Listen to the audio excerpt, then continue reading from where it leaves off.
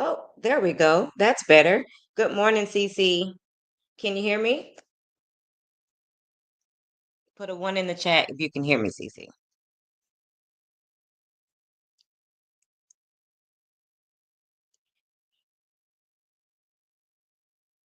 Okay, great. Do you have to go to work today, Cece? Good morning. Real Talk with Grace and Mercy. I'm off today. I'm actually on a little staycation, getting some me time. So I thought I would see who was up, who could chat with me while I wrap these gifts. Good morning, Mama Bees. Yeah. It's a shame when you can't even sleep in on your day off. I just can't. So I say, well, let me make myself productive because I don't know what this day is going to look like because I'm so comfortable. I wanted to get out and do some things, but she says, no, ma'am, I'm back home from a work trip. Awesome. Good morning, Paula. I've never seen you here before, Paula. Welcome to my channel and make sure you subscribe to the channel. So I wanted to do a little shopping, but I don't know. I might do that on Saturday. I just really want to relax today, but I don't know. I'll see how it goes. My mood might change, but yes, I'm just preparing for this evening. My niece will be here about 5 so that we can get ready for my live event. And Cece is speaking to everybody. And Real Talk with Grace and Mercy, I know you go live at 7, so I'll definitely cut this short so that I can make it over there to your live as well. So, oh, where did my scissors go? So I know a lot of people are getting out. They're going to be outside this weekend. Do anybody have any special plans?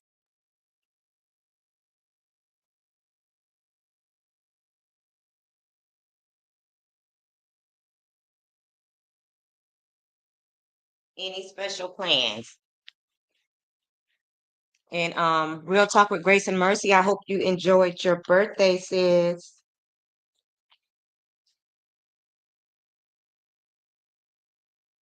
Cece, are you going to the Winter Wonderland?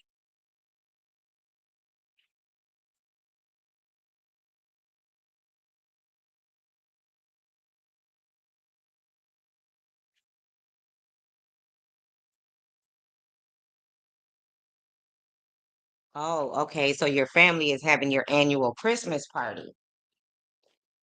That's nice. Yeah, I imagine there's a lot going on this weekend.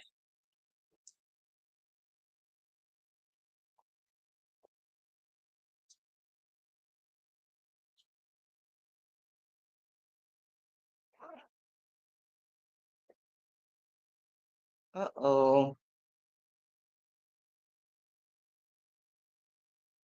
Where did I put my scissors?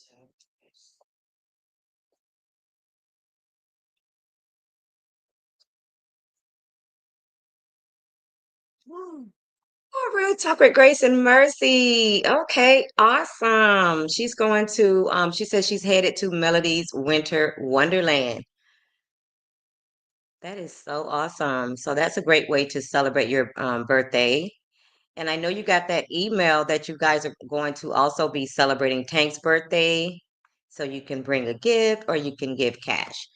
Mama Bees said that I'm going to try and get my outside Christmas lights up. It has been too cold. Ooh, Mama Bees, I'm in Florida and girl, it's cold over here. I can't believe it. It's never cold during this time.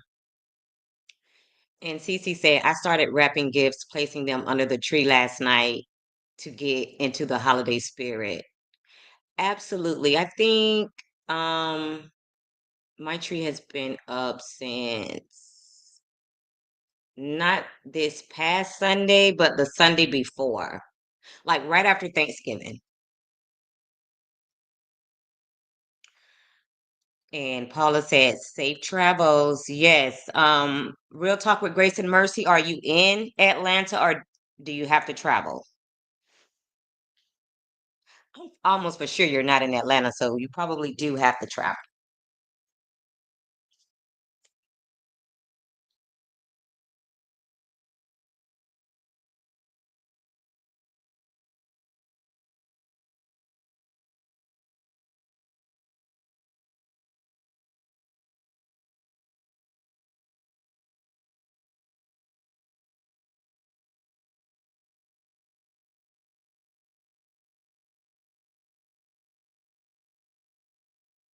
And Mama B says it is 27 degrees right now. Oh my gosh. Now that's cold. Yeah, I know some of my coworkers, they always make fun of me because um they live like in New Jersey area, Pennsylvania, whatever the case may be. And I was telling them that it was cold yesterday and they were like, "Yeah, right." They was like, "How cold is it?" I said, they said it's probably 74 degrees. I said, "No, it's actually 54, sunny, feels like 50." So for me, that's cold. And they were like, "Well, I think they said it was 22 degrees where they were. I'm not sure, something like that." And Paula says it's 28 and she's in Maryland. Okay.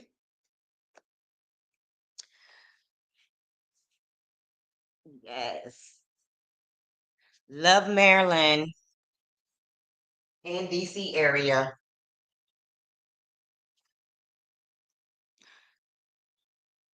Okay, so Real Talk with Grace and Mercy says, yeah, she have to travel. Are you taking a flight or are you driving? I'm over here freaking out because I can't find my scissors. And I know I brought them.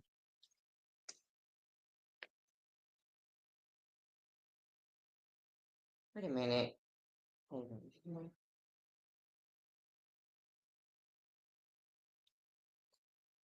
And Cece said it's 33 degrees where she is. Okay. Oh, you know, I guess you have to pick your battles because I could never live in snow.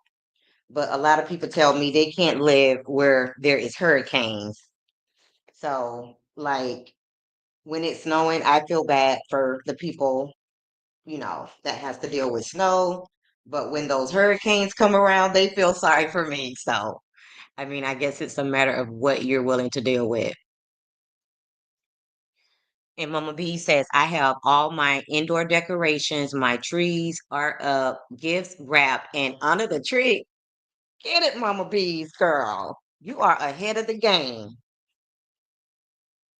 You are definitely ahead of the game. You're not messing around with everything you have going on. You're still ahead of the game. Oh, and Mama B says, told Paula that she's in Maryland too. And Cece says, I hope everyone floods social media with Winter Wonderland pictures. That's going to be so awesome. Make the haters mad. Hey, CDW, thank you so much for being here. My goodness.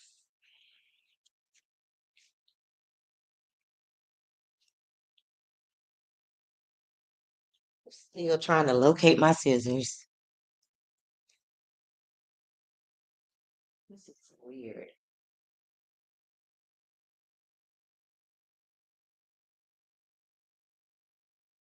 that I cannot find my scissors.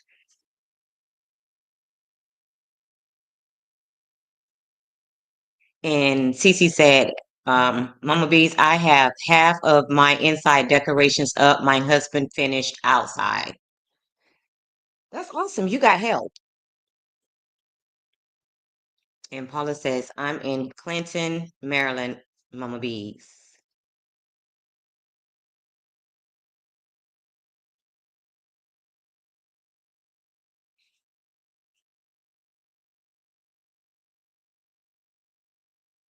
Paula, Mama Bees also does catering.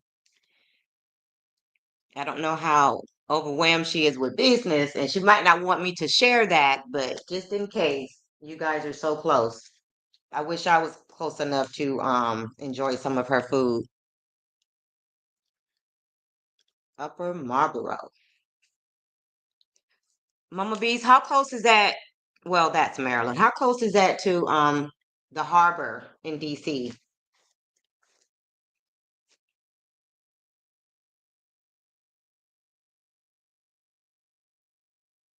I went there for a convention. She is booked. She is booked and busy. Mama B says she is booked and busy. Oh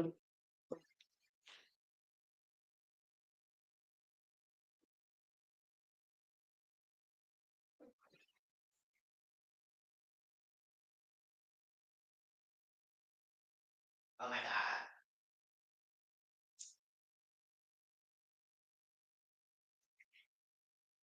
This place literally got everything you need, but I guarantee you they don't have any scissors.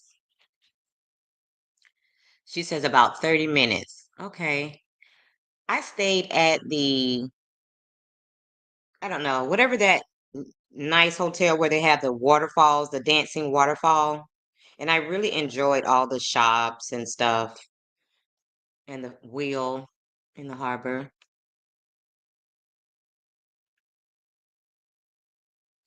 Oh, Paula says you guys are close. You are her DMV sister. And Cece said, I was up in Ladies Neck of the Woods. Oh, Maryland's Ladies Neck of the Woods this week in the DMV. Oh, is that where your work trip was, Cece? Oh, she said it's about 15 minutes from her. Okay. Whoa. You know what? I think the best part of my trip when I was there was the boat ride over to, I don't even know what that area is. They have a lot of nice restaurants and bars. So that boat ride was really nice. MGM. MGM? Oh, is that what it's called? Okay. And she said yes. She was in Maryland for her work trip. Okay.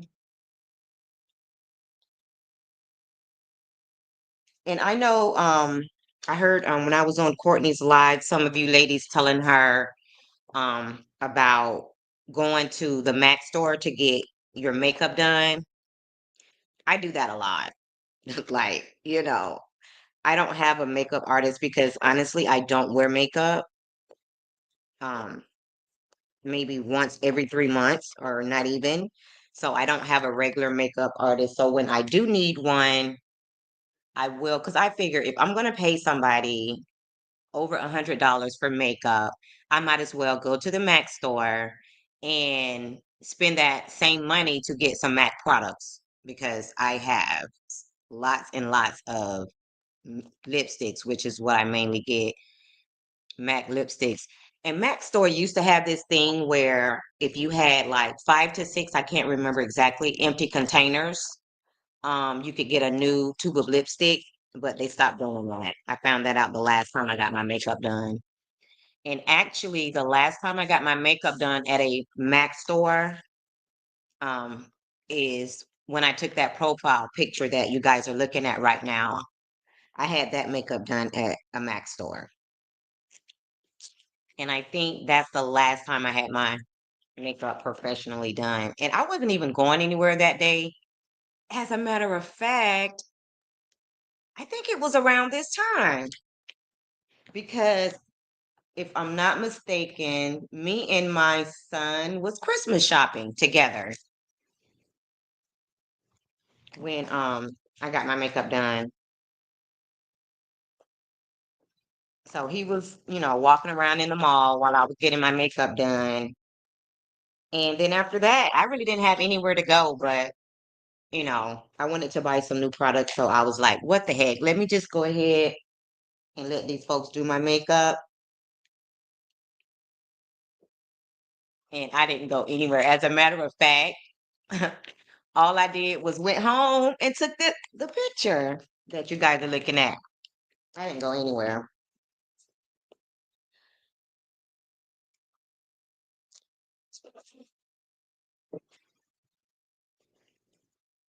I put so much tape on the box with the gifts in it. Ridiculous.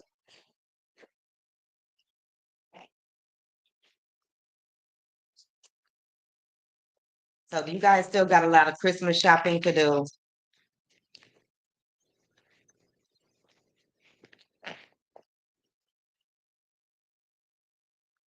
Oh, thanks, Mama B. Yeah, I mainly just do lipstick, eyeliner sometimes, and sometimes I'll do my eyebrows and then lashes because I think that um eyebrows kind of, you know, makes your face stand out. I had the microblading done, but it's time to get it done again. I think it's been a couple of years.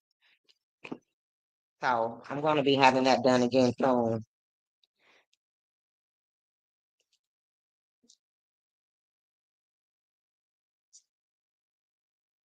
Thank you, Cece.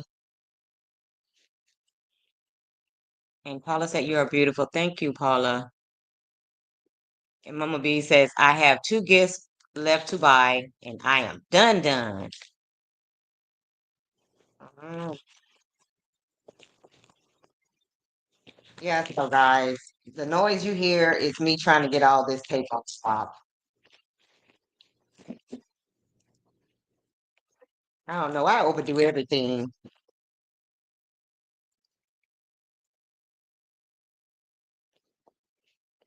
How long does what take to get microblading? To get your eyebrows done? Cece?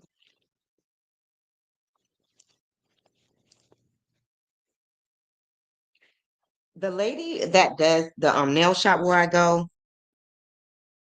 she just started doing this new technique and she's been trying to get me to let her do my eyebrows this time, but I'm kind of afraid. Yes. Um, it takes about, I want to say 2 hours. The last time I got it done, the lady that did it, she kind of travels between Orlando and Miami. And so she did mine, in Orlando. And I was supposed to go back after a month to get the touch up. So was prepared, really wanted to get my touch up done. And all that morning she was texting me, we were confirming. And then when I was on my way, she sent me a text and told me she thinks she has COVID. I was so pissed off because first of all, you had to be feeling bad hours ago. I think she thought I was going to cancel. So she was waiting on me to cancel because she didn't want to be the one. And I was literally on my way to her when she canceled on me. I don't even think she was actually in Orlando, but she just didn't want to tell me that.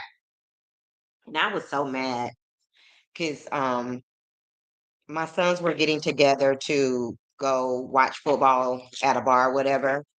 And I had told them that I couldn't make it because I had that appointment. But after she canceled on me, I just went to hang out with my sons and watch football. But I was so mad. So I never did schedule my touch up, which I thought they looked fine anyway. And anytime I'm going to have anything done, I do a lot of research. She wasn't the initial person that I wanted to use. It was another lady. but I decided to go with her, and I paid her $500. And she did a pretty good job and everything. I just hate that she stood me up, really, and that made me not want to go back to her because I thought that was very unprofessional.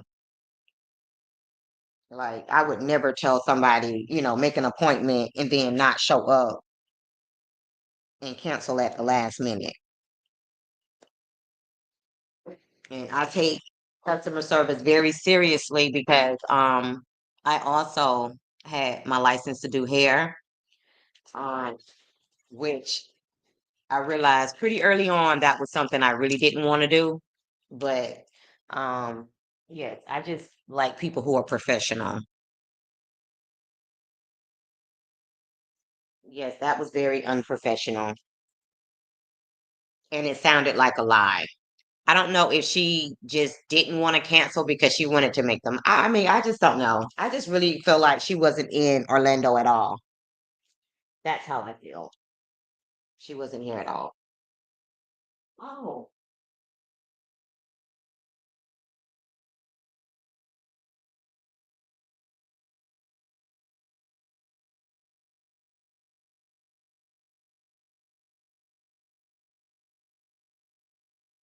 guys, I am a toiletry bag freak. I literally have um 3 toiletry bags that I take into the bathroom with me every time I take a shower.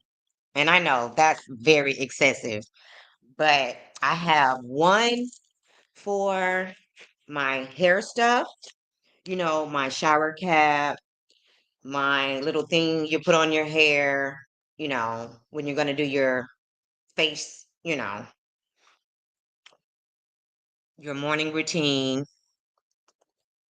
Hey, Miss Sugar Sweet. She says, "Good morning, the network specialist in chat, getting ready for work, but listening in the background." Awesome. So, since I couldn't find my scissors, I'm looking in all three. They were in my toiletry bag, my Seventh Avenue Beauty, where I keep my lash stuff and my nail stuff. Then I have one for all of my Seventh Avenue Beauty products. And it's funny because I don't keep my Seventh Avenue Beauty in my Seventh Avenue Beauty bag. I keep that in another one because it has all of the nice compartments. Um, but yeah, I have to take these 3 bags everywhere I go. And that's not including my makeup bag. My makeup bag is separate. Hey, Regina Phillips. Gosh, that makes me sound like a hoarder. And that's something I never want to be. For real, for real. I'm the type of person, whenever I get something new, I get rid of stuff because I don't want to be a hoarder.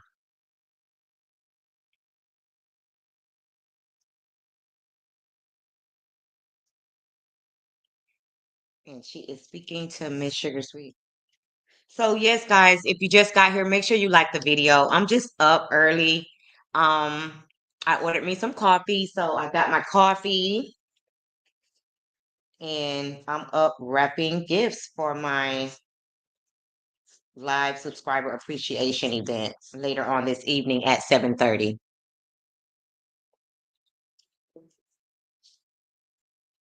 And I know Mama Bees and Miss Sugar Sweet will be here this evening.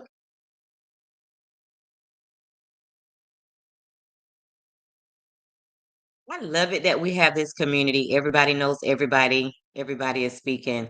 That's so amazing.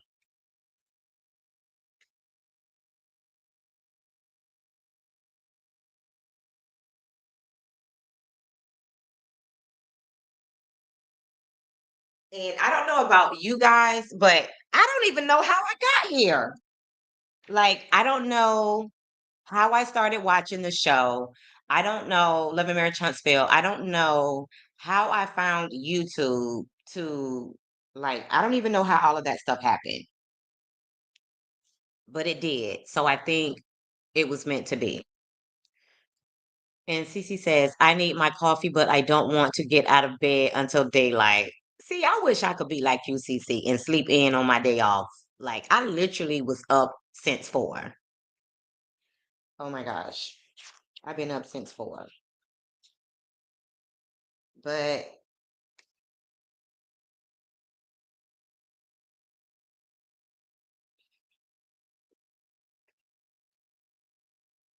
I should have known where to find my scissors. But I'm glad I did.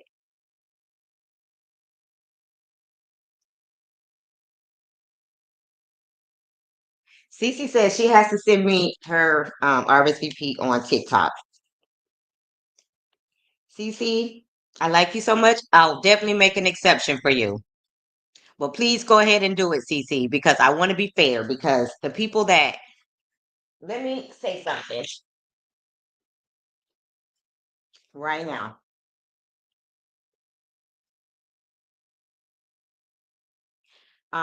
The reason why this is so special to me tonight is because some people are not willing to take the extra step, or they're just not that into you, and that's okay too, to attend your lives or whatever the case may be. But what I'm trying to build on my channel is loyal subscribers, which are people who are happy to spend time with me just as much as I'm happy to spend time with them. And Cece says, I thought I had messaged you already. I'll double check, Cece. Um, that's the type of vibe and family I want to build on my channel. I've always taught my sons that, I always live by the rule that family doesn't have to be blood related. It's anyone who you are happy to see them and they're happy to see you. That's what family is to me. So it's all about finding your people. So for me, it might take me a little bit longer, and I'm okay with that because for me, it's quality over quantity. Absolutely. And where is my phone?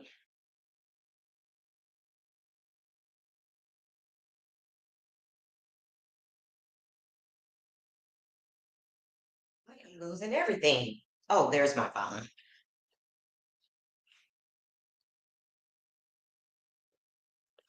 Cece said it's nice, welcoming, and calm here. Thanks for that, Cece. I really appreciate it. And Paula says, thank you. Ooh.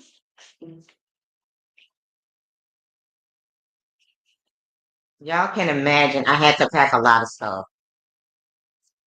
And I usually like when it comes to preparation for me, and Paula also said, period. I'm usually very, very organized. That's one thing I have to give myself credit about. But this week has really been kind of hectic, to be honest, with everything that's been going on YouTube.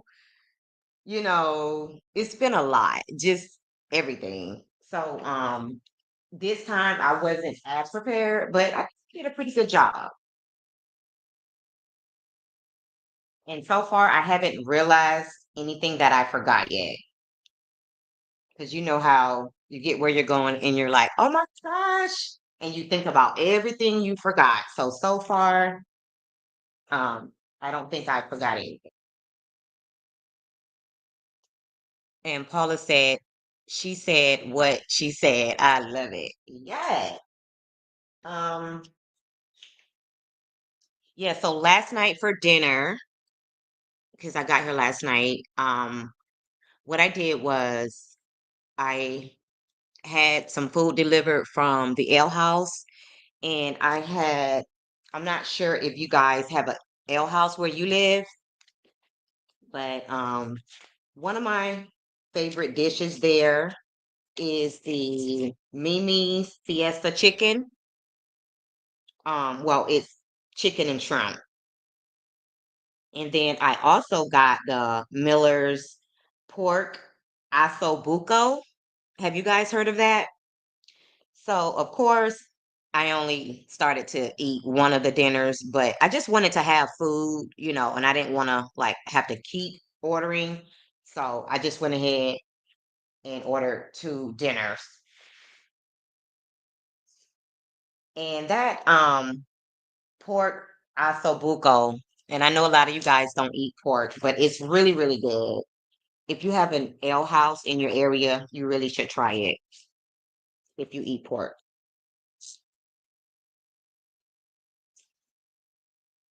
And the last time I was doing a live and I shared that um I put a little bit of bacon grease in my green beans, somebody told me I need to have my arteries checked.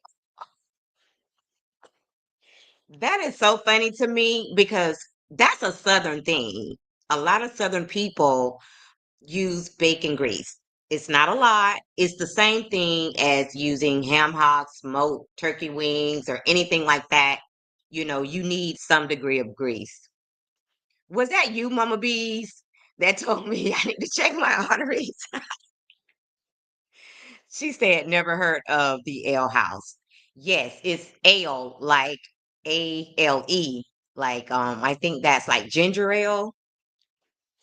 As a matter of fact, um, I've been going to the ale house for many, many years. As a matter of fact, when I was married, um, that's where I met my husband at the ale house.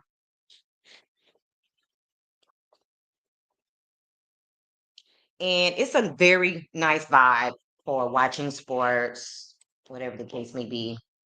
But the one that's the closest to me, it is always, always, always super busy. So you have to get there early or you won't have anywhere to sit down. Oh, Mama Bees, that was you that told me to check my arteries. Mm. Yes, Ale House. And they have really good wings. I almost got wings last night, but I didn't want no wings. I wanted something different.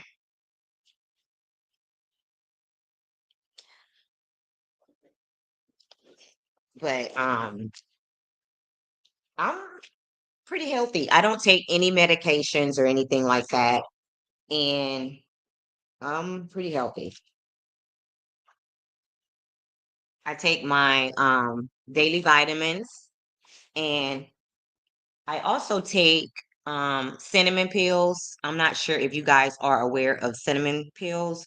They have a lot of great, you know, um uses. They're good for a lot of good things. And one of the things that cinnamon pills are good for is people with diabetes. It helps to keep your A1C normal. She says they have them here. I just never eaten there. Okay. Yes. It's a really good atmosphere. But yes, and then also um cinnamon pills, they help with your metabolism. So that's what I kind of take it for because, I'm getting older and I just want to make sure that, because, when you get older, you don't move around as much. So you definitely need something to help boost your metabolism. So that's what cinnamon pills do for me. And honestly, since I started taking cinnamon pills, I never had any stomach too much anyways, but they also help with your stomach. Like if some people when they gain weight, the first place they gain weight is your stomach. So cinnamon pills also help with that. Cece says I drink cinnamon ginger tea. Oh, awesome. That is great. I've never seen a tea form.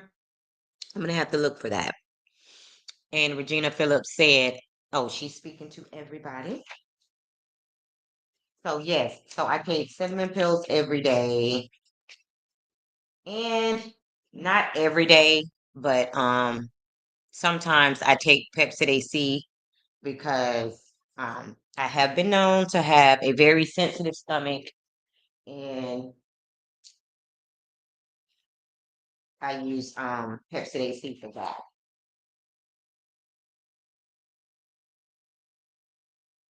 Well, I think I can definitely cut this in half.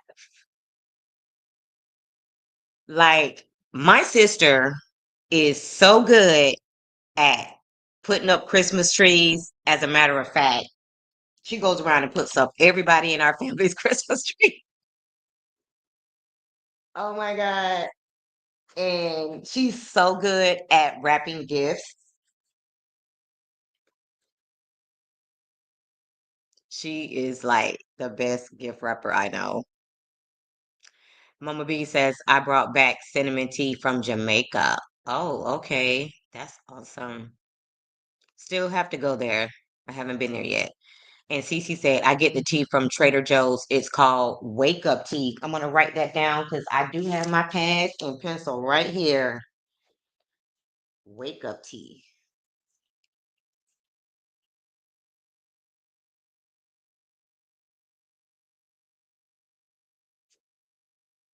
Okay. And Cece, we do have Trader Joe's in Orlando, but there's not one really, really close to me.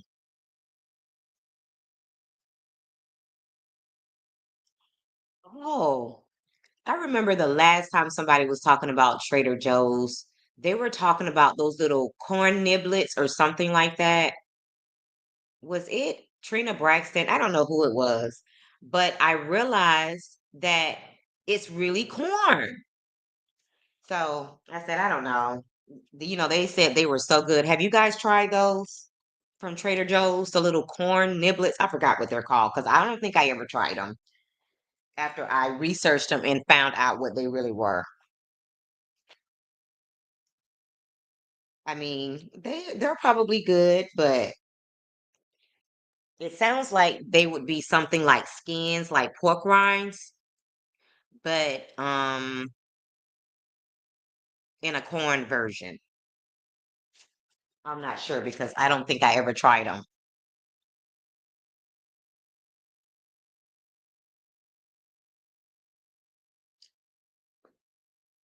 So I was telling Mama Bees, I have sent her pineapple bread recipe to four other people other than myself.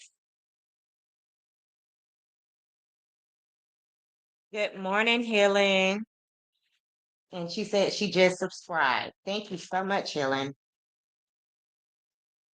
And I am looking forward to making Mama Bee's pineapple bread again. It was really good. I'm afraid my family might start having me to make it all the time because my grandmother actually made her bread pudding, which is something similar but tastes totally different. And now that I've had Mama B's pineapple bread, I'm just not that into my grandmother's bread pudding.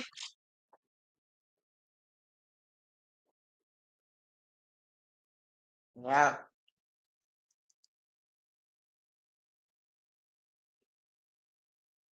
And guys, I think my grandmother's a little intimidated by me. I mean, I hate to say it, but now that I have taken over the spot in the family as being the best cook, I think Granny's a little jealous.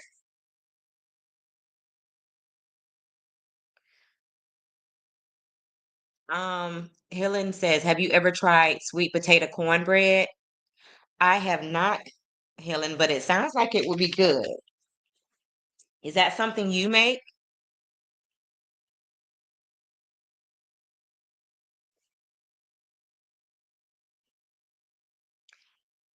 I'm not a good baker for sure.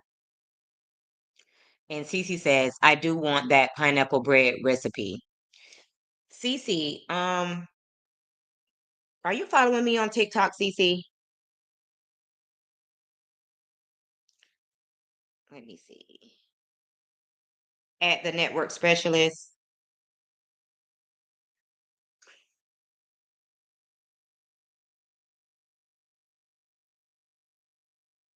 I'm pretty sure you are.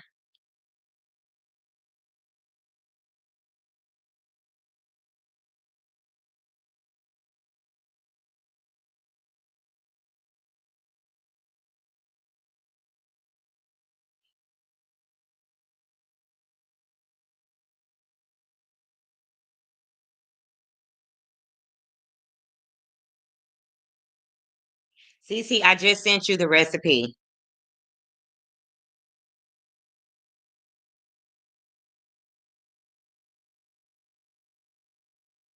And Cece, when you make it, don't make the mistake that I did and use butter to grease the pan. Use the spray.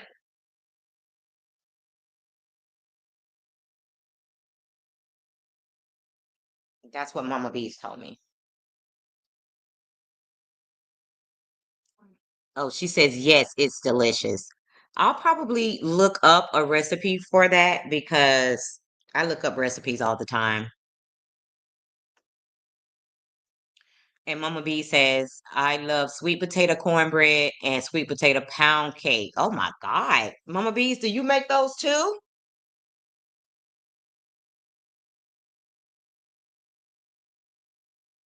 Okay, send it to Kicking It with Courtney. Okay. Oops. And Cece said, my mom found decades old recipe clippings of my grandmother with notes on them. I scanned them all and sent them to family. She lived to be 100. Wow. That's a long time. And guys, this might sound a little crazy, but I don't want to live that long. I mean, some people, you know, they're in good health at, that age. But if you don't have good health, that's a long time to live with bad health. So hopefully I will have good health. And Cece said, thanks for the recipe. You are so very welcome, Cece. And Cece, I'm gonna have to have you take that extra step because I'm making an exception for you. And send me a message that says RSVP. And Mama B says yes. And Helen says, yes, Mama Bees, I'm a sweet potato girl. My grandmother makes really good sweet potato pies. And I have made sweet potato pies. They don't taste like my grandmother, but I think I did a pretty good job. And Cece said, Mama Bees, I loved my grandma's sweet potato pudding. You have to grate so many sweet potatoes. I tried making it, but it was too heavy and heavy handed with sugar.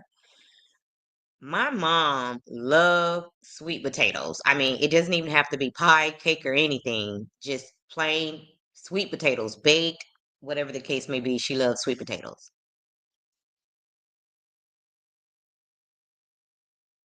Yes.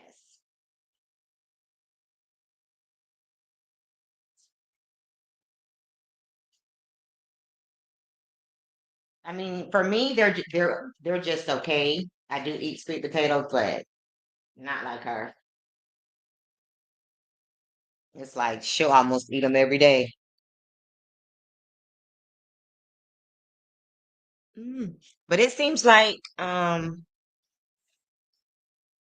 you ladies are good bakers and you like to cook.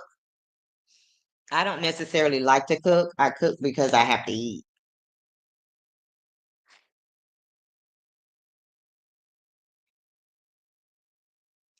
And Helen says, have you all had your coffee?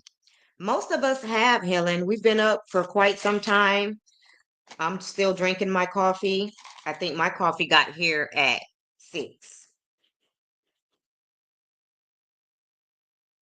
Now, do you ladies drink instant coffee or do you make your coffee? I drink instant. I know it's funny, but I don't make coffee in a coffee pot. I've never really done that.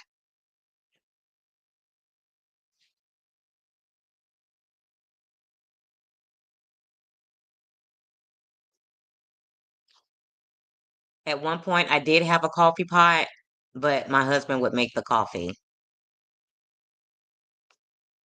Both. Okay. And she says, at Helen, green tea with ginger and lemon.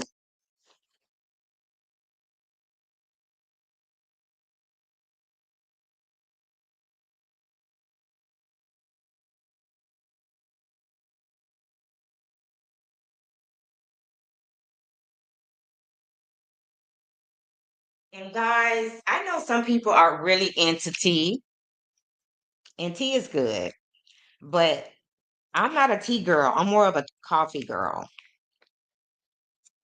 Even if it's cold coffee. Um, what was it that I used to drink at Starbucks?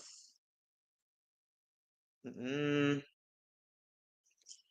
I forget. I used to have a drink from Starbucks that I used to drink a lot, but I tried to get into the green teas and all of that stuff, but it just wasn't my thing. And Cece said, I'm getting up now to brew some coffee for me and my daughter. She's home for school. I got her hooked. Oh my God, you got her hooked on coffee? And Helen says, okay, Mama Bees, I have to have my coffee first. Later on, it's peppermint tea. Yes, that's the first thing I do when I get up is make a cup of coffee. The very first thing I do after I brush my teeth, I make a cup of coffee. After I get up and wash my face and brush my teeth, straight to the coffee. And Mama B says, I don't do instant coffee. If I have coffee, it has to be brewed. Okay, fancy pants.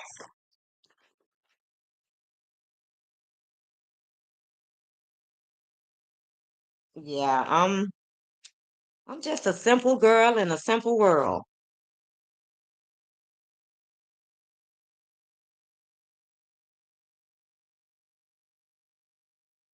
I know a lot of people have Keurigs. Now, do you think a Keurig is the same as brewed coffee, Mama Bees?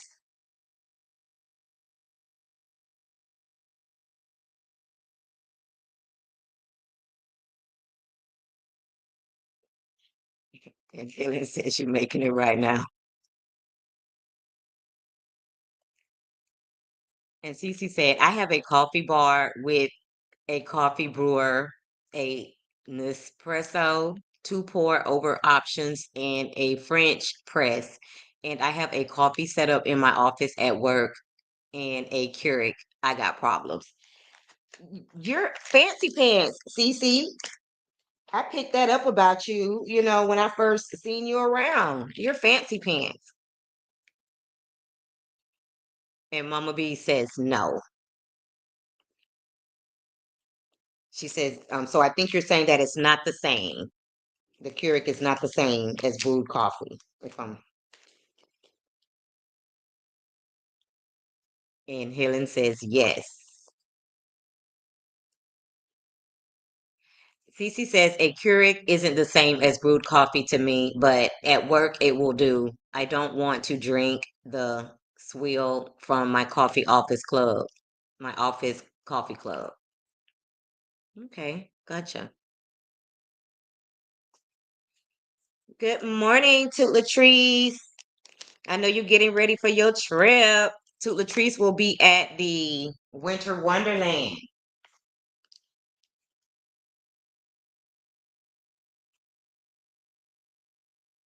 He is gonna be outside.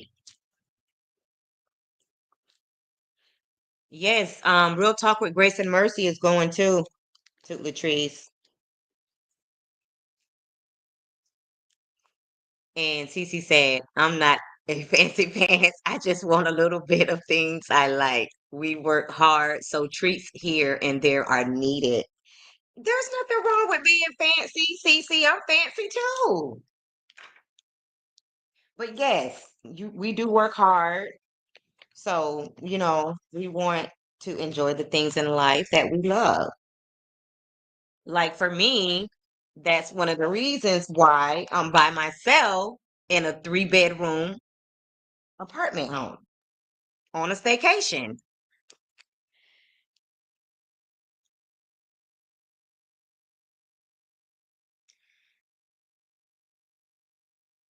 And she's speaking to Toot Toot.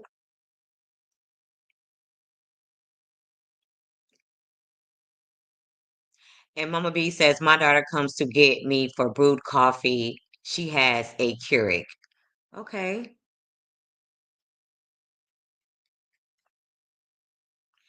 And Helen says, I'm bougie on a budget.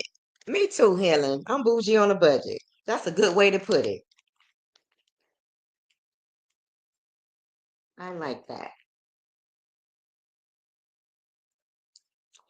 And when that, I used to like Kimmy, but and I didn't like when she called Mel bougie, but I still liked her somewhat after that until I seen who she really was. But I know that really rubbed a lot of people the wrong way because I've been called bougie before. And then I've had people to tell me, oh, well, I thought you were bougie, but once I got to know you, I see that you're not bougie, whatever the case may be. Like, mhm. I am not bougie at all. Just because you like nice things and you like to pamper yourself and treat yourself doesn't make you bougie. And I promise you, anybody that can actually do that for themselves, they will. And most people do. And when people call you bougie, basically they're saying that you think you're better than them, which is never usually that. You just like what you like. Like for example, a lot of times, like I have clothes, lots of clothes that I've only worn one time, but I don't go a lot anyway, so that's not a big deal. But like if I take pictures in something once, I'm not going to take pictures in it again.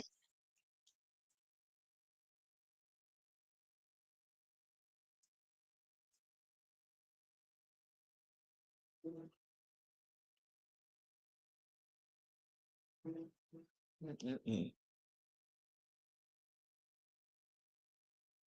And Helen says, I never saw it for Kimmy. Watch body language. When I like Kimmy, it was very early on before we knew that she was such a snake.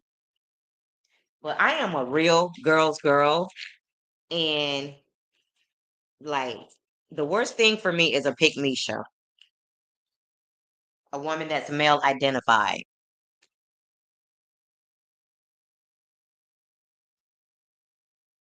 And Cece said, I never liked Kimmy or Tisha after they made Mel cry at her home while enjoying spa treatments. You only need to show me once who you are. Yes, that's when she said what she said. I believe that's when they kind of insinuated that she was bougie. This lady done invited these heifers to her home for a massage and brunch, and they called her bougie. You would never get an invite to my home again.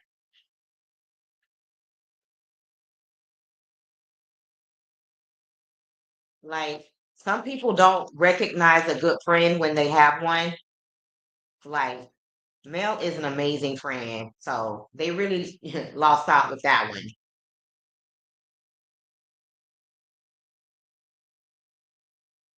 You know how when it comes to a man, you say, or a woman, they say the one that got away. For Tisha and Kimmy, Mel is the one that got away, and they'll never have a friend of that caliber again. I'm sure. But the way that um, Tisha and Kimmy are treating Mel, I've seen it before in real life. And Helen says, I'm a casual girl. Nothing wrong with that, Helen. And Cece said, I'm a girl's girl, but I'm not frilly. I write hard for my girls, women. Exactly. Um, yeah. I used to I used to be like a prissy tomboy, because I am very prissy, but I like the outdoors. I like being outdoors. I don't like to participate in a lot of outdoor activities. I do fish. but I don't like to get in a lot of different waters, like beach water, the pools. Like, I'm not really into water, but I love the beach atmosphere. And Helen said, my husband said all of them were demons except Mel. Yeah, well, that's what we know now. And Cece said, my husband keeps asking if Martell has been touched yet. Oh my gosh. Oh, like I'm so surprised that he has been allowed to get away with this behavior for so long and nobody has really called his ass out.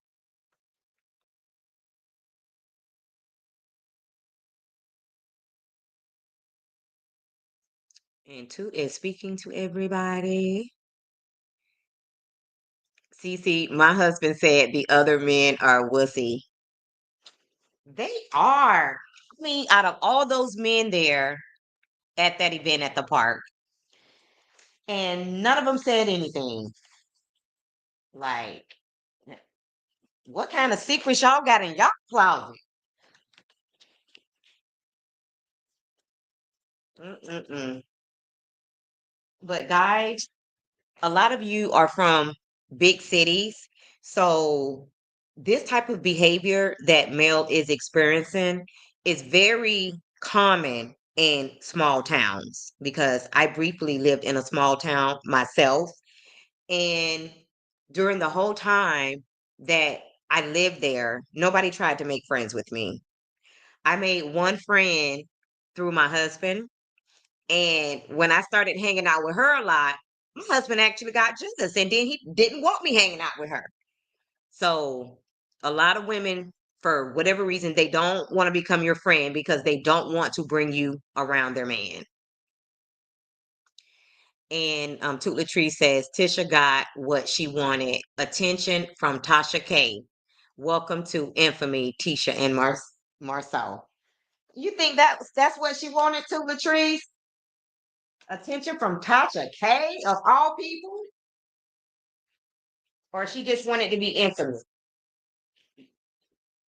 no matter, what it took.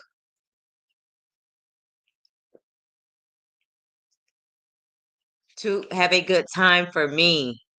To look like she know how to have a good time. Hey, Tawana. Good morning. Hope you've had your coffee, hon. And Helen says, I'm from Alabama. You are? Good thing you married. Helen, do you have a lot of friends?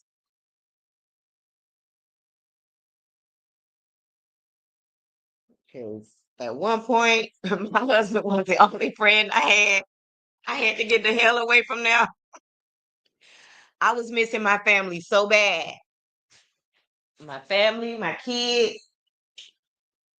didn't have no friends. And I always wondered why my sister-in-law never invited none of her coworkers over. It was only her family. And then one of my husband's cousins told me that, she doesn't do all that cuz stuff. She says that, if I see her with somebody, more than likely it's her siblings because I took that as, cousins sleep with cousins. So she ain't with all that cousin stuff. And once she told me that, everything made sense and I knew I had to go. Mama B says to have a good time for all of us. Take lots of pictures, sis. You said it at the same time. Well, I said it at the same time I was reading it. Um and Helen says Tasha K is about to go low on them. Now, do y'all think that Tasha K is just blowing smoke, or do you guys really think that she's going to air out Marcel's dirty laundry? No. Oh, wait a minute. Helen, you're talking about that you don't have a lot of friends? Is that what you're saying? And Cece says, would brioche bread be okay to use in the pineapple bread recipe? I have some I need to use up from Costco. I never even heard of that type of bread. Did you see that, Mama Bees? Latrice says, yes, she's trying to claim the blueprint, copy the blueprint. So now she's the misprint. Mom, Latrice, did you see that I sent you that pineapple bread recipe? Because I realized that I was already following you. So I sent you that recipe. Did you get it? And she says she will. Are you going to any other activities, Latrice, outside of Winter Wonderland? And Healing says, I have few friends, but I have long-term friends. Okay, so probably people you went to school with. And do you notice that type of behavior in Alabama where you live that Mel is experiencing from, the cast of Living Mary Chunksville? But yeah, that cousin that gave me that information, because honestly, when you move to a small town and you don't know the ins and outs, um, you'll be in the dark. And that's how I was until I realized. And then I was thinking to myself, what the hell was I thinking? I am a real city girl. There is no way I can live here. Good morning, Bet You Know Now. In my opinion, the only way TK can get an actual story is go to Huntsville. Tawana, she's not going to find out anything by going to Huntsville. And the reason why I say that is what I was just saying before I read your comment. If you're not from those small towns, then like you just won't know. I mean, unless they give her specific names of people to interview, you know, like Martell says, okay, go interview this person. But he won't do that because, he don't want Tasha K in Huntsville because he don't want Tasha K to find out his dirt. But I was in, a small town for a very long time before I realized what was going on low key there. And Mama B says, yes, just make sure it's equal to the sliced bread. That was for you, CC. And Latrice says, no extra activities. Okay, gotcha. And Cece said, anyone going to CDD brunch on Sunday? Yeah, that's what I was kind of referring to. Um, so she got your message. And Helen says that wouldn't go on here. Someone would be deceased. Really? Now, I have family in Alabama as well. As a matter of fact, I'm trying to take my mom to see her sister in Alabama. Does she live in Birmingham? I want to say she lives in Birmingham, but I'm not 100% sure. Well, it was definitely going on where I was. So you're lucky. And what part of Alabama do you live in, Helen?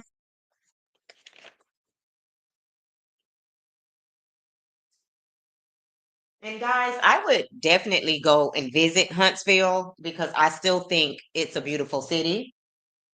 I just know how to act when I go there. But you know what? When my sons, oh, you live in Auburn. You know what? You live close by my people. Uh,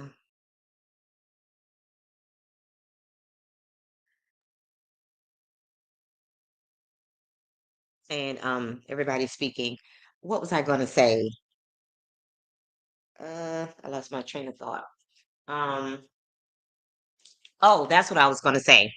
So when my sons used to come and visit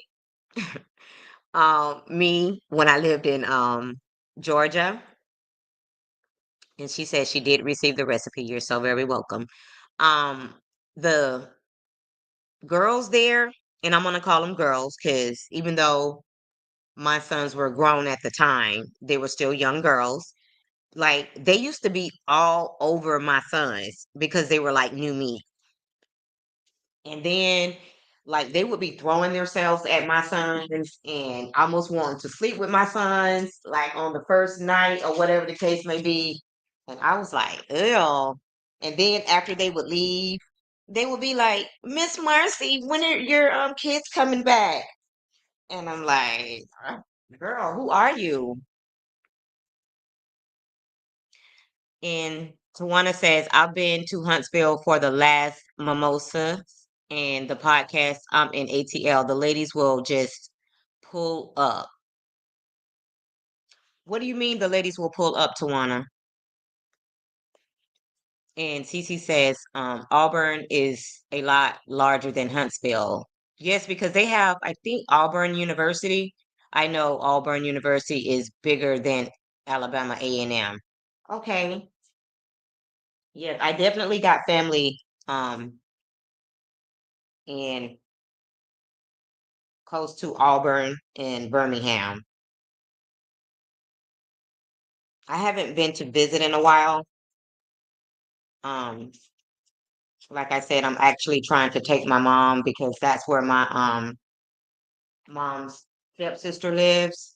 So I've been wanting to get them back together, but it's been kind of hard because I actually want to take a road trip and my sister wants to fly.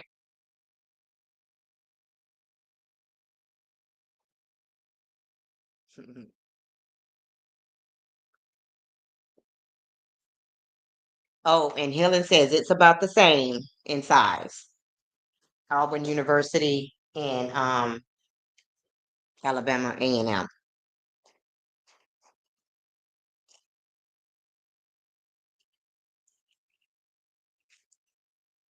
Helen, do you have a special sports team?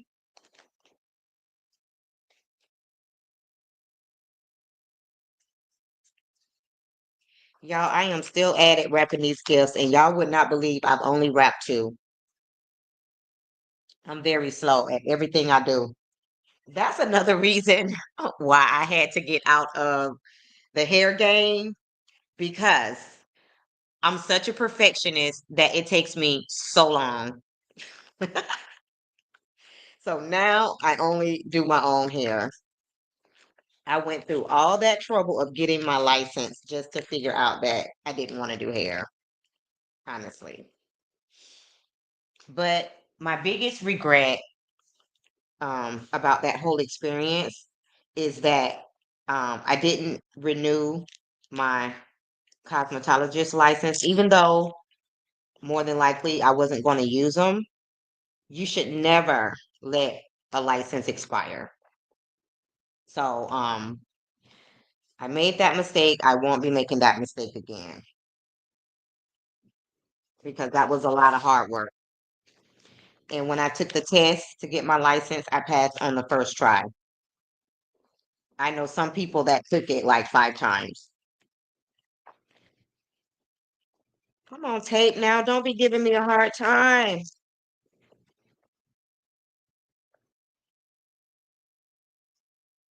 Helen says, I drive everywhere.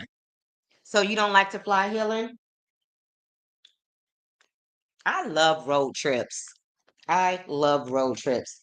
And when I did live in the little small town, my brother-in-law told me that it's dangerous out there on that road. I said, well, I'm a big girl. I can handle it because they don't like um for their wives to travel.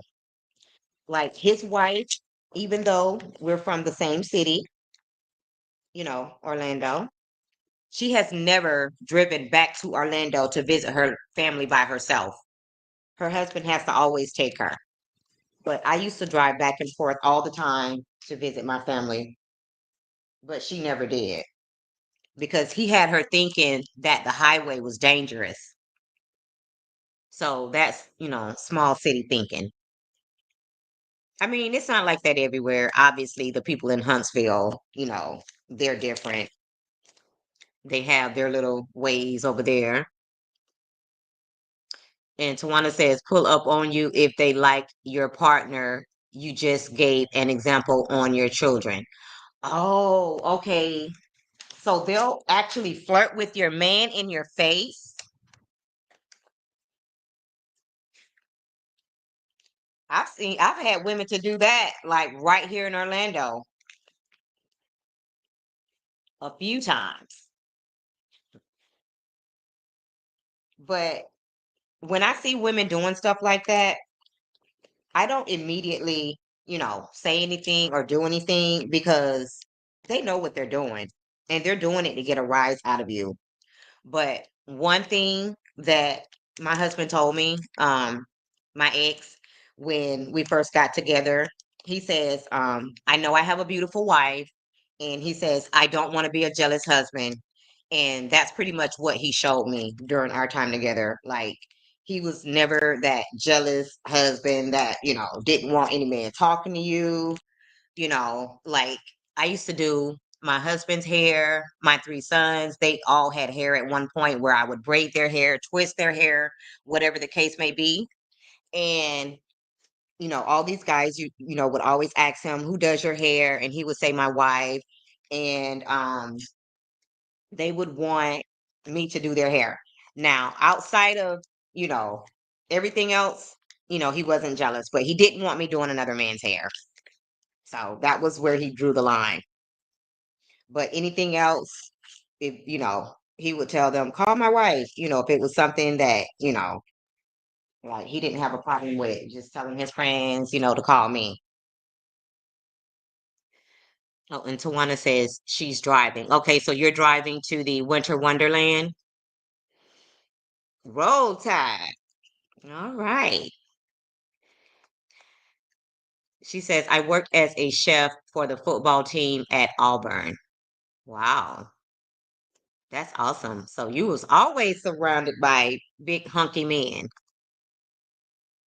And Helen says, no, I like sightseeing. Me too. That was such a peaceful ride when I used to travel back and forth home. Like, I used to love to go early in the morning, when it's still moist and dewy outside. That was just, I could just think about everything. That was a great drive. And Helen says, usually the men are protective of the women. In a good way, Helen, or in a jealous way? She says, goodness, that's bold.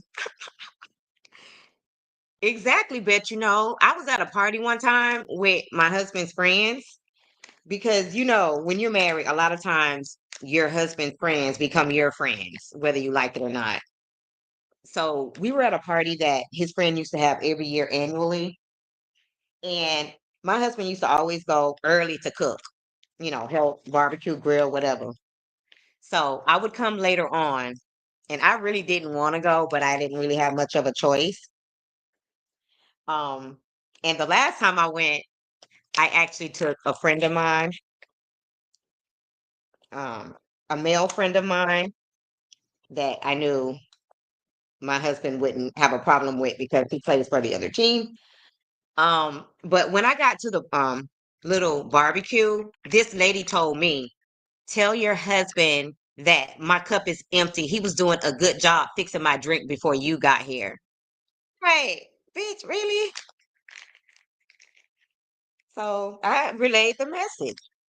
And I know she thought she was getting up under my skin, but I really didn't feel no way about that because, um, you know, my husband was a great host. We're great hosts. So anytime we have the best parties. So we're going to make sure that our guests are taken care of. So even though she did it to annoy me, and I know that, but it really didn't make me feel no kind of way because he would do that whether I was there or not. I'm sorry, guys. My hands are a little tied up too. And Helen says, I don't play about the husband. Ah, and that's another thing. And I can see why Melody goes through what she goes through. When you're a beautiful woman, women like to flirt with your husband because they a lot of times they only want him because he's your man. They figure if you got him, like it must be something good. So, you know, that's usually the case sometimes. And Cece said, there's an Alabama coworker I have with roll tide stuff all over his office. I jokingly threatened to remove it. Yes. So, have any of you guys watched that show, The Later Daters? Because don't forget, we're going to do some trivia on that show. And I really want you guys to watch that show because I think it's a really good show. And one of the ladies on that show, one of the requirements of the man that she dates, he has to like the Georgia Bulldogs. And she's serious. One of the guys that she dated is a Roll Tide fan. And, he played along, because he knows that she likes the Georgia Bulldogs. But, um, yeah, she's serious about him liking the Georgia Bulldogs. And then Bet You Know says getting knocked out too. Ah,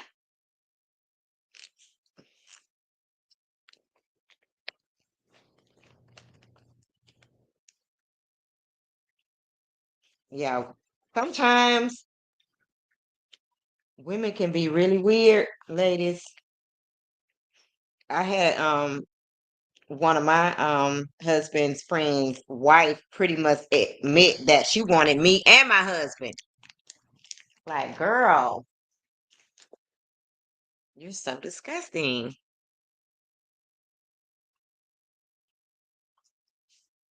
And Cece said, I would not have been able to have the career I have if my husband was jealous or had antiquated thoughts.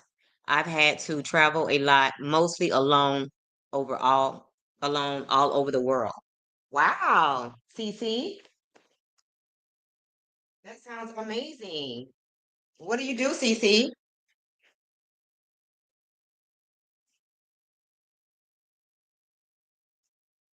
And Tawana says, no, I'm in ATL traffic. I'm a hospice nurse.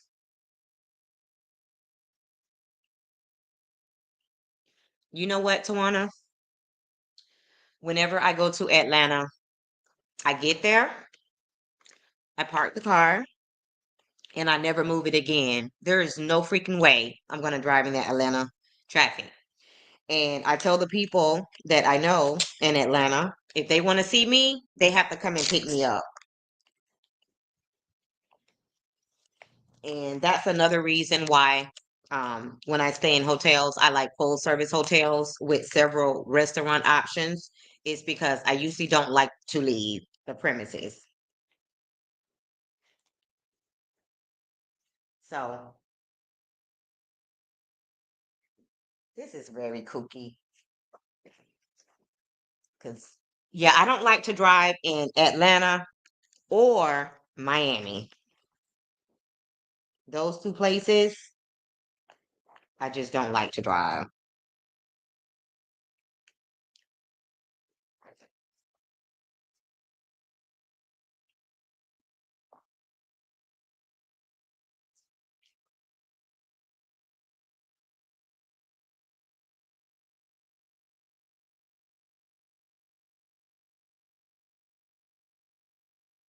Yeah, all those twisting highways and stuff like that, they kind of scare me.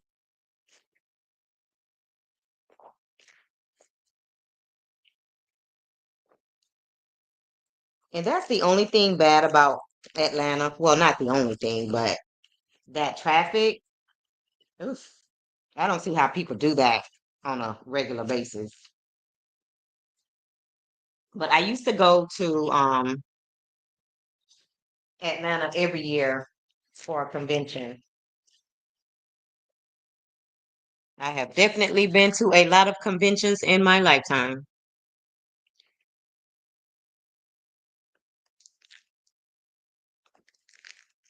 Good way. That's awesome. That is awesome. I know my cousin, my mom's sister's son, I know he takes really good care of his mom, but her daughter, on the other hand, not so much. Like my aunt lives all the way in Alabama and she calls me to talk about her daughter.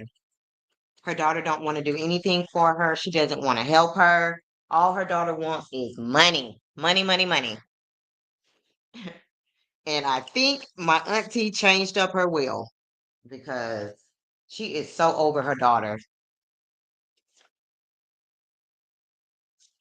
Her daughter, from what her mom said, likes to live very lavish and sometimes at other people's expense. So, and I feel really bad because, you know, I would see that with the son, but not with the daughter.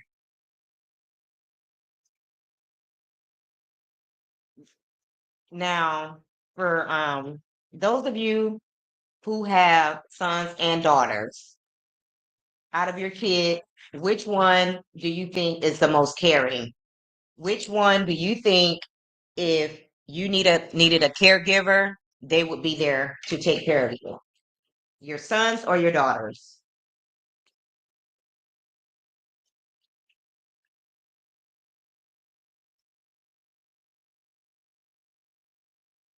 Oh, Tawana says she waited too late to purchase a ticket. Oh. Well, Tawana, are you going to try to go to some of the meetups like Chef Dun Dun's brunch? I know Tea Talk with Your Girl is also hosting something. Maybe you could just participate in some of the activities. And Bet You Know Now says, girl, she plays too much.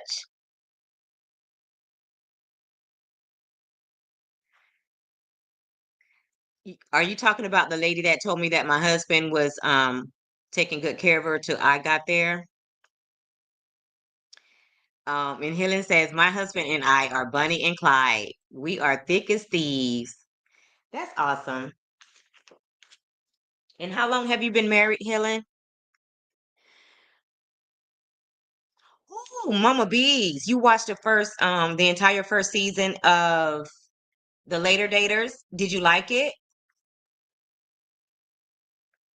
That's my girl, Mama Bees. And Bet You Know Now says, my husband will embarrass you if you try to disrespect me. And see, Bet You Know Now, that's the other problem that I had when I was in that small town. One of my husband's good friends, um, he was a white guy. He would always flirt with me. And my husband just thought he was joking. I didn't take it as a joke. I thought it was disrespectful. Okay. And Helen says, I hate Georgia Bulldogs. And Cece said, I have to watch the show today. It's really a good show.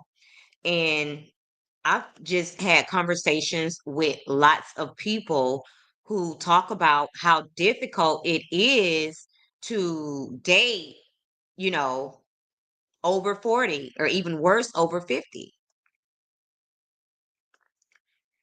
Good morning, says Valerie R.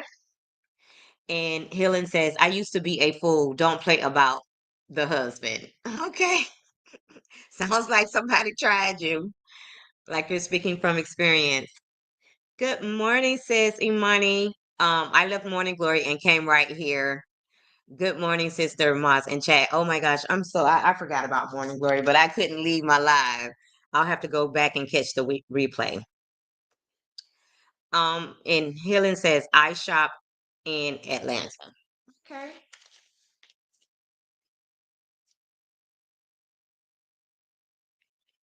I did a little bit of shopping in Atlanta, but I don't usually shop when I go to Atlanta. Like I said, I don't like to move around too much.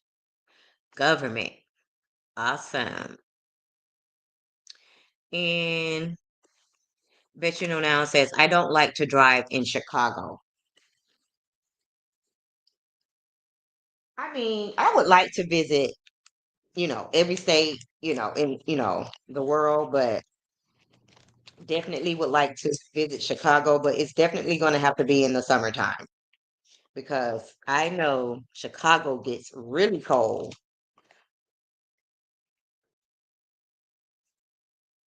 Like, what's the coldest weather you guys have ever been in? Because I've only seen snow twice in my life. Once in Georgia where I lived, and once in Tennessee, Nashville, Tennessee. I was there for a convention. Gosh, yes, most of my traveling was due to going to a convention. And Helen says, my sister works for the government. And Bet You Know Now says, I only use Uber in Chicago when I have to go for work. Oh, okay. And Cece says, I research the heck out of places I travel to and look up local crime to find out where not to go. That's a good idea, Cece. But again, um, sometimes uh, I don't like to get around too much when I travel unless I'm going sightseeing, like going to strange clubs and things like that can be a little scary. I mean, not that I'm really into clubbing. I'm kind of too old for that, but you just have to be careful when you're outside of your comfort zone.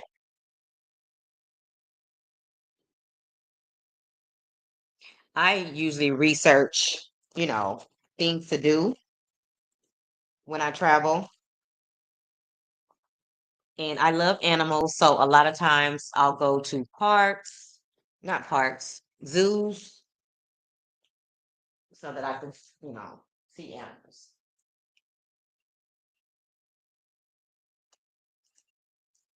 Last year I went to Rochester, New York for my birthday, and I went to a park there in Rochester.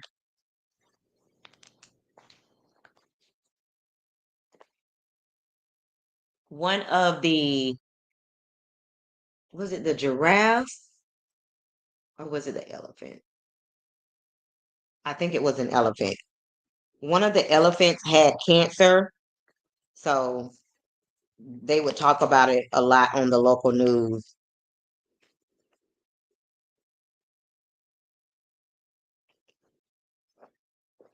But he was hanging in there.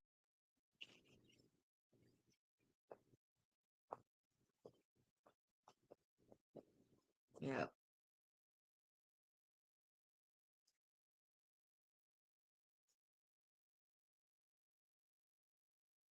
And Helen says, I just went to a convention in Baton Rouge. Really? Still have to get to Baton Rouge. I haven't been there yet either.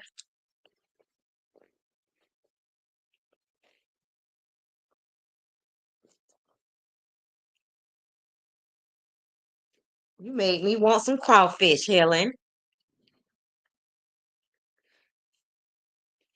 Oops, hitting the likes. All right, Imani. I'm excited for you guys for later on. So Imani, I know you just got here. So I started this live because I'm actually wrapping the gifts for later on. So I just thought I would go live and talk to you guys to keep me company while I wrap these gifts for my live event this evening. I talked to my niece and I asked her if she had a copy of her the dance that she did at her wedding.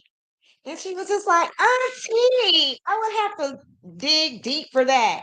I'm like, girl, outside of you graduating from college and all of your other accomplishments, that was a proud auntie moment. Like, and I want to show that off. So I was telling her that she better find it. But if I play it, I might have to play it at the end in case I have to remove it, or I'll have to play it without playing the music.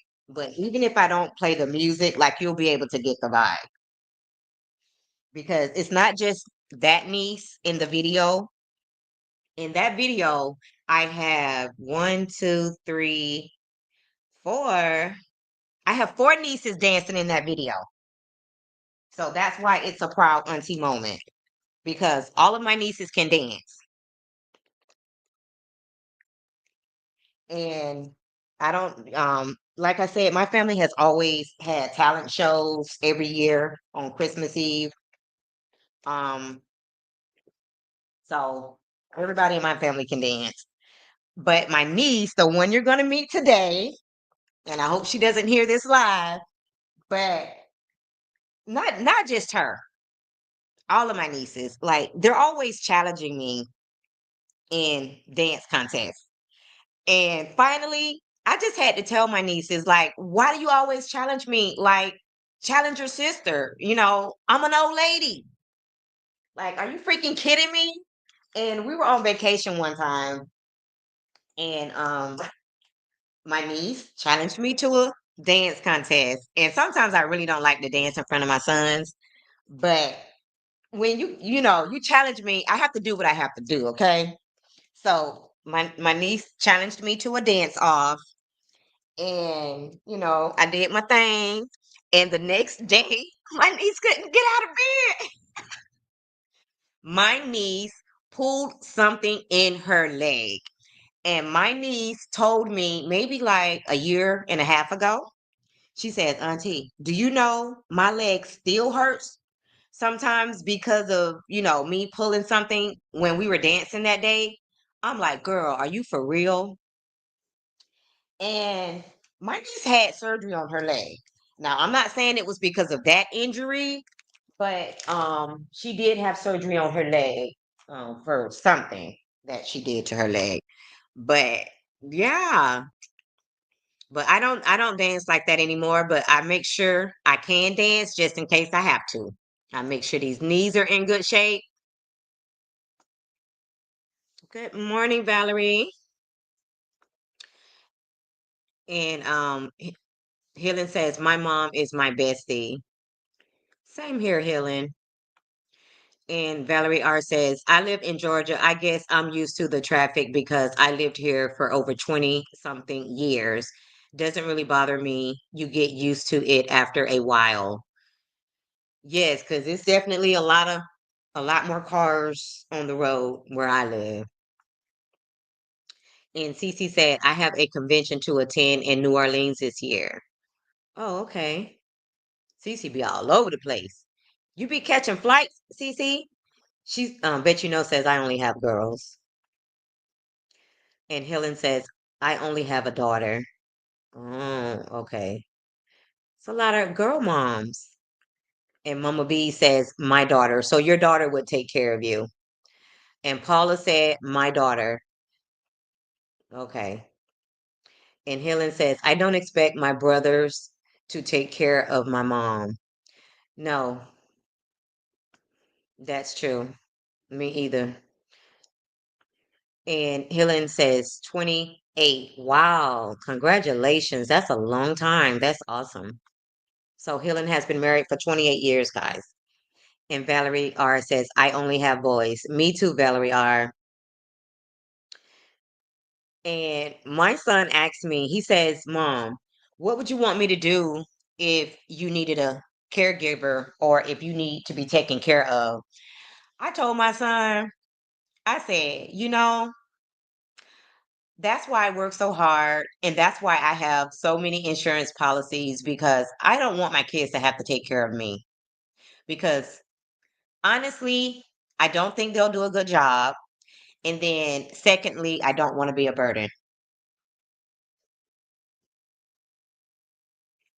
Honey, I will go to a nursing home and meet me a nice old man in the nursing home unless I got a husband. But what I actually told my son was, I plan to have a husband.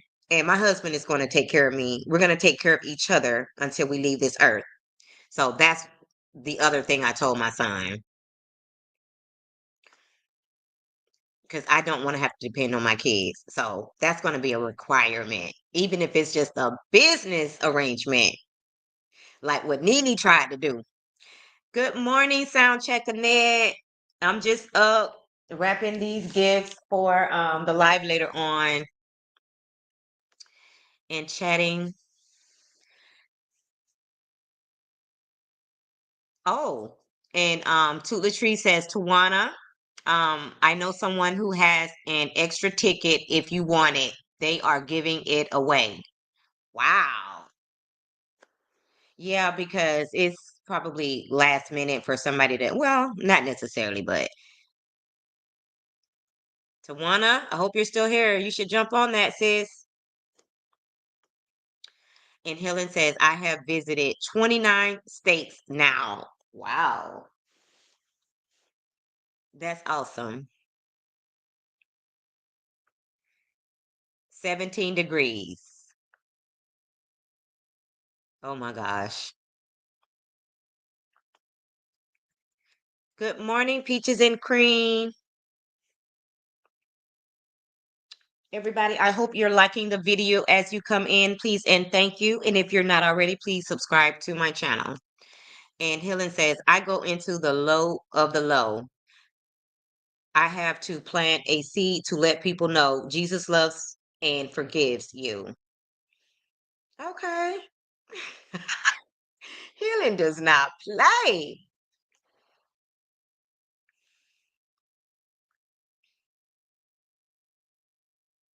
And Peaches and Cream is speaking to everyone.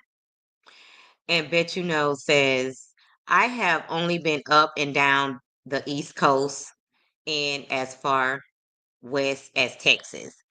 So, guys, at one point, I was thinking about moving to Texas, Dallas to be exact. I did a lot of research. I definitely wouldn't live in Houston because I'm 54 years old. And from what I hear, Houston is more of a single town for singles, something to do at all hours of the morning. So I'm not into that. Um, but then again, I heard that Dallas, most of the people are married. So if you go there and you're single, it's hard to meet people because they're already coupled off. So have you guys heard that about Dallas?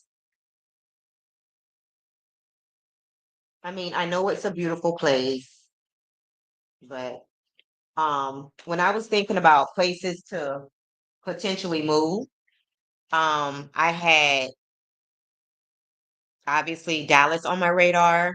I had North Carolina. Um, there was one more place. I'm trying to think. I like Arizona, but I'm not sure if I would like to live there. Definitely want to go and visit. And I should have gone to Arizona before now. I actually have a friend that lives there. She we've never met in person. We were just attached to the same group, but we got really, really close. And even to this day, even though we never met in person, she sends me inspirational quotes. And she's also a life coach.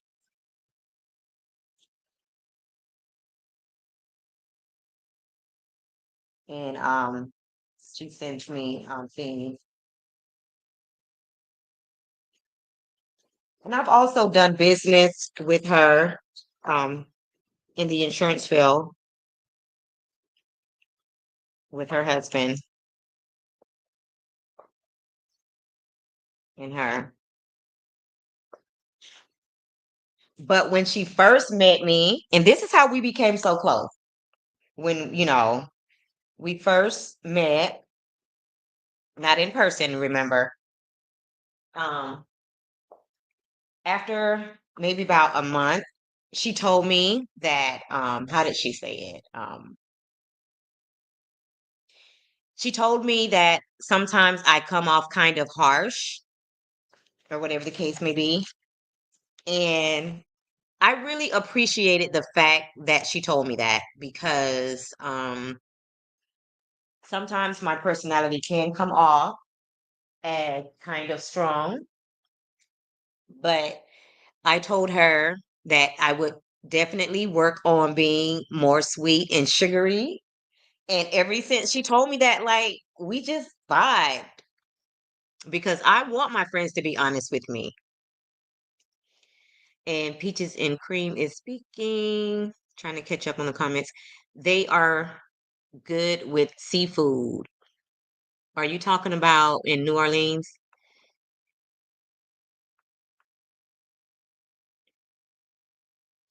And Imani says, no wonder you are so good. You believe in the power of practice. Yes. And Helen says, my daughter told me yesterday that she's going for her nurse practitioner's license. Oh, okay. I have a sister that's an RN. I couldn't do it. I just couldn't do it. I could take care of a family member, and if I had to, I would take care of somebody else, but I'm very sensitive. Like, I'm the type, I'll cry over people that I don't even know. So I don't think that's for me. And Bet You Know Now says she's driving in the bushes, but she's still here. Okay, sis. And Helen says, I am white girl stiff. Well, um, I've been called white girl, but I definitely know how to dance. But you know what's hard for me, Helen? I can't do like dance routines. I can just vibe or whatever. But when it comes to like all of those TikTok routines, that is so hard for me. Like I've tried to do that with my grandkids. I've even taught my grandkids, routines to do on TikTok. But when it comes to me, like I'm not good when it comes to dance routines. I don't know why that's so hard because I really can dance. And Imani S says, I love your style. Aw, thanks, Imani. And good morning, Mahogany Meeks. And Imani, she's telling Bet, you know I love your style too. You are Hollywood.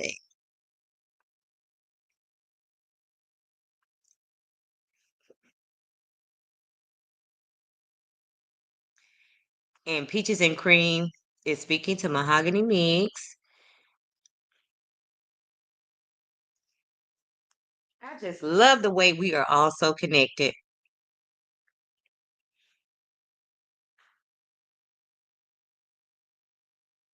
Good morning, American born sis. And Toot Latrice, they're still telling you to take a lot of pictures.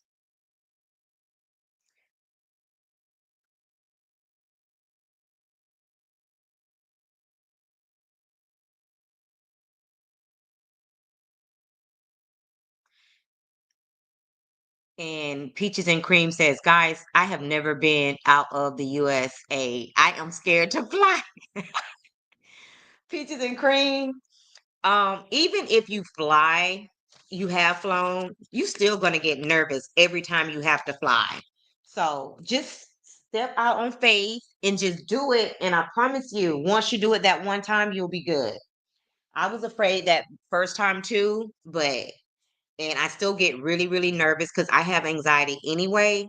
But once you do it that one time, you'll be good because I'm pretty sure everybody has anxiety whenever they fly because I mean,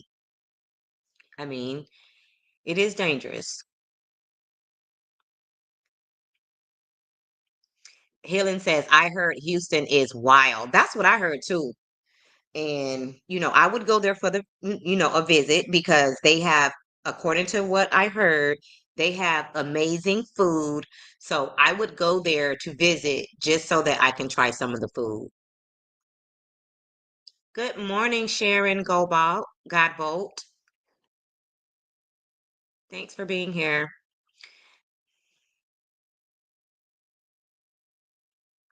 And Helen says, peaches and cream, I don't leave the US either.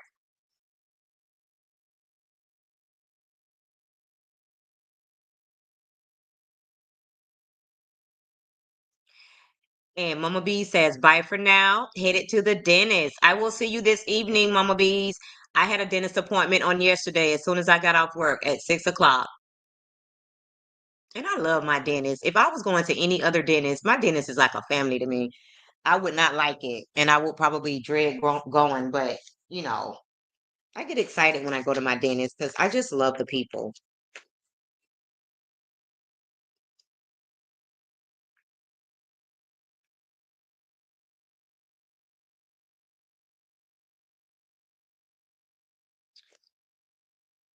And Peaches and Cream says, Helen, my anxiety gets the best of me.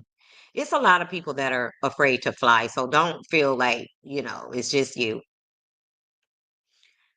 I'm back, y'all. I'm going to catch the replay, Real Talk, Grace and Mercy. You know I'm going to do that.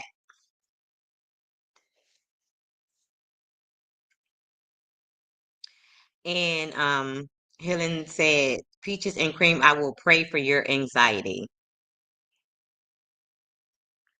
Yes. And Imani said, I don't want to go inside of a hospital. I could not be in the medical profession. Me either, Imani. Like, I'm very afraid of people when they're sick. Like, and Imani said, you will not live if you need mouth to mouth resuscitation. What, Imani? Imani, I don't believe you. If you had to do it, Imani, I think you would do it. I think you would do it, Imani. And we've done worse. We have done worse. But I did hear that the mouth has the most germs. So I see where you're going with that. The mouth does have a lot of germs.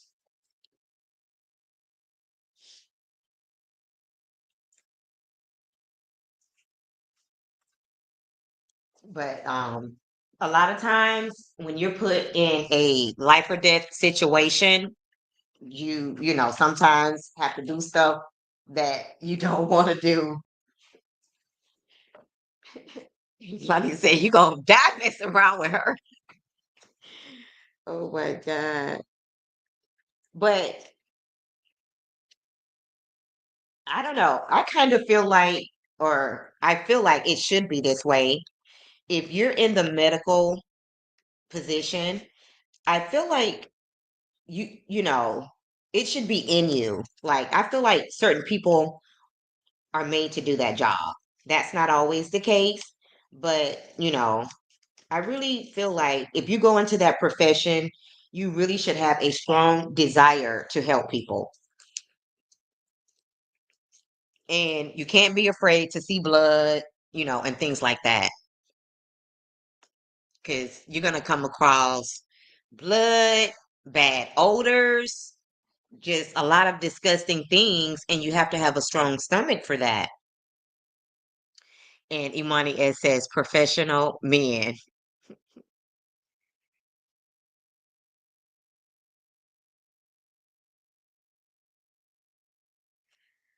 I'm not sure what you're referring to by that, Imani. Where's my pen? Let me see. Try to get this up.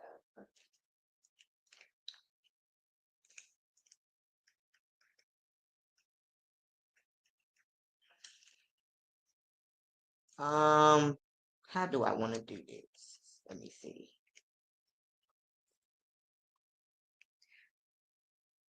And Helen said, they have the mouth protectors now. Yeah, I did see that somewhere.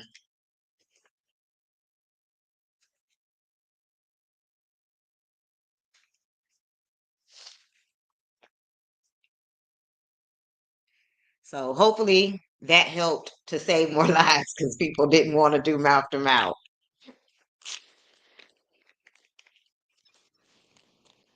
Have anybody had to administer CPR on anyone? That has to be a very, very scary feeling.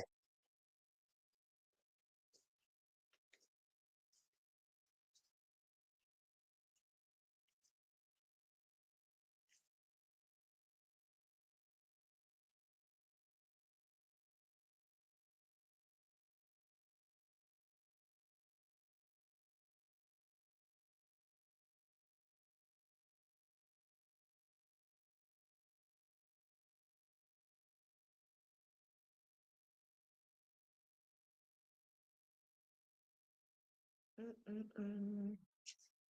Anybody else got any fun activities going on this weekend? I know a lot of people are going to be outside, whether you're going to the winter wonderland or your family Christmas party or your job Christmas party. I believe that this is the weekend that most jobs have their Christmas party.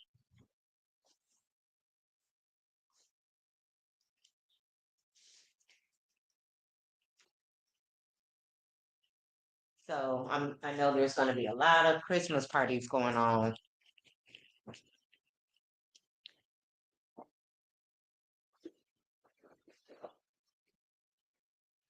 And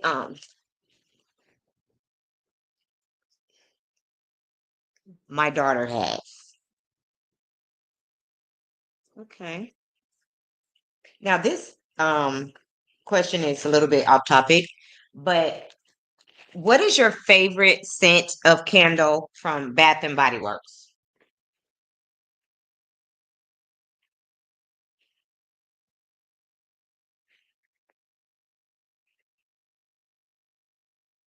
Ooh, Helen said that we have a chili cook-off this weekend. Oh my God.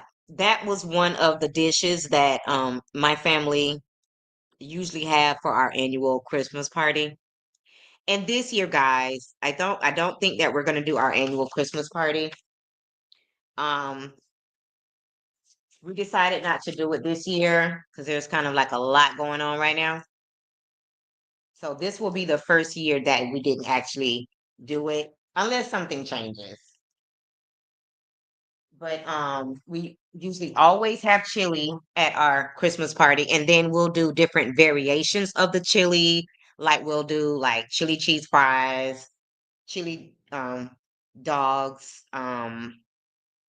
taco salads, and things like that. And my ex was the one who would usually always make the chili because he makes the best chili. But since we're no longer together, um, people have been stepping up to, take a stab at making the chili. My son made it one year because he did call my ex to have him to, you know, walk him through the process. A couple of my sisters have made it. I have made it. Um, but yeah, we love chili in my family. But when you mentioned the chili cook-off, um, when I did live in the country, um, they did a wing cook-off before that my ex participated in. That was kind of fun.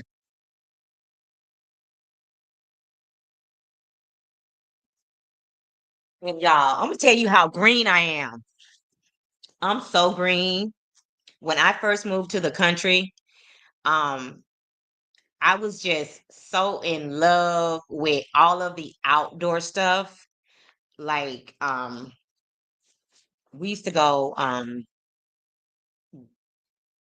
my husband used to work for the Flins, and the Flins, they own the Nike company. So they had mansions all over the world, and they had like probably 1,500 acres where we used to live, and they had this cabin that had taxidermy all over the cabin. And although I'm afraid of dead animals, I had to wait until I was a little tipsy before I went inside the cabin at night. But I was so green. I was really into all of that stuff. I mean, you know, because I'm a city girl. Even my kids, like, they were really into all of the stuff. Like, one time they had a shooting contest while we were out by the cabin, whatever the case may be. There was a screen of water, and they would shoot beer cans while it was, floating down the stream. I used to ride the little what do you call them? Go kart. I used to go hunting, fishing, camping. They even would have those events where they would blow stuff up. So I did a lot of that stuff until I started missing the city life and I had to go.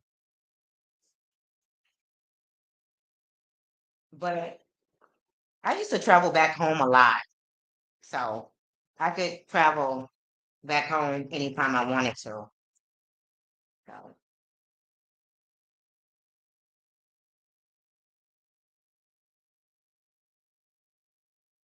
and guys, let me tell you this. Um, for the people that did not RSVP for my subscriber appreciation live that I'm having this evening at 7:30, don't fret. You will have the opportunity to win some gifts and possibly some cash prizes. What I'm going to do, because the people that actually took the time to do what they were supposed to do, which is RSVP, they will get first dibs. So, what I'm going to do, I'm going to do the white elephant game with just them first. So, they'll be able to take advantage of the fact that they did, you know, RSVP. So, they will get special attention.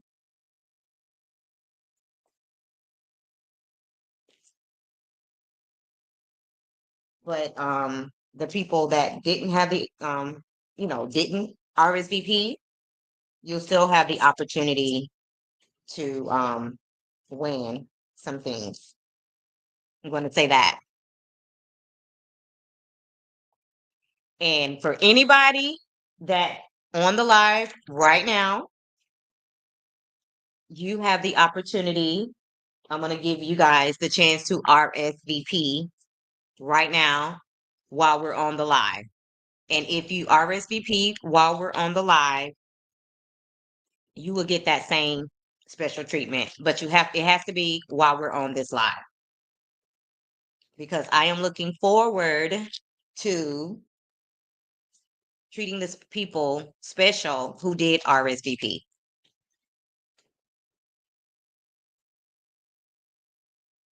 I wanted to put that out there. And the way that you RSVP is just to send me a message on TikTok at the network specialist. And basically, all you have to do is just send me a message that says RSVP while we're on this live. And if you are a content creator that has no bearing on your participation, you can still participate.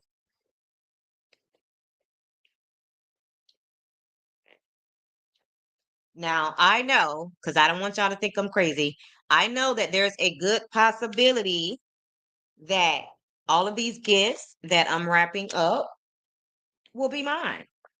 And that's totally okay because I am giving people the opportunity to choose the cash over the gift. But to make the game fun, I'm doing it this way.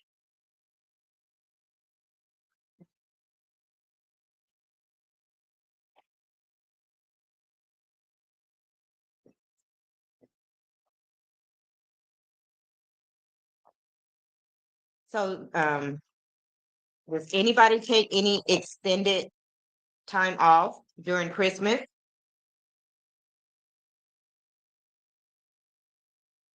I'm not taking off a lot of time just because I work from home anyway. So, and then you also have to think about the fact that a lot of people are going to be on vacation anyway. So, a lot of times work is not going to be busy. So, sometimes that's the best time to go to work. So, Cece, how did I know you were going to take off some extensive time? Cece says, I'm off 12/19 through 1-3. Okay. So Cece is gonna have a nice long extended vacay. That's really, really nice. But one thing I am gonna do, like I just love to create a fun environment. So even while I'm at work, I'll try to make it fun. I might order some food, definitely try to create a vibe with music, candles, whatever the case may be. Maybe some virgin eggnog, who knows? My grandmother loved herself some eggnog. She been going around from store to store trying to find her some eggnog. So she finally found some and she has about 3 to 4 bottles. I mean, I'll drink it during Christmas time, which is when everybody usually drink it, but you know, I'm not that big on eggnog. I'm kind of lactose intolerant.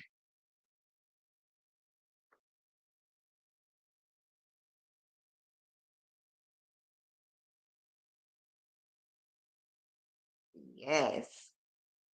Does anyone have SAB, the green roll?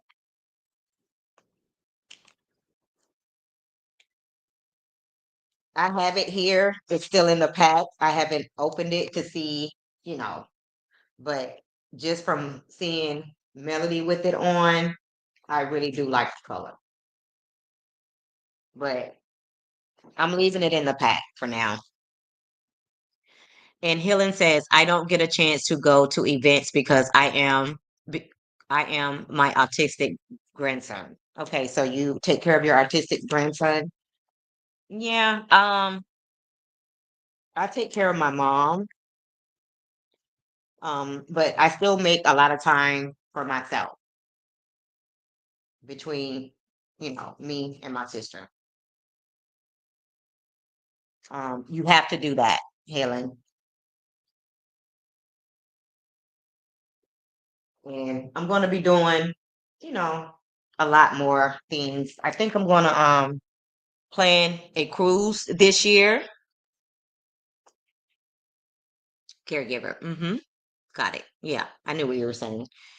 Um, yeah, I think I'm gonna plan a cruise this year. I haven't planned a cruise since me and my family, my entire family, was packed and ready to go on our cruise, and they canceled our cruise at midnight the night before we were supposed to board. We were so disappointed. So I haven't been on a cruise since then, and obviously that was kind of towards the beginning of that whole experience.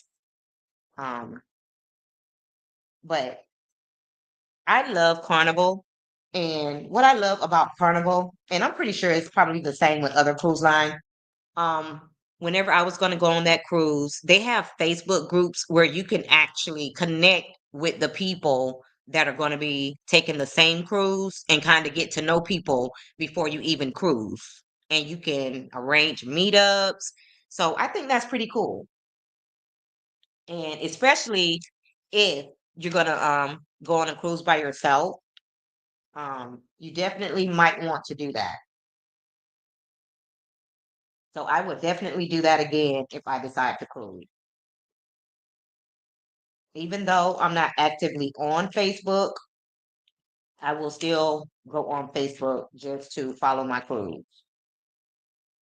But after they canceled our cruise, I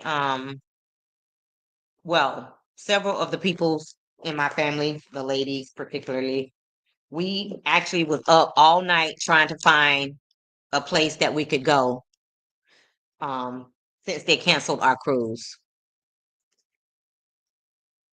A real talk with Grace and Mercy said, me and my whole family are going on a cruise 2025. Awesome. My family normally do a vacation during spring break. Um, but because since my mom has been going through some health issues, it's been a lot for me and my sister. Um, So that's why we're kind of, because we're the ones that are kind of the most involved. Um, so we've kind of been pulling back, but I definitely plan on booking a cruise this year. So we stayed up and we found somewhere else to go. I think it was a beach, Clearwater Beach, if I'm not mistaken, because my family loves the beach. Um, so that next day we left out to go to the beach for a few days because after we were going to do a 5-day cruise, and once we came back from the cruise, we had rented this huge house, and we were gonna spend, I think it was 4 days in the house, so it was a very long vacation. So we, you know, after we couldn't go on the cruise, we spent a few days at the beach, which was a lot of fun. And then I think we had one day in between going from the beach to the house. And then we went to the house and had a lot of fun there.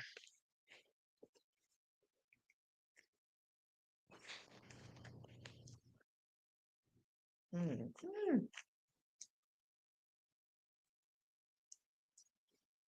I'm kind of kicking myself. When I went to Rochester for my birthday last year, I had planned on going to the city part of New York, but I didn't make it. So I have to go back because I'm definitely, I want to have that experience. So now I have to go back, and I wish I could have killed two birds with one stone because me and my cousin, we were going to take some type of train to go to New York, from where she lives in Rochester, but we didn't get the chance. I also had planned to go to Canada because, from Rochester you can go to Canada, and I didn't get a chance to do that either. So I was in New York for um 5 to 6 days. I think it so anyway, I spent the first 3 days, I want to say it was 3 days, with my cousin at her home. And then the last 2 to 3 days I spent at a luxury hotel because I love nice luxury hotels. I like hotels, again, I said this earlier, that have a lot of restaurant options, that have a rooftop bar, good food, and things like that. And Helen says, enjoy, my little sidekick is up. Bye. Absolutely, Helen. Thank you so much for being here. So, guys, I'm not going to keep you guys. It has been so much fun. And don't forget, if you were on this live or if you're listening to the replay, you have an extra chance to participate in my live subscriber event that will take place this evening at 7:30. You can follow me on TikTok and send me a message at the network specialist and say RSVP, and you will get the opportunity to participate in the live that I will be doing this evening. And we will be playing the White Elephant gift exchange. So it's going to be a lot of fun. Really looking forward to that. And I called my niece. Well, actually, I heard her to call me. And I said, what would you like to drink? And she says, well, I have some, because I was going to send her some money to pick up what she wanted to drink before she got here. Because I told her, I want you to be yourself, and, I want you to be your normal, fun self. So I'm going to have make sure that she has a little drink because she's never did a live. And guys, she's going to be on camera. Okay. So I definitely, want her to not be nervous and to just have fun. So, um, I mean, normally I wouldn't encourage people to drink, but I definitely want her to be comfortable. And I told her it's going to seem a little awkward at first, talking to people when they can see you, but you can't see them. But after a while, you'll get the hang of it. I says everything will be via chat. And Toot Latree says, I thought about the Maxwell cruise in February, but I will plan for that cruise in 2026. They have that every year, too. The Maxwell cruise.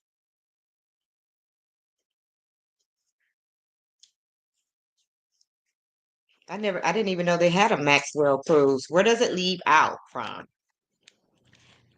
I think when I book my cruise, I'm gonna try to take the same exact cruise that we were supposed to take before it was canceled because I just loved everywhere we were going. I can't even remember where it was, but just from memory, I just liked, everywhere we were going to be visiting during that cruise.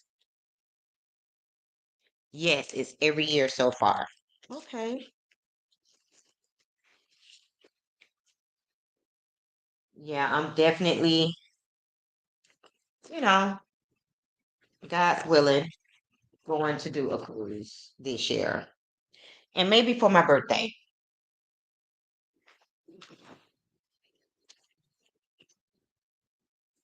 How many of you have Melody's tights, the Seventh Avenue Beauty tights?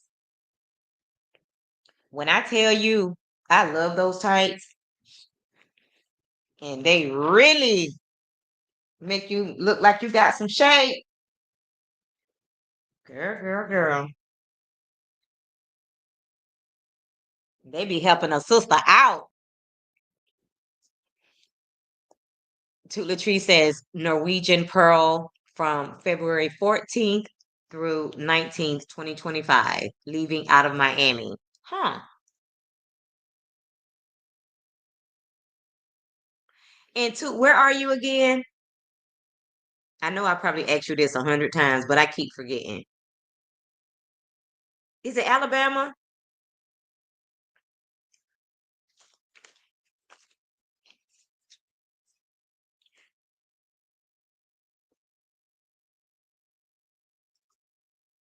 Cece said, I want to do a Viking River cruise in Europe. You get off the boat every day. Oh, okay. That sounds like a lot of fun. That's right, Alabama. Okay, I thought so. Yeah, I've been planning to go to Alabama for about 6 months now.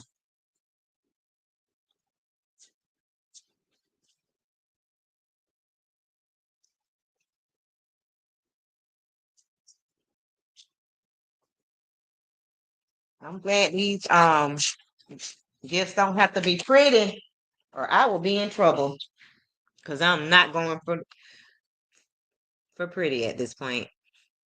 And Real Talk with Grace and Mercy says, I do, and I love them. Okay, Real Talk and Grace and Mercy. I forgot what I asked. I'm sorry. Oh, the tights. Okay, so Real Talk with Grace and Mercy says she has the tights. Yeah, so far I have the tan ones, the green ones,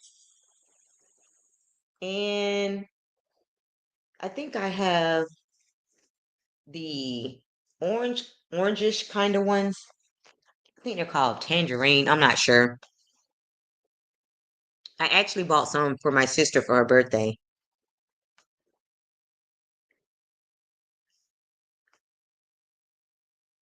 And Sharon says, Toot Latrice, that sounds good. I love myself some Maxwell. I do too. I actually went to see Maxwell um maybe a little less than a year ago. I'm not really sure about the time frame, but me and my sister went to see him in Tampa, Florida. We had a blast. As a matter of fact, wasn't that at the Maxwell concert? I actually have a video of me dancing. Oh my gosh, it's so embarrassing. On my regular personal TikTok account, and I think that was at the Maxwell concert. Me and my sister, my oldest sister, we love going to concerts. Only certain types, like, you know, not the concerts with rap music and all of that, where you might end up getting trampled or shot or something. Not those types. But yeah, we went to see Maxwell, and Maxwell know how to drop it low. Maxwell has those mega knees, child. Oh, and anybody who has knees like that, I give you your credit and props because baby, it's not easy. But I have to stay ready for my young nieces who love to dance. So I have to get some practice in to make sure if they call me out on a dance contest, I can hang.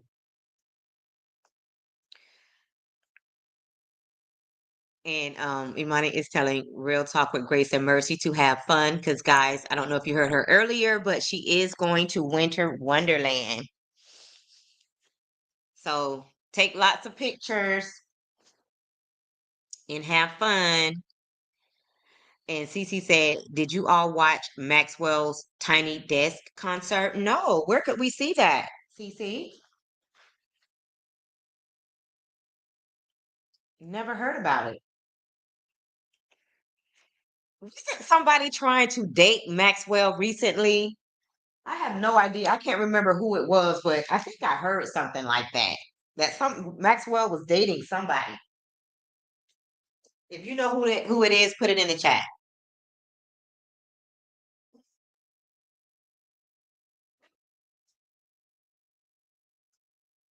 Who was Maxwell dating recently?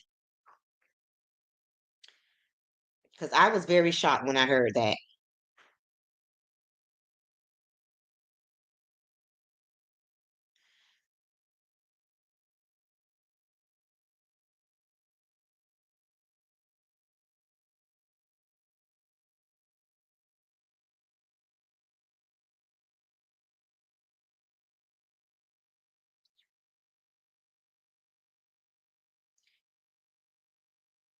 I got you, Cece.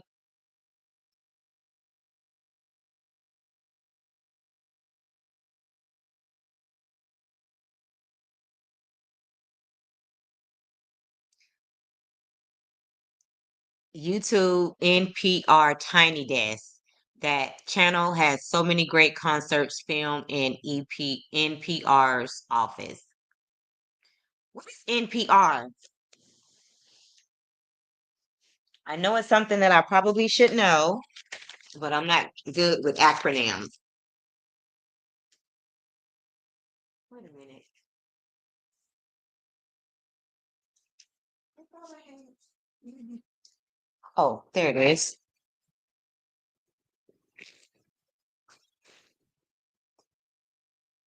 He was dating Jalicia Bermudez. That was here recently? Because I thought it was a name that I recognized, because I don't recognize her name. Thanks, Cece.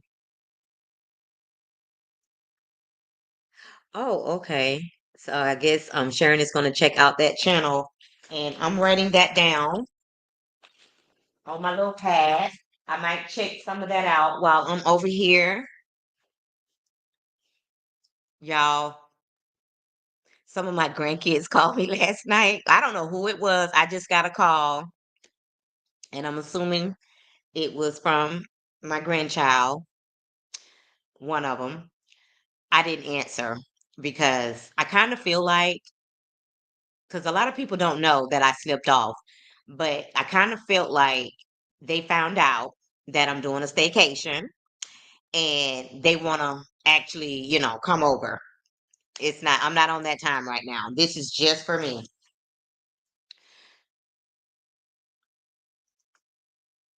Hey, Inez Martin. Hey, hey, hey. Um, the last time I did a staycation, or not the last time, maybe the time before the last time, because as you guys know, I do this like every 3 months. I did let my grandkids come over for a day, and they stayed one night, and I took them to Gatorland. Um, and we had a blast. They really had a good time, but that's not going to happen this time. This is just for me. Okay. So they're going to have to sit this one out. Like, I spend a lot of money on these staycations. So, and it's expensive, to eat at hotels. So, this is just for me. I'm not at a hotel, but I'm just saying I was at a hotel the last time they came over. And Cheryl is laughing. Yes, honey. I like to go sit down at the bar. That won't happen this time. Since I was doing the live instead of staying at a luxury hotel, I actually got like a 3 bedroom, I don't know, house, apartment, I guess you would call this, probably apartment. I have a 3 bedroom. So I didn't do a hotel this time, but um so no, they won't be coming over. But yes, when I'm, at the hotels or whatever, I like to go down, eat breakfast, have lunch, dinner, love me a good old pool bar. Cece said Maxwell's concert was from about a month, I think. Shaka Khan and many, many other artists of different genres have done Tiny Desk concerts. Oh, so it's a recent concert. I definitely have to check that out. And American Born wanted to know if Toot Latrice is driving to Wonderland. And Valerie R says, sorry, I had a conference call. I'm back. No worries. And Cece said, you have so many good hotel and restaurant choices in your area. I really do. I really do. And I'm always like getting advice from people, researching, because I definitely, one of the first things I look at is the pool area, the pool bar, and the type of restaurants that they have, inside of the hotel.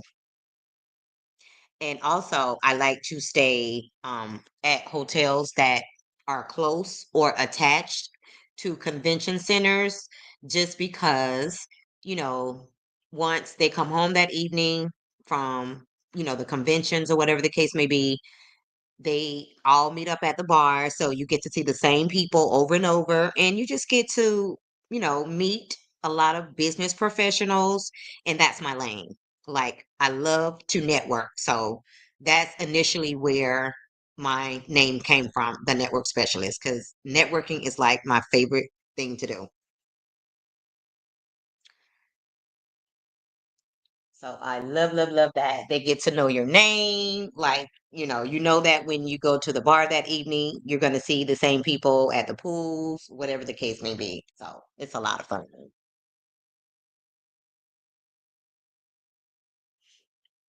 And Valerie R said, what we talking about?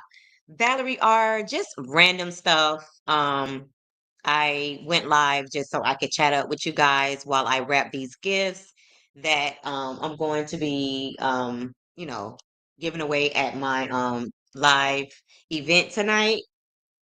I'm going to be giving them away or I'm going to be keeping them. We'll see.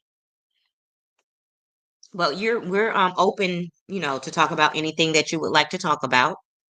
And Valerie R says, morning again, my good sis at Toot Latrice. How are you, sis? Toot, have you ever been to Savannah? Because me and my favorite cousin that lives in Rochester, we were thinking about moving, you know, together in the same place whenever, we retire or whatever the case may be. And one of the places that we talked about was Savannah. And I know it's a place where a lot of people that's been in the military has been. So I'm pretty sure Toot Latrice might have been to Savannah. And Cece said, I thought you were in IT network specialist. No, I am not in IT, but I did um take what was it called? Um was it a computer specialist? I did take a tech course when I was younger, but no, I'm definitely not in IT. Oh, I took telecommunications at Divide, but no, I'm not in IT. Nope.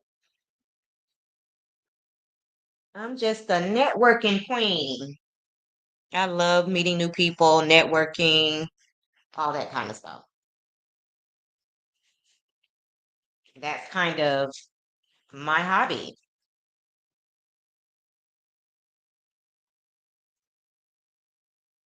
And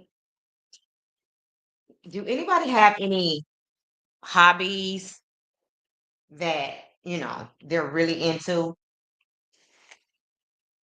I'm not really into it. Like, it's not an obsession or anything, but I do love aquariums.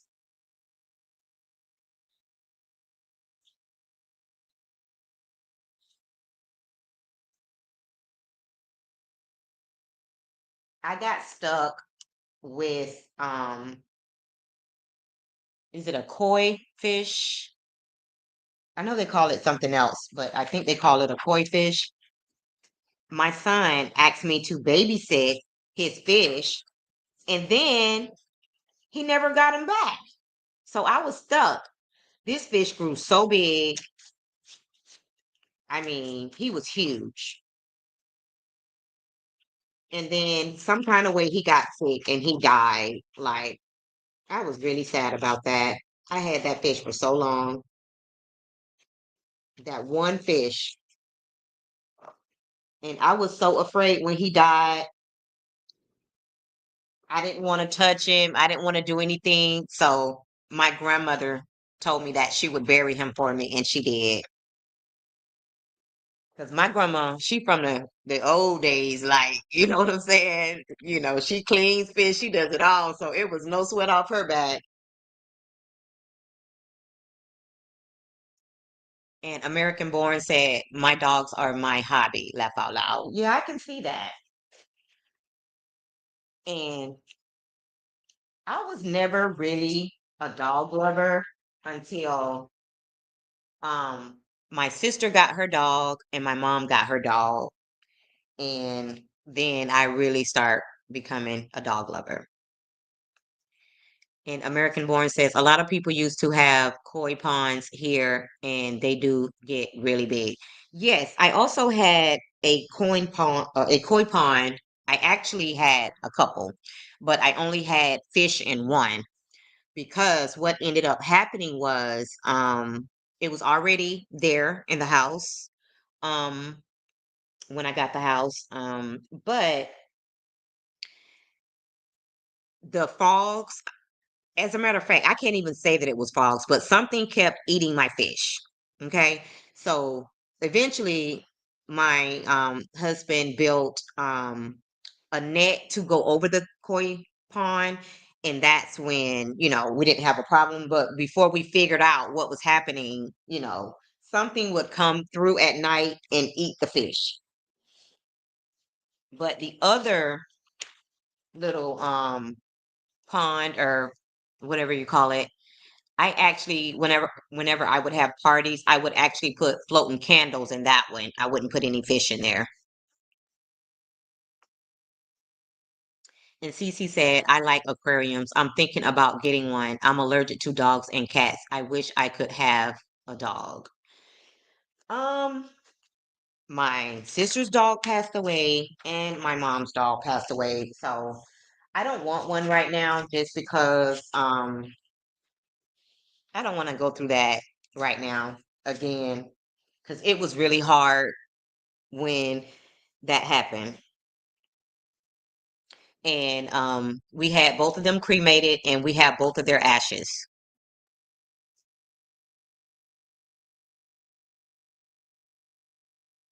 She said, "Cece, get a dog like the Obamas did. They had allergies." Okay, so I guess there's a particular dog that you can get if you have allergies. But let me warn you, Cece, I don't know what type of fish you're thinking about getting, but the koi fish, they are very, very messy, especially the bigger they get. So they eat a lot, so that means they're going to poop and pee a lot. So you're going to constantly be cleaning out the tank. And I had this client, he owned a woodworking shop, and he had about three fish tanks at his office, at his shop, and then he also had a couple at his home.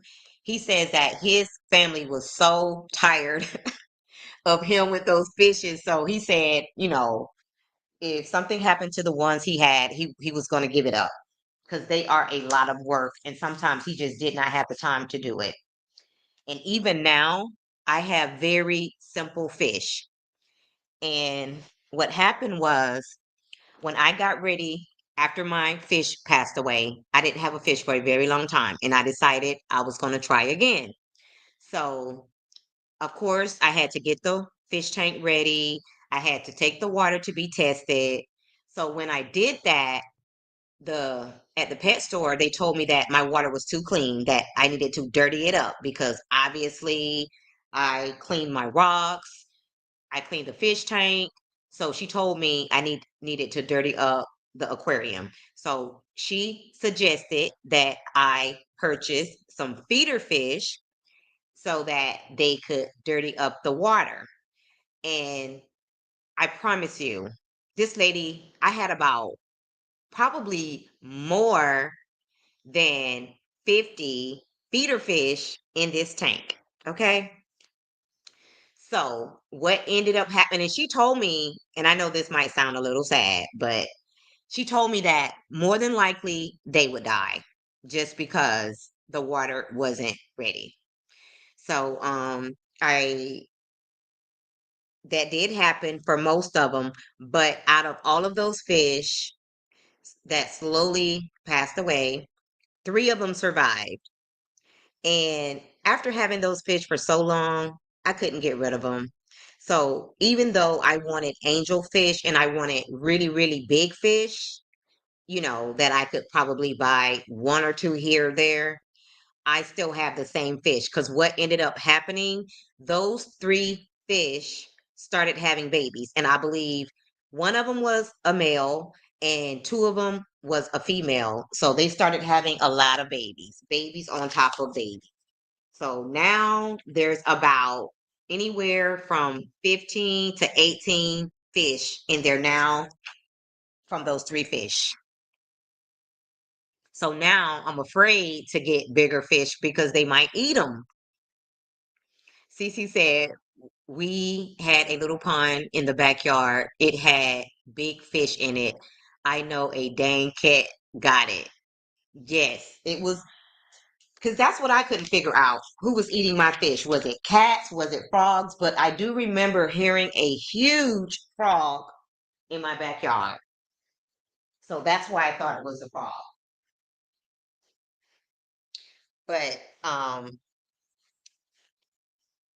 I love tropical themes. Like um I got ready to have a what do you call it? Mm, not tropical. Kind of a Caribbean style birthday party. So me and my ex husband at the time, we transformed our whole backyard for this party. He built a grill. Um, we had ferns everywhere. Um, it was really, really nice. Like I love to entertain. So it took us about 3 months to do the whole entire backyard for the tropical theme birthday party. And I had lots of different Caribbean dishes.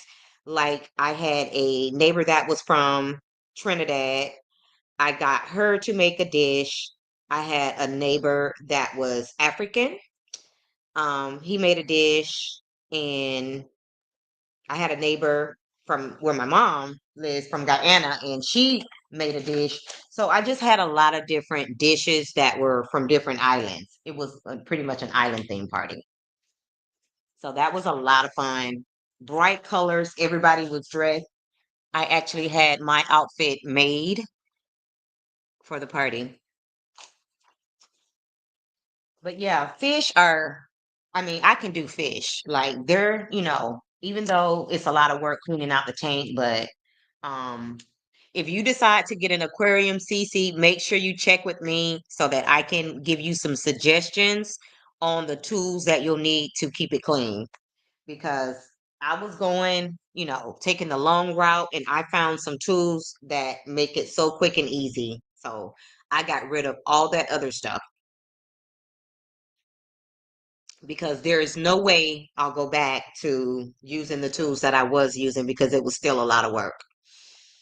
And one thing about me, I'm a strategy person, so I'm going to figure out the quickest, most efficient way to do anything that I do. I always come up with a strategy for everything, and I actually learned that from my ex.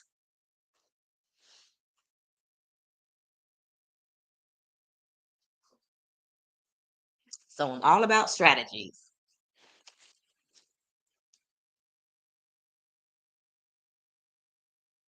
Oh my gosh, I am really getting somewhere.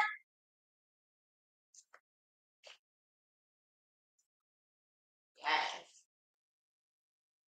So even though I had coffee from McDonald's this morning, I didn't really want any breakfast food. And Sharon said, fish are so relaxing to watch. They are. And I love the sound of the water, from the filter. Like it is so soothing. And I feed my fish twice a day, once at 7:30 and then again at 5:30. And I usually have the light on. I'll turn the light on when I feed them at 7:30, and then I'll turn the light off before I go to bed because fish do sleep. I don't know if you guys know that, but they do sleep because anytime I just turn the light on, you can tell that they were sleeping. And Cece said, "Thanks, will do." And are you thinking about getting a particular type of fish, Cece,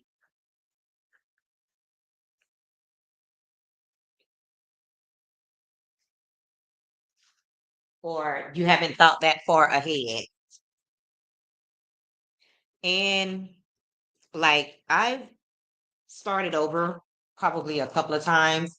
And one time I let my grandkids, I took them to the store with me and I let each one of them pick out a fish. So they all had their own fish.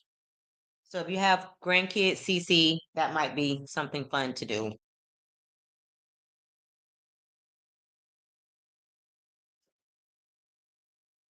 But the three fish that survived, um, two are black and one is yellow. And when I tell you, oh my God, I have one fish that he's kind of clear, but inside of his body, he has a whole bunch of different colors. I have one that is black and white, like spotted, like a zebra. So even though they came from a yellow and a black fish, like you never know what color they're going to turn out. It's really weird. And Cece wanted to know, American born, if your kids still lived at home, I would look into getting a hypoallergenic dog, but they're back and forth with school. And Cece said, I haven't thought about the fish type yet. I know that's right. You know, like I said, I wanted to do really big tropical fish, but I just go with the flow. And like I said, I'm very sensitive in the fact that I've had these fish all this time. Like I can't just get rid of them. So I have to keep them. But if something were to happen and I didn't have the fish no more, then I would do it, what I initially planned to do, which was get some big exotic looking fish.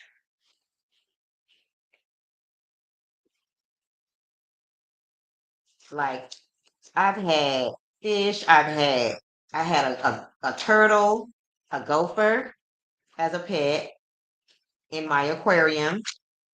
Um, his name was Surprise, and I had him for a very long time. And then I went to visit at my mom's house, and my niece, and I might embarrass her and bring this up on the live. She recently told me that when I had my little turtle and we were at my mom's house, she said she accidentally left the patio door open and that's how he got out. And she was afraid to tell me this all these years. And I might bring it up this evening while we're doing the live. She probably is so scared at what I'm gonna say. Hey, beautiful Linda Gamble. Good morning. Good morning. And she's speaking to her niece Cece. Linda, we're just over here chatting it up, and I'm wrapping gifts for my white elephant gift exchange this evening. But yeah, she told me that's what happened to my turtle because I couldn't figure out like how he got out. And like I said, I kept him in the atrium, the glass atrium inside of the house. And he would dig and dig. So sometimes I wouldn't see him for days because, they dig deep, deep, deep tunnels. And then I guess he would come out when he wanted to eat, and I would feed him lettuce and fruit. So that was my kids' pet when they were very young. Uh-oh. And then I also had a bird, and some kind of way, my bird, I had just finished cooking some grease. It wasn't still hot, but it was still on the stove. And some kind of way, my bird got out of the cage and he flew into the grease. And I, tried my best to clean him off, but he never really recovered from that.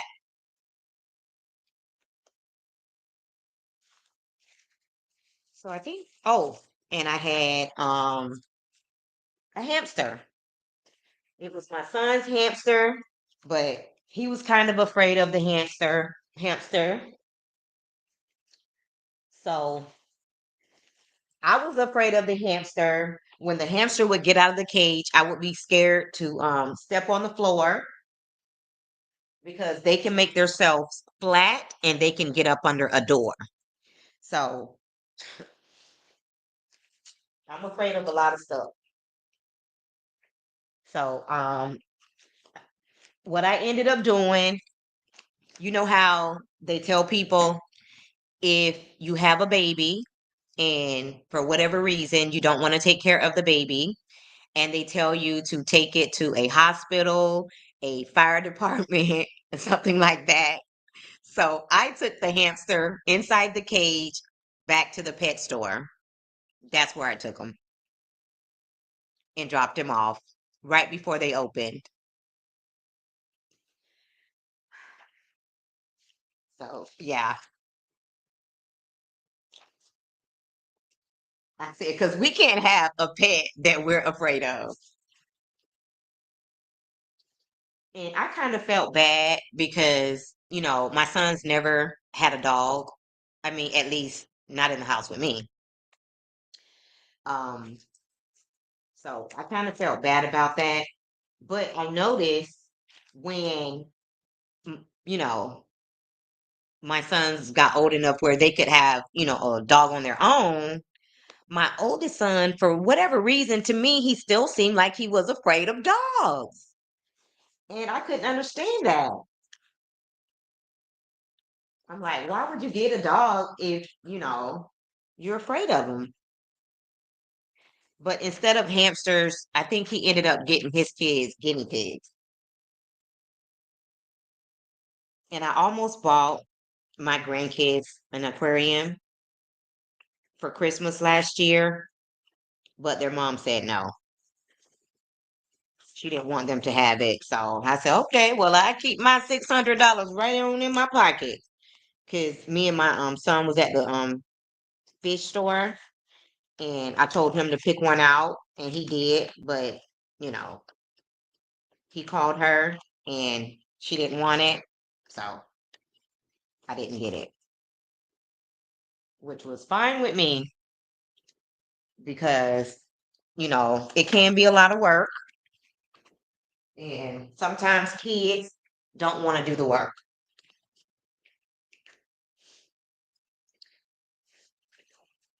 But now they have this magnetic scrubber or scrubber, I should say, that you can actually clean the outside of the glass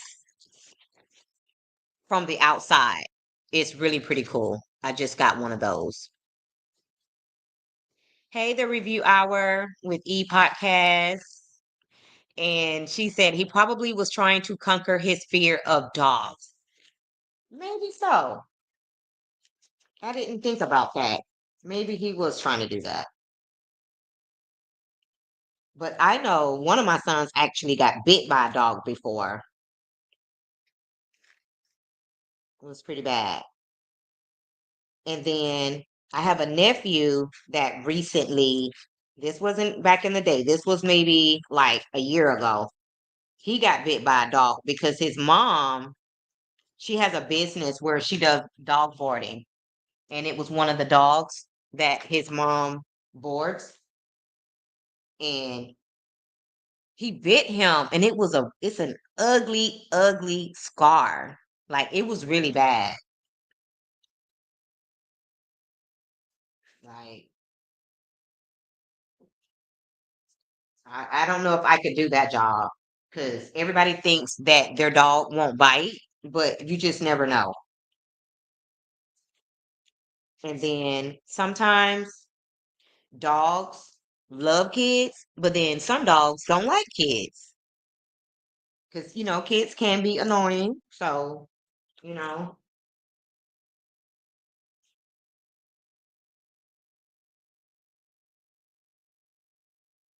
like we have several different types of businesses in my family. I guess we're a family that kind of thinks outside of the box sometimes. But I also, one of my nieces, she has a business where she has an event center. So people rent out her space for parties. And she actually hosts a lot of parties there herself as well. But yes, I'm hoping that my niece will find that video of her wedding so that I can show you guys my nieces and their little dance skills. Like you would have thought that they had a professional choreographer.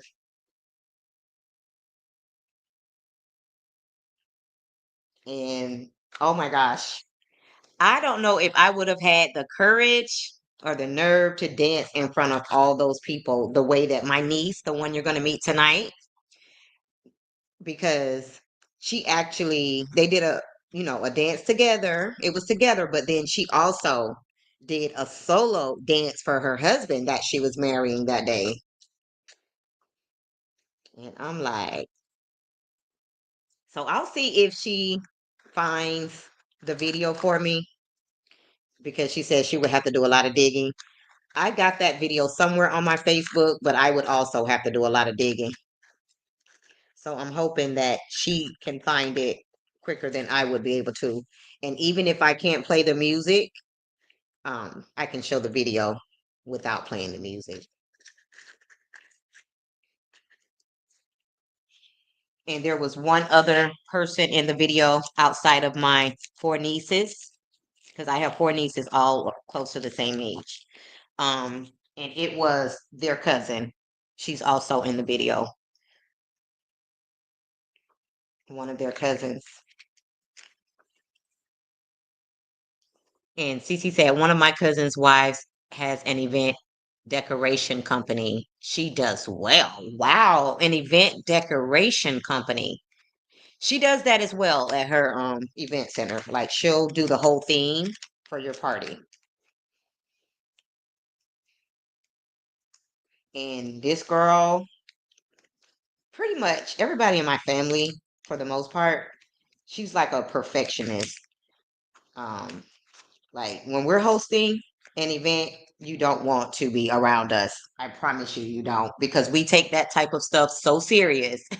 Like, now what I'm doing this evening is going to be very relaxed because, like I said, this is my me time. So I'm not trying to do nothing that's going to stress me out, which is why I'm having my niece to host the live.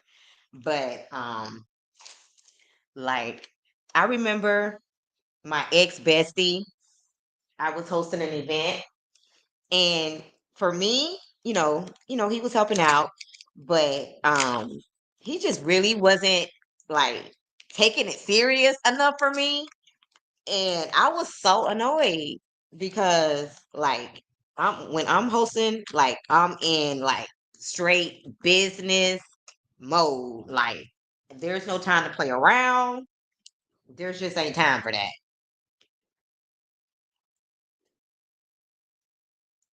Like, I'm very serious when it comes to that. And at one point, I hosted this event um, that was called Black Love, Black Love Series, I believe. It's been a while. And I hosted this event at this place called the Chocolate Factory here in Orlando, where they make chocolate in all different types of variations. So I thought it was very fitting. So that's where I had the event. And I had a man and a woman to host the event. So they had some pre-selected questions that they would ask the audience. And when I tell you that place was so packed out, most people had to stand up because I didn't expect all those people. But it turned out really, really nice. And usually, whenever I'm going to host events, I have a friend that's a caterer and she normally cooks the food. She's really, really good. So the food was amazing, the drinks, the bartenders, and then I had a bowl that I was collecting people's business cards and pulling names and giving them free drinks. And then we also purchased things from the place where we had the event. Like we purchased chocolate roses and we also gave away things like that. And the review hour said that's the thing. Most pet lovers think that everyone loves pets. I was one of those people that did not love pets, but um I fell in love with pets when, my family members started getting pets. And I would literally babysit my sister's dog, who I call my nephew, and I cried a lot when he passed away from cancer. Um I would keep him, and oh my gosh, like he died at the beginning of the year. I want to say last year, if I'm not mistaken, or the year before. I can't remember. But I took pictures with him like right before he passed away on Christmas because I knew that it would be just, days. So I took lots of pictures with him before he passed away. And normally, I'm very afraid of pit bulls, but he was a big sweetie pie.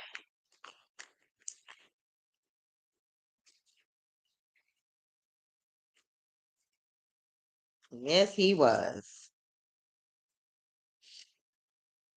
And then my mom had a Pomeranian, which I loved.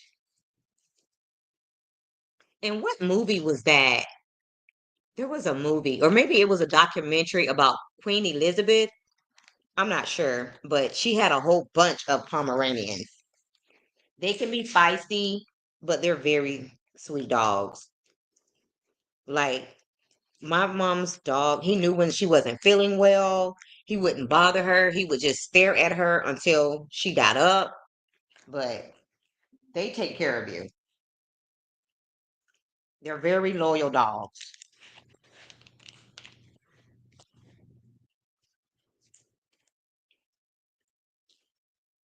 Anybody else got any gift to wrap?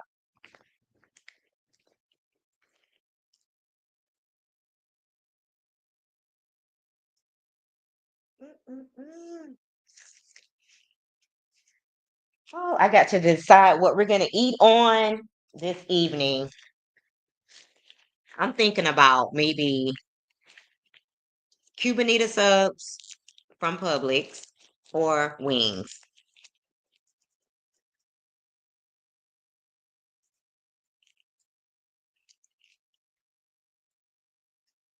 because I still got my dinner that I ordered last night that I have to eat. I didn't even finish the first one and I have a whole nother one. But on Saturday, I plan on going to a local restaurant and bar. Valerie R says, I buy a lot of gift bags or pre-wrapped to cut down on time. Always so busy. You know what? I can rock with that because I'm the type of person I will delegate something that I don't have time to do or something that I just don't like to do. I will delegate or pay somebody to do that in a minute. I have no problem with that. And people really need to do that a lot more often than we do because, you know, if you have a very busy life, you know, your job or whatever the case may be, like, don't try to do everything. You just can't do everything. So you need to pay people to do some things. Just like my sister, she would rag on her husband because he didn't like to cut the yard. My thing is, if he's working, you know what I'm saying? He's doing what he needs to do. So what if he pays somebody to cut the yard? It's not like you can't afford it. You don't have to do everything. Like, come out the pocket, pay some people to do some things just so that it can free up some of your time. Yeah. Exactly. And Imani says, no, I buy gift bags. I enjoy wrapping. I don't enjoy wrapping gifts, but I can sit and watch you do it all day. Now I can sit and watch my sister because she is a rapping pro. Yes.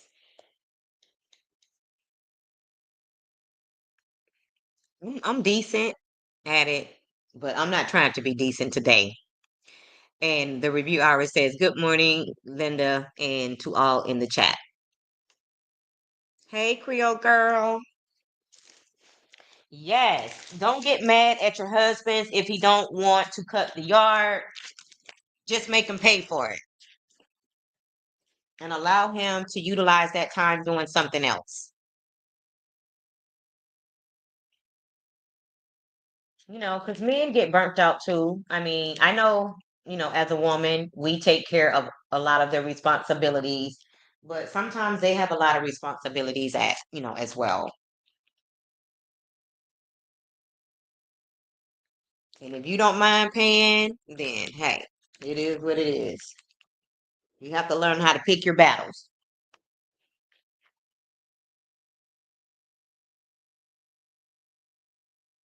But yes, when we were talking earlier about our kids taking care of us, I definitely don't want to put that responsibility on my kids. So hopefully, you know, I'll have a husband at that point and we can take care of each other. That's very important to me.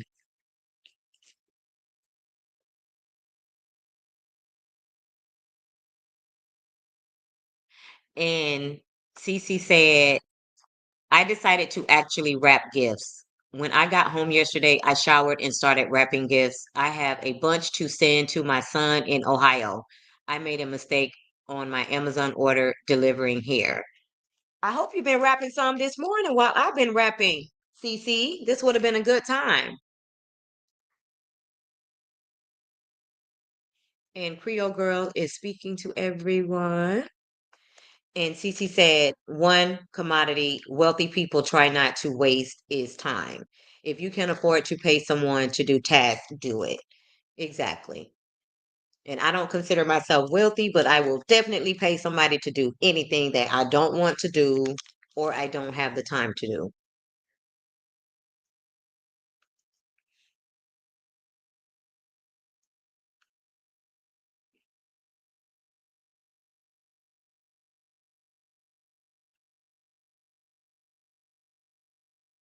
Creole Girl is so sweet.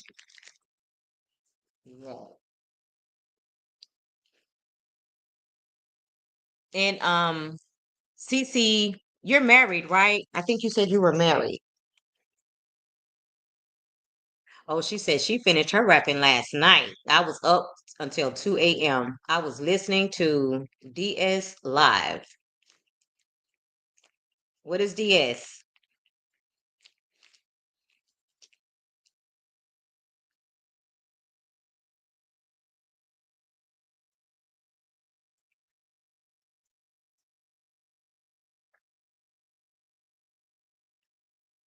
Oh my gosh, I thought I had already read this. No, I wanted to.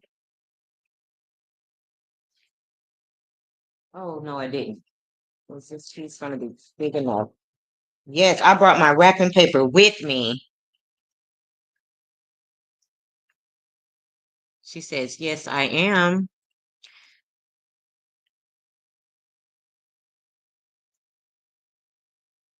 Oh, De Silva. Yeah, she came on late last night. I popped in there, but what was I? Let me see. Oh, I was getting quite comfy last night.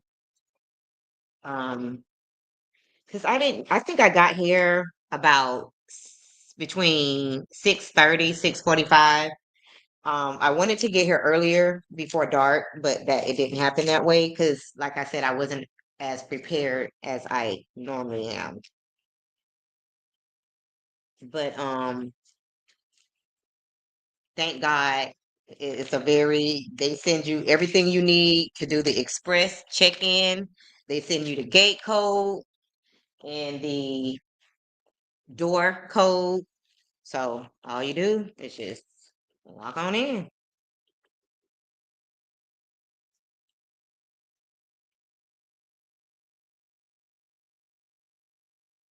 Everybody knew what you were talking about. Hey, somebody's mama. Somebody's mama. I think you were on that live last night.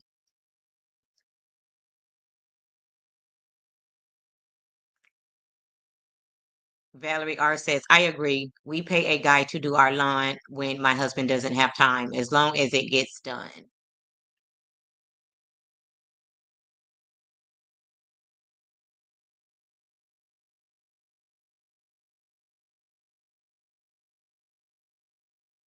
She said I was. Yeah, I remember hearing your name last night. I was in the bushes because I was definitely relaxing because I got off work and finished packing up and came straight here. And I had a lot to bring because I had to bring these gifts, my clothes, my suitcase, wrapping paper, just lots of things. Hey, dear Yvette.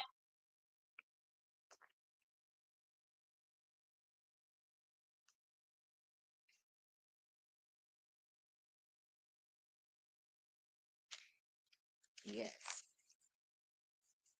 So I came right in here, starving to death. ordered my food, and then I got in the shower because I was trying to, get here. Got in the shower, and I was able to do that before my food arrived. So by the time the silver went live, I was in straight relax mode. Had me a little drink and some food, so I was good to go.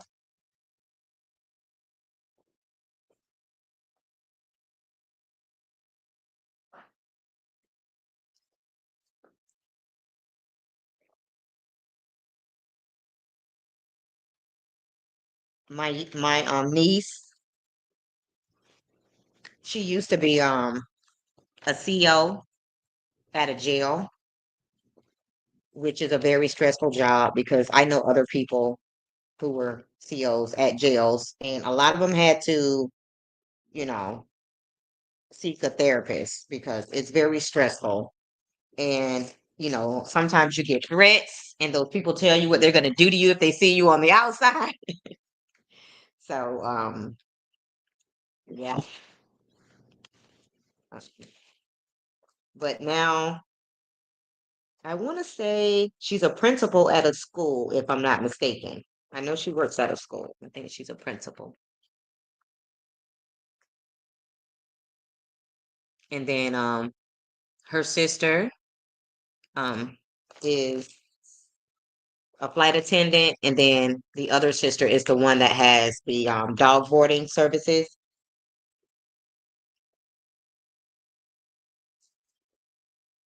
And then the niece that has the event center, she's from another, that's my brother's daughter. So she has a different mom. So I have four nieces, four grown nieces.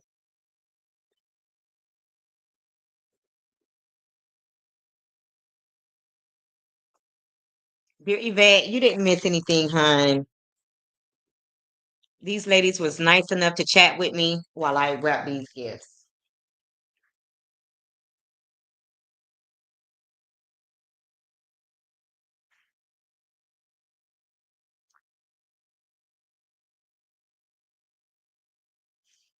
Yeah, the silver, her chat was lit last night. Like people are coming all out the woodworks because people are so angry about that Tisha situation. Like, yeah, Tisha really rubbed a lot of people the wrong way because, in my opinion, she's a mean girl and she's very jealous hearted. Like, I go off people's energy and their spirits, and I know without a doubt that Tisha was very jealous of Kiki. Kiki has a better personality. She's more going, you know, she was beautiful. God bless the dead. And Tisha was jealous of her.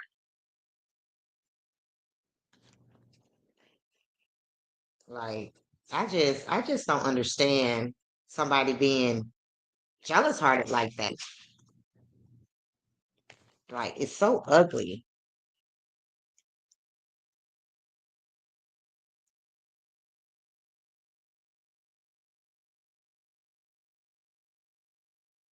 Hey, Indigo girl. Good morning. Good morning. And Sharon said Tisha is just like her mama. She really is. She really, really is. Now, have anybody heard of Wanda coming out since, you know, Tisha spilled the beans on Martell? I haven't heard anything about Wanda coming out.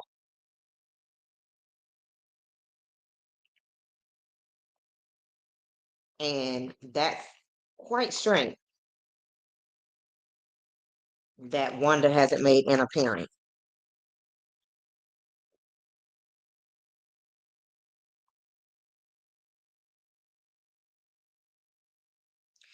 And dear Yvette says, absolutely, Tisha is the sneaky snake, and her day is coming. Yeah, I think it's coming real soon. Real soon. Her and Kimmy. Because Kimmy, just because Kimmy didn't run her mouth, now we know you knew too. So you're guilty by association.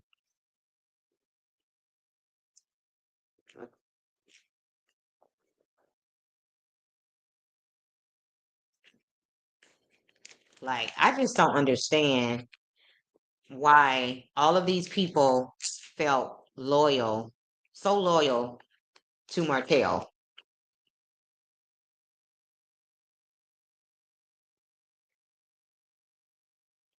Because quite honestly,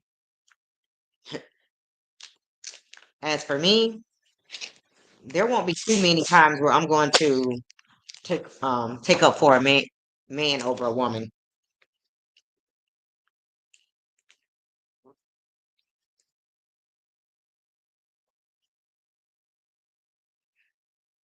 And Cece said, I felt Tisha was jealous of Kiki too. She was. Kiki spoke well, which is something that Tisha, always wished she could do, because I mean, it is what it is. Wanda's her mom, so you can imagine. And the fact that, Kiki was a professor, smart, beautiful. Tisha probably wanted her life. Tisha probably wants everybody's life except her own. She tries to act like she's happy being a stay-at-home mom when we all know that's a lie. When Melody was trying to get you out of the house, she was taking you out so that you can network and meet other people. Um, you were really enjoying that until your husband shut it down. You were meeting all of these business professionals. Like, that is so disgusting when a man tries to keep his woman in the house. Like, this is a new generation. Like, people are not just sitting at home, because the problem with that is when you do decide that you want to get back out there in the world, you have no idea where to start. And it could really be so depressing. And Indigo Girl says, yes, Tisha is very jealous hearted and mean spirited. On that CK interview, she made sure to mention that growing up, she was a favorite by her family. That was a lie. But that was her cousin, not her. Exactly. Imagine how Kiki was admired, for going to college. She, helped Tisha get into college and becoming a professor. So I'm pretty sure she was a favorite.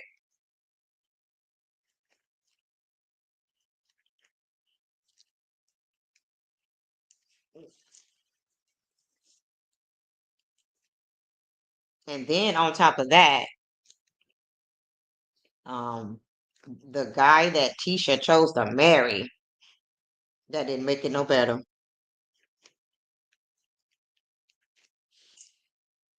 Because honestly, he's probably only a step up from Martell, just a small step.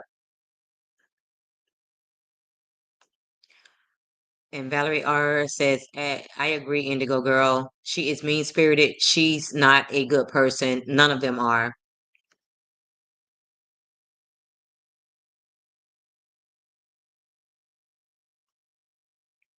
And Indigo Girl says, I know who Tisha is because I grew up with a stepsister who was exactly like her. Her birthday was October 6th. Okay, Indigo Girl, tread lightly. Um, she's a Libra and so am I. And I'm embarrassed to say that me and Tisha have the same sign. We definitely are nothing alike.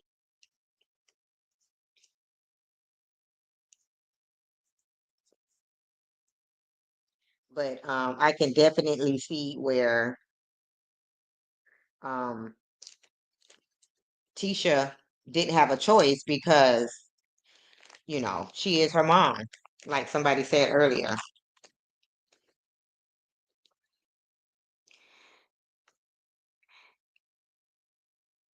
Another one of my friends' birthday was October the 6th. And dear Yvette says, I never liked Tisha. She and her mom are evil people, and Kimmy is the ringleader. Oh, you think Kimmy is the ringleader? Good morning, sis, Indigo girl. Um, I think Kimmy is over sexualized. Now, I'm very open to, what other people want to do. I don't judge people, but I think Kimmy is a bit much. Like, those outfits she wears to the reunions, just the way she dresses at her age, it's really too much. And her and Nell, they try to compete with these young girls. And don't get me wrong, Nell dresses a lot more classier than Kimmy. But, you know, especially Kimmy, she really does show too much skin at her age. But, I guess that's what you have to do when you decide to date a much younger man. You know, um, I've never been into younger men. If anything, I've always been into older men.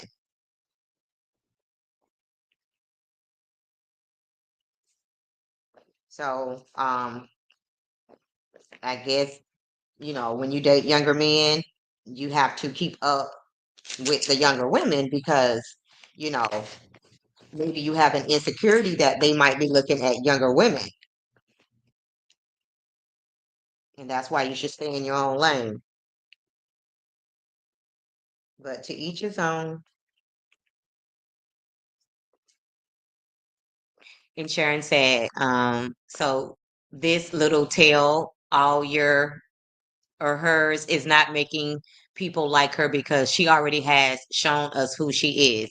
Yeah, I kind of think when she revealed all that stuff, she thought that, she would win over the millimeters. Um, but it had the exact opposite effect. Maybe she thought because so many other people that are on Carlos King's reality TV shows has come out here, and the millimeters has showed them love, like Sunny, like Winter Wonderland. you know they've been accepted by the millimeters to some degree. I mean, I'm okay with those ladies, but it's still just male for me. But I think that she thought that maybe that would work for her, but it just didn't work. Okay. So, yeah. And I wouldn't be surprised if Marceau didn't convince her to do that, because Marceau has been trying to get close to the millimeters as well, in my opinion. He went to Mel's event in Huntsville, and he was talking to the millimeters, being nice to them. So I think at some point Marceau was trying to win over the millimeters. So I believe that he thought, and he used Tisha as a fall guy because he just wasn't, you know, strong enough to do it, because he's said so many awful things about the millimeters, it couldn't be him. So he used Tisha as a fall guy.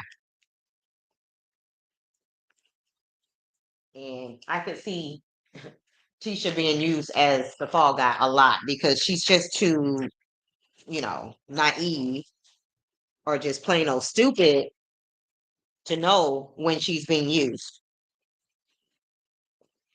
So it is what it is. And Indigo Girl says Kimmy is having buyer's remorse as it relates to her marriage and she is embarrassed. That's why she snaps at Mel. Mm, yeah. If she isn't, hey, we're having secondhand embarrassment for Kimmy. We're having the buyer's remorse for her, even if she's not for herself. And Imani says Tisha's criminal theft record was preventing her from getting jobs. It is not that her broke husband didn't want her to work. It just looked good as a storyline. Oh, so you think it had to do with her record, Imani? That could be the case.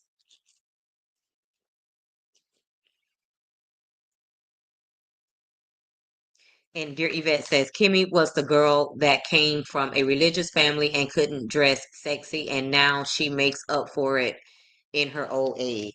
Okay. Oh my God. Mm-mm-mm. Wow, wow, wow. Like, I feel so sorry for Tisha. I mean, I don't feel sorry for her, but it's just sad that you allow yourself to be played like that by your husband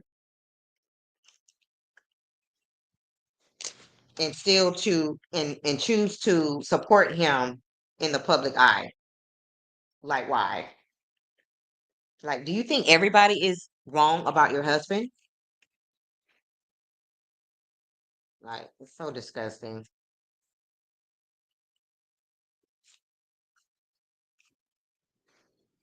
But sometimes when you're married, um, and you divorce your husband, all of your friends side with the husband because technically in most cases all of your friends initiated from your husband. That's why if we don't learn anything else from this experience with this show, you need to have your own friends outside of the friends that you have through your husband because obviously if and when the marriage ends, you lose all of your friends.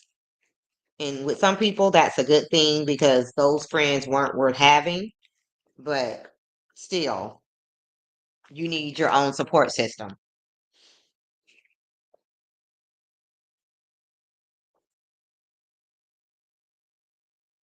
And I know sometimes, even in my situation, I felt like I couldn't really be myself. And a lot of my husband's friends and family members drink beer.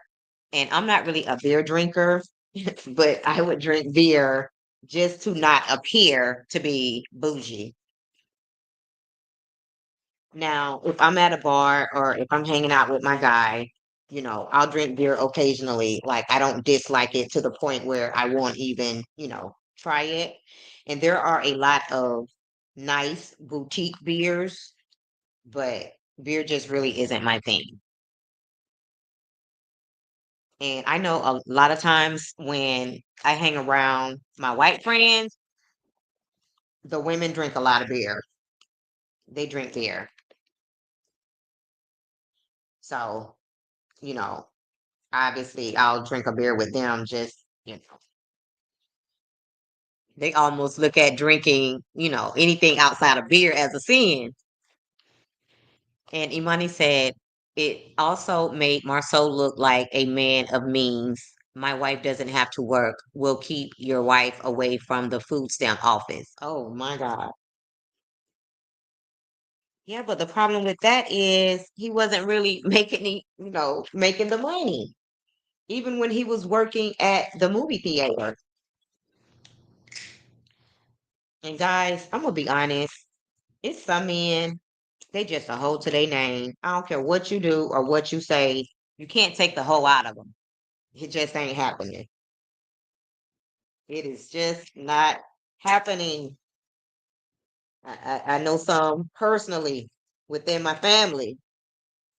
And it's just like, when are you going to learn?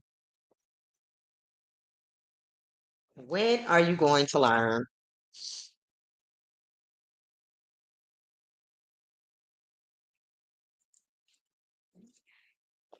And let me ask y'all a kind of personal question. Amani says, yes, even then, Kimmy was a church ho ho ho. Oh my God. How would you ladies feel if um if you had a grown son and he tried to date one of your friends? How would you feel about that?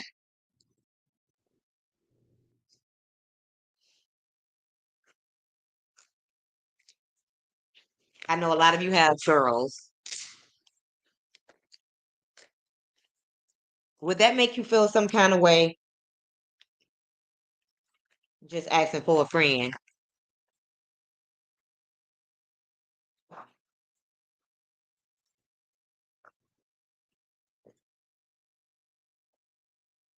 I guess none of you had that experience, or you don't have any feedback on that one. I'm just curious. I was just curious because I remember when my son had his first job at Burger King, and one of his managers would flirt with my son a lot, and I'm glad that he didn't work there too long because that lady was about to get some words from me because just like if you had a daughter and you wouldn't want an older man to be pushing up on your daughter, I didn't want an older woman pushing up on my son.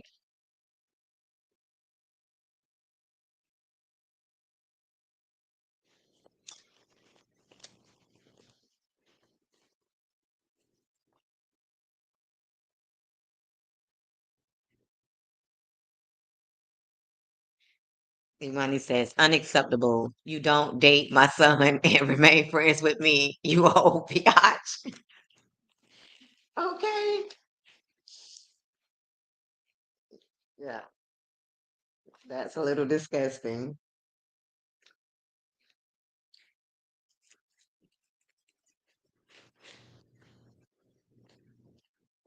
Oh. But now that he's in his mid 30s, my son that is, he is a bit of a player. I ain't even gonna lie. And honestly, it annoys me to no end. It really does.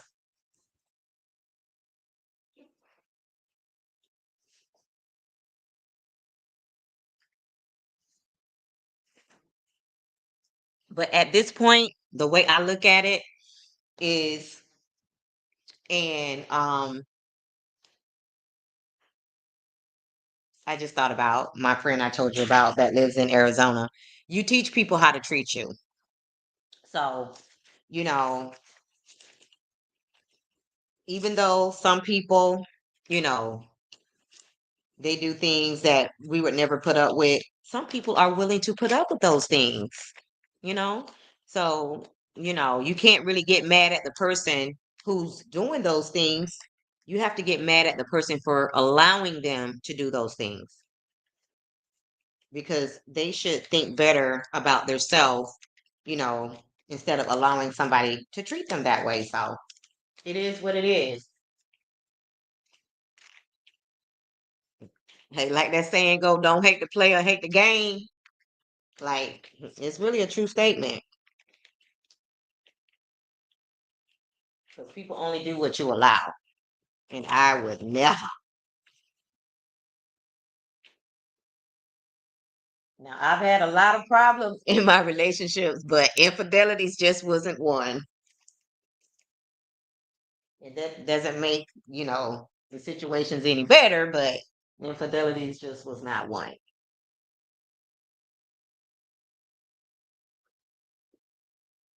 Mm-mm-mm. Yeah. And I don't regret a lot of things that did happen while I was with my husband because, we didn't have a lot of drama.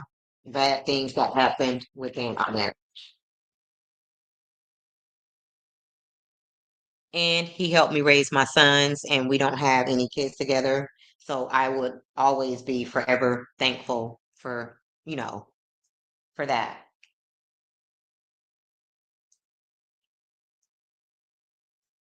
And before we went our separate ways, I did, tell him, like, had a real heart to heart and told him that he was an amazing husband. Like, we just were two different people. And Sharon said, since women outnumber me, it's so easy for me to be players, for men to be players. And sadly, a lot of women just accept it. Yes.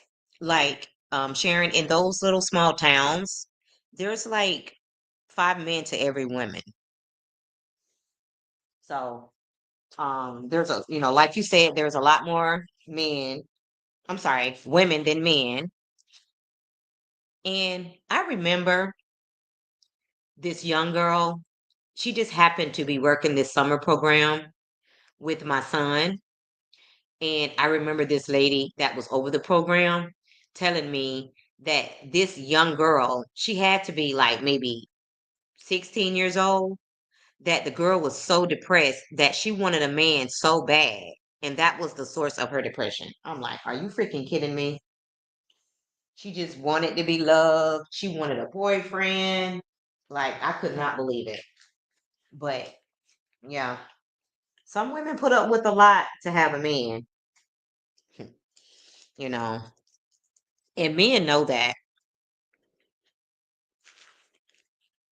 They know that there's a lot of women out there that will allow you to take advantage of them, And when I start seeing the red flags, I'll be out so quick.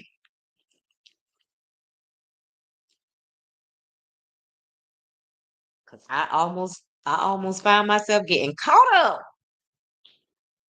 with the last guy I dated. Until those red flags started coming out, I'm like, oh hell no. He even met the family. And my sister told me, well, I really like him.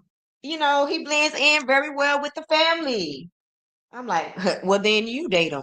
And my sister has told me this about two different men. One, I wasn't even dating, he was my best friend actually. And then this last guy I was seeing, she said the same thing. He did fit in with my family, I have to say, but he wasn't the one for me.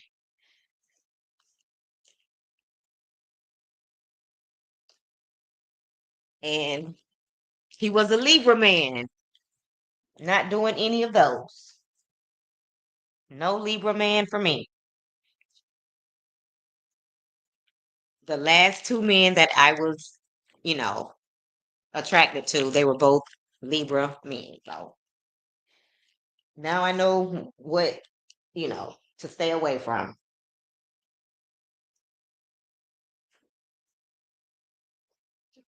So I don't know what that says about myself being a Libra woman, but definitely staying away from the Libra man.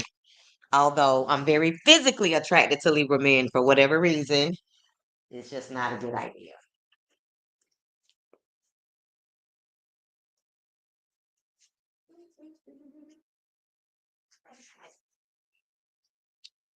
I'm so proud of myself. I made a lot of progress. Oh my gosh. Hey, anybody going shopping today? Like, I don't even think people like to go shopping anymore. I never hear people talking about going shopping. Is it just me? Or do people shop anymore? Or, is everybody doing all their shopping online? That's pretty much what I do. What was the name? Have you guys played a game where I think you start off with $3 and you roll the dice and I think the dice says left, right, or the pot or something like that. Have you guys heard of that game? My family actually played that game on Thanksgiving, and it was a lot of fun. But you have to be in person, obviously. My family is kind of big on, you know, playing games and things like that.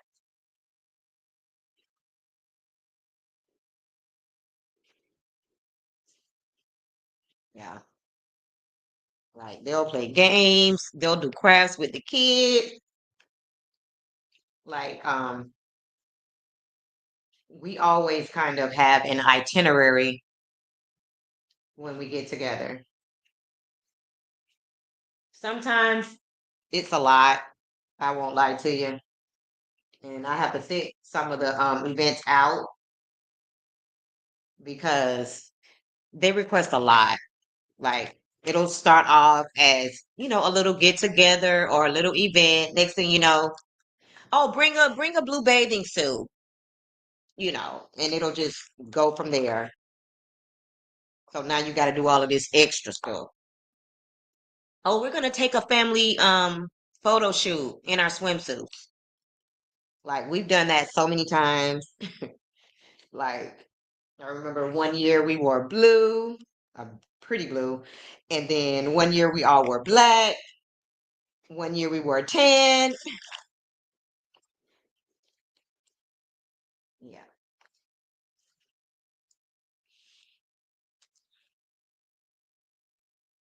Imani says no. I shop online. I just paid Walmart $10 to deliver my groceries in 1 hour.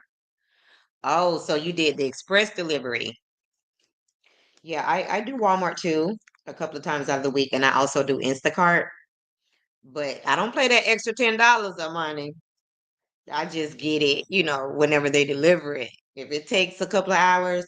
But the key to not paying that $10 of money, I always have stuff in my cart. And to get in early that day, I usually place my orders between 5 and 6 in the morning. So one thing you can do, you can actually make your grocery list by just adding the stuff to your cart. And then when you're ready to actually place your order, do it really, really early in the morning. So that way, all you have to do is just check out.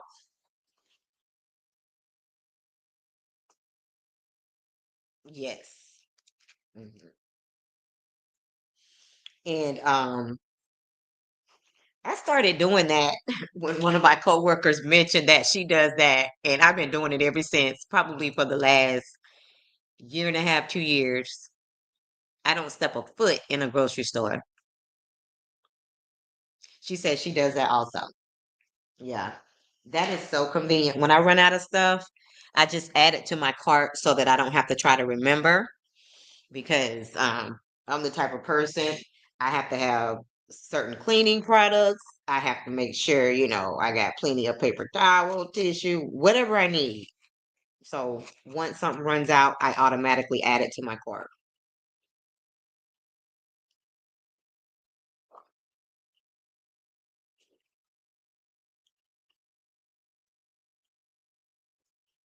I have another question for you guys. If you didn't know that I am from Orlando, Florida, where would you think that I was from?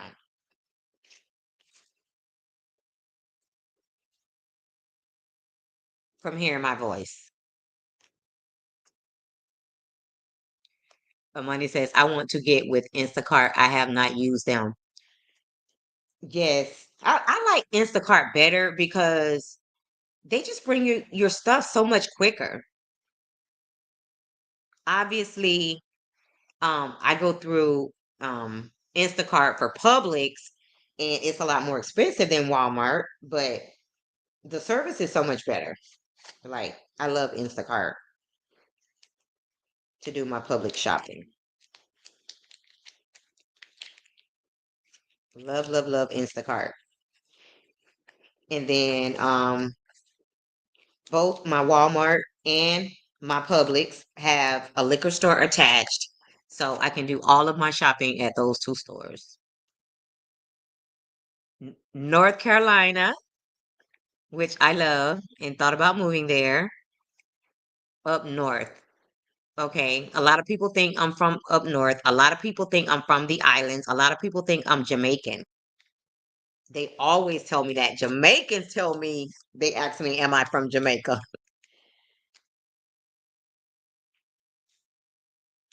But one thing for sure, nobody thinks I'm from Florida. They say I just don't have a Florida vibe. So, but I was definitely born and raised in Florida.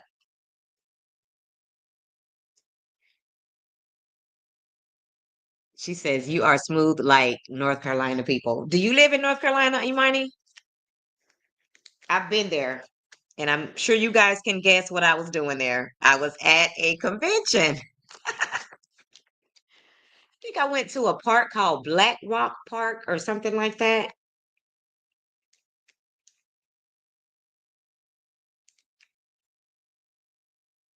Yeah. North Carolina is a beautiful place. Like when the pictures come up in my timeline from when I went to North Carolina, like, oh, those mountains, the scenery is absolutely beautiful.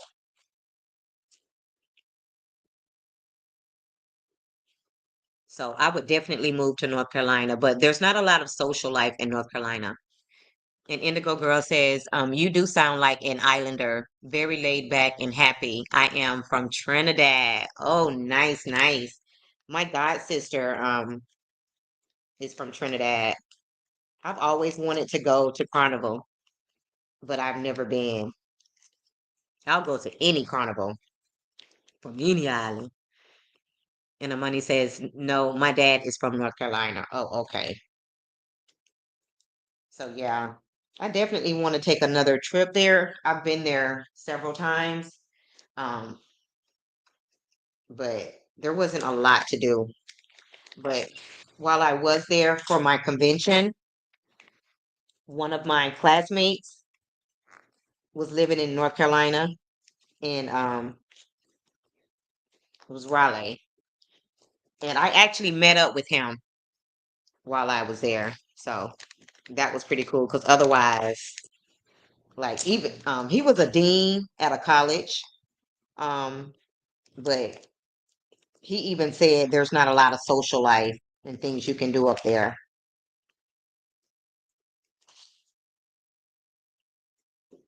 So um even though it's a beautiful place, that will be the reason why I probably wouldn't move there.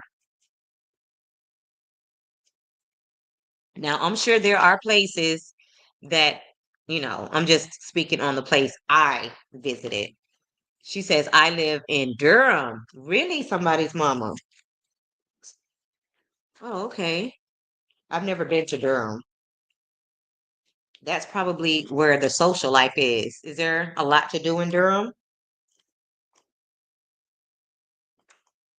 Because I was in Raleigh.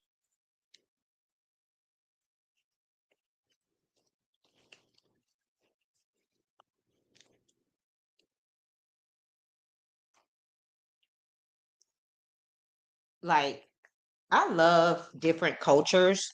So anywhere that I would visit, I would probably like it, to some degree for different reasons. Like, I went to St. Louis a few times, and I love their culture. Now, would I want to live there? Not so much. I don't want to live there, but I love the culture there. I went to a bar. I think it was called Blueberry Hill. Nice vibe, nice energy. Yeah, the people are really nice. But like Helen, I would like to visit, you know, anywhere, everywhere, if I can. And I would like to do most of it on a road trip. It doesn't have to be a road trip, but road trips are nice.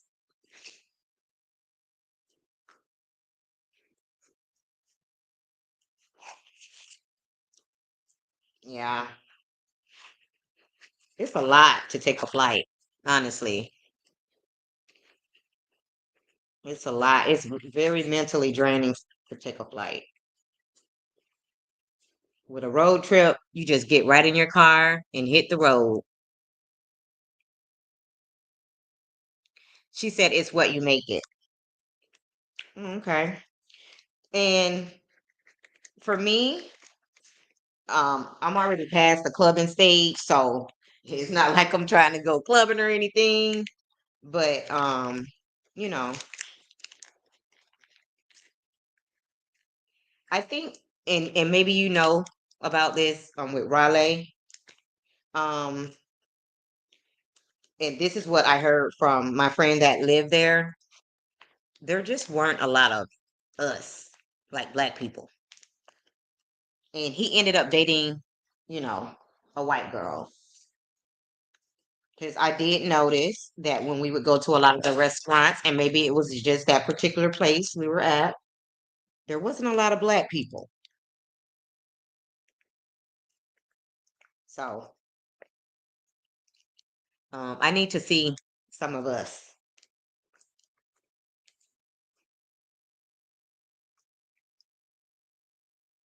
She says, "Oh well, you may like it, so I might like Durham."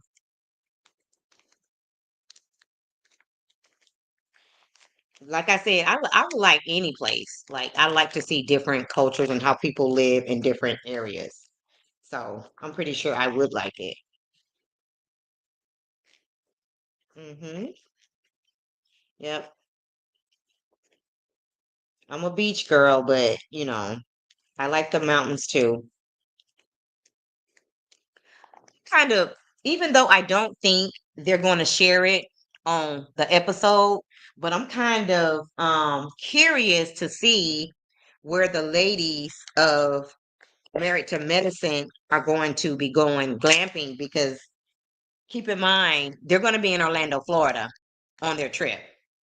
So I'm hoping that they show, the place that they decide to go for their glamping trip because I'm definitely going to look into it.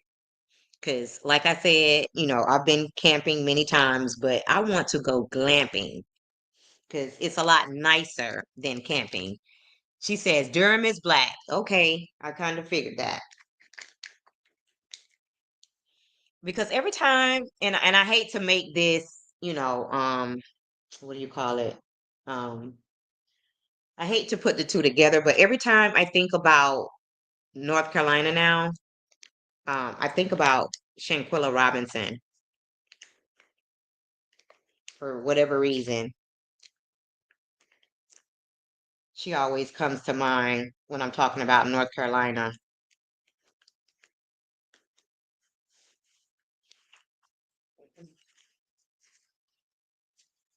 And to be honest with you guys, that situation is probably why so many people got invested in Melody because low key, it's giving those type of vibes, if we're being honest. Just mean girl vibes, just jealous vibes. That's what we're getting from Love and Marriage Huntsville. And I think that the Shaquilla Robinson case kind of made people pay closer attention to that type of thing. And somebody's mama said it is. It's definitely given that. And we're not going to sit back, and let something like that happen again if we can help it. Because we just really didn't know that people were so mean and evil, to be honest. Like when that happened, that was so sick. Oof. Like that hurt me to my core. And women will definitely smile in your face and not like you. And I think women are so good at that till you would never know that they low key are envious and jealous of you, which is very sad because I'm not the fake it type of person. Like, if I don't like you, 9 times out of 10, you're gonna feel that energy. I can't fake it.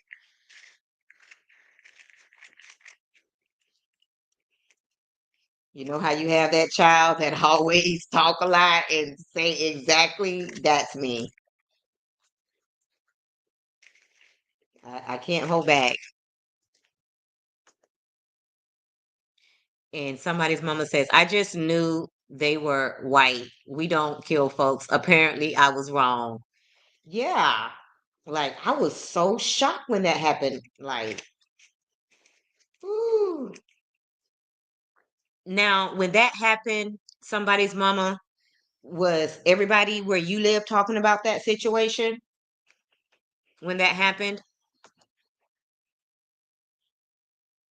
And Indigo Girl said, I believe that it was all orchestrated by CK because he was infatuated by Hotel and the others were willing participants because of their nature and quest for fame. You know what I've been thinking, Indigo Girl? The way that Martell and Marceau was acting in that scene, it almost seems like Marceau has moved Martell out of the way and that he's the new love interest of CK. What do you guys think about that? Because I remember um Black Titanic speaking on some people that she knew, and I want to say that it was in Huntsville, and she was speaking on a man that was married to a woman but was clearly seeing another man. So I think that in Huntsville, that's pretty much the norm because nobody said anything to this man's wife and everybody knew it. And I don't know what made her tell that story. Maybe it could have had something to do with Love and Marriage Huntsville. Obviously, it had to. But I do remember Black Titanic talking about that. And if I ever get on her live, I'm going to have her to talk about that story again. Somebody's mama said yes. Okay, so you're referring to a lot of people were talking about the Shanquilla Robinson case. And Indigo Girl says, agreed. Do any of you guys remember Black Titanic having that conversation? And Indigo Girl says, oh, maybe Indigo Girl was talking about that. CK knows that they're all bi. Exactly. And I think he's using his power, his position, you know, um, the clout of it all, because they're chasing fame to just run through these people because he knows that they're dumb enough to do it because they want to be famous. And somebody's mama says it's giving that. Yes, it's giving that he's done, you know, playing with Martell and he's moved on to Marceau. And it's so funny that all of a sudden, you know, he went from always talking about his African to, he kind of, you know, insinuated that they broke up. But now, all of a sudden, he's talking about this person that he's so cool with now, and they have a good vibe and a good energy. And, the fact that we all know or we all feel like he had something to do with Martell and he had no problem being in Melody's face, I would not be surprised if his next victim is Marceau, that he's moved on to Marceau. And Marceau is such a clout chaser. Like we can see that by the way he's always going live on Instagram, that he would definitely entertain CK if he thought that it would, put him in the running to be the lead man on the show while they, play in these women's faces. And dear Yvette said maybe that pink lipstick belongs to Funky Dineva. It could, but I think Funky Dineva stopped wearing lipstick. And I don't believe that when he was in town, I didn't see him wearing any lipstick. So I don't believe it was Funky Dineva. I believe it was a woman. And the thing that really gets me is the fact that these women are willing to be with these gay men, knowing that they're gay. And she says, "Oh damn, I'm doing that." And they're okay with it. Like women, I'm really gonna need y'all to have some standards because men are thinking that they can just treat any woman this way. But I totally would not be surprised if Marceau and you know CK got something going on, and then Tisha's telling CK to come to Huntsville. He hasn't been to Huntsville, and the last time he came, it was to fuss at them. Why in the hell would you be trying to get a gay man to come to Huntsville? Like Tisha is so dumb. This man done said out of his mouth how handsome Martell is. Like, what make you think that he wouldn't push up on your husband? But yes, I definitely think that Carlos King uses his position to get close to these men. I really do. And they're so desperate for fame and they're low key by anyway that they're willing to do anything for the fame of it all.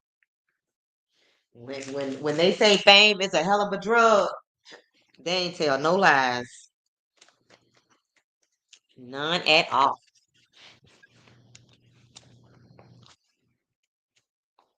Mm-mm-mm. I just never really was into all of that stuff.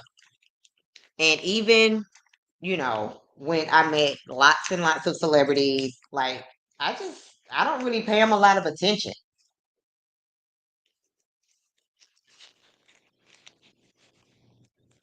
And not that I don't admire them because I do, and I usually let them know that, but I don't just be all, trying to be up and around. That's just not my thing. Because I don't feel like they're any better than me, so I don't really see it that way.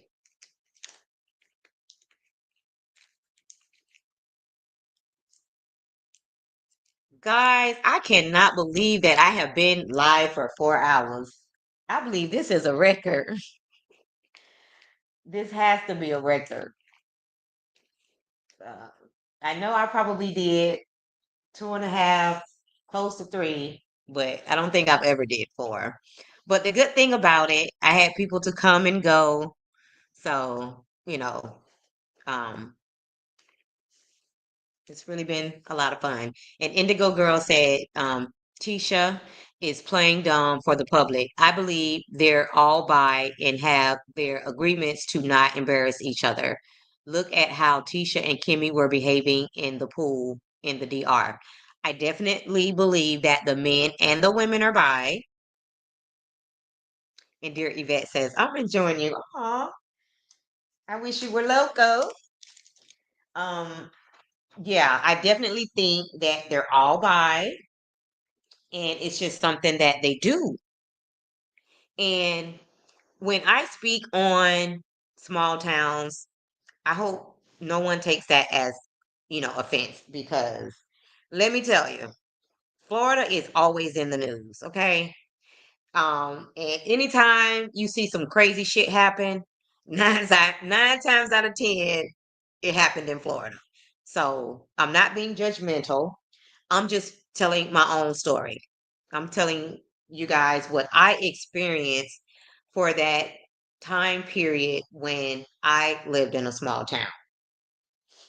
And I did notice that there was a lot of gay activity. Okay. So I'm just speaking from experience. It's not to, um, put anybody down or anything like that because, you know, it was my experience. So I'm just telling my story. hmm Now, just like anywhere else, small towns does have their benefits. Like when I tell you I loved the food, and it didn't really have to even be anything fancy, but just the southern taste of the food. I mean, I really enjoyed the food while I lived there. Yep. I love like little mom and pop shops and just, trying new things. So I did enjoy the food, but to be honest, I enjoy the food no matter where I go.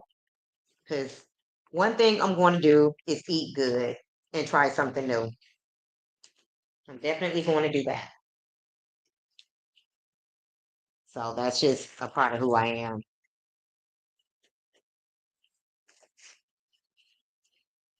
And now, when you go to a hotel, that doesn't mean that the restaurant food is going to be good, even if they have a lot of options. Because one of my last experiences, the hotel had lots of options, for restaurants, which is what I look for, but the food just wasn't that good.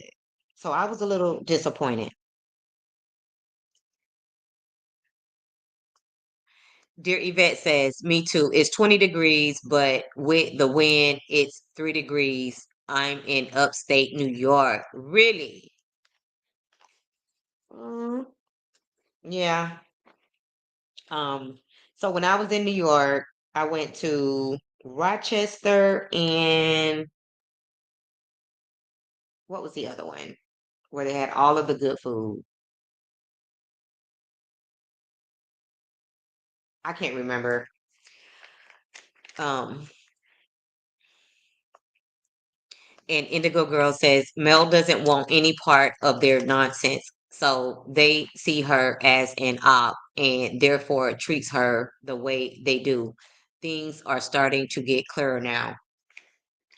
I'm telling you, they're jealous and they think that Melody thinks she's better than them.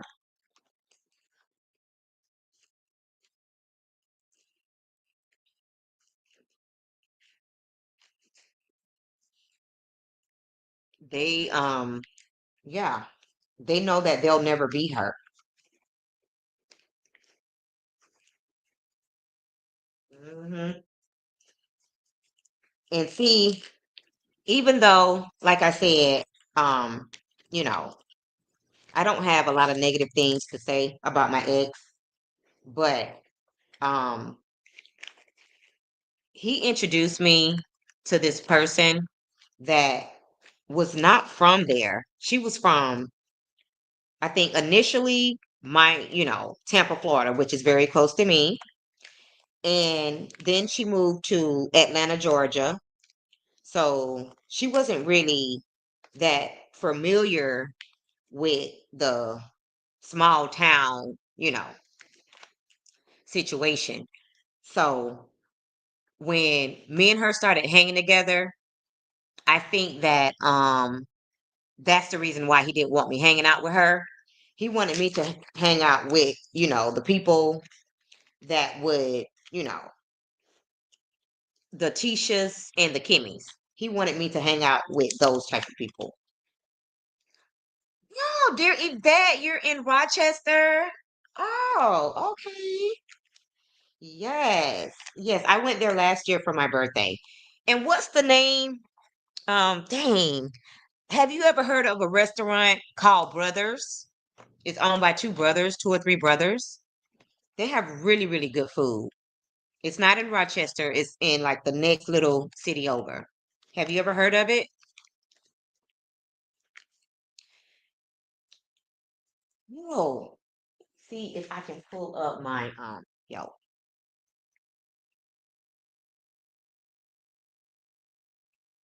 Yes, they got some good food. I think I had almost like an egg roll that had macaroni and cheese, collard greens, and all of that stuff inside. I just got my little inspirational message from my friend that lives in Arizona. Yes, girl, I went there. I also went to, it was a nice little place, but um that place was kind of expensive, so there wasn't a lot of people up in there. So what city is Brothers in, dear Yvette?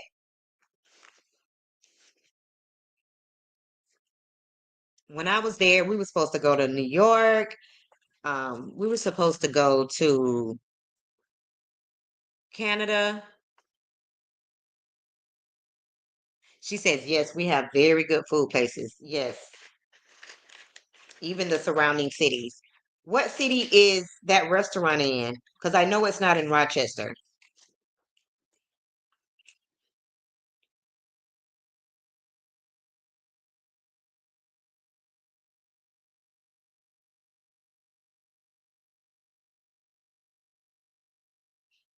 Do you know, dear Yvette?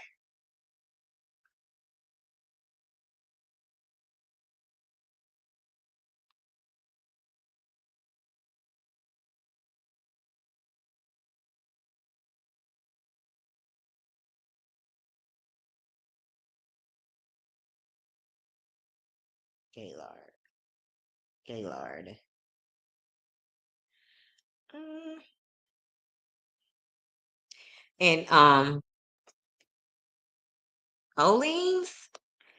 I don't remember it being Olene's.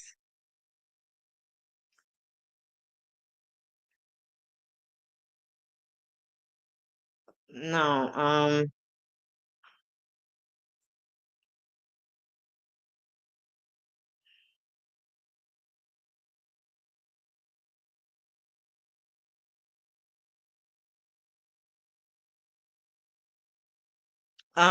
so dear Yvette, while I was in Rochester, I went to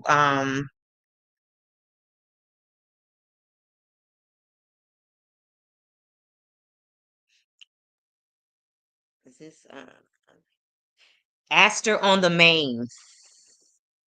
Astor on the Main. Have you heard of that place?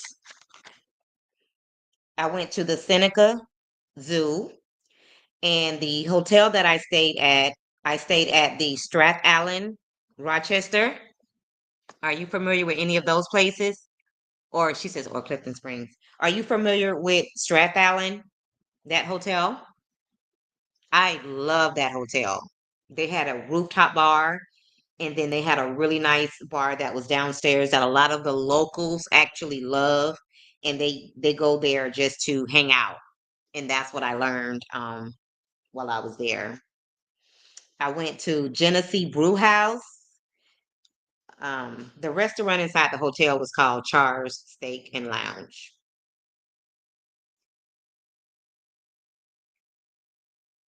But yes, I had a time in Rochester.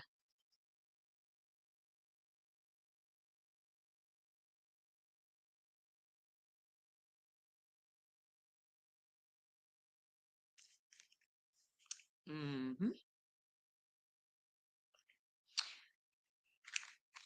And I learned the history of that brew house and about I don't know if a lot of people know it, but that's where I guess typewriters were made from Rochester.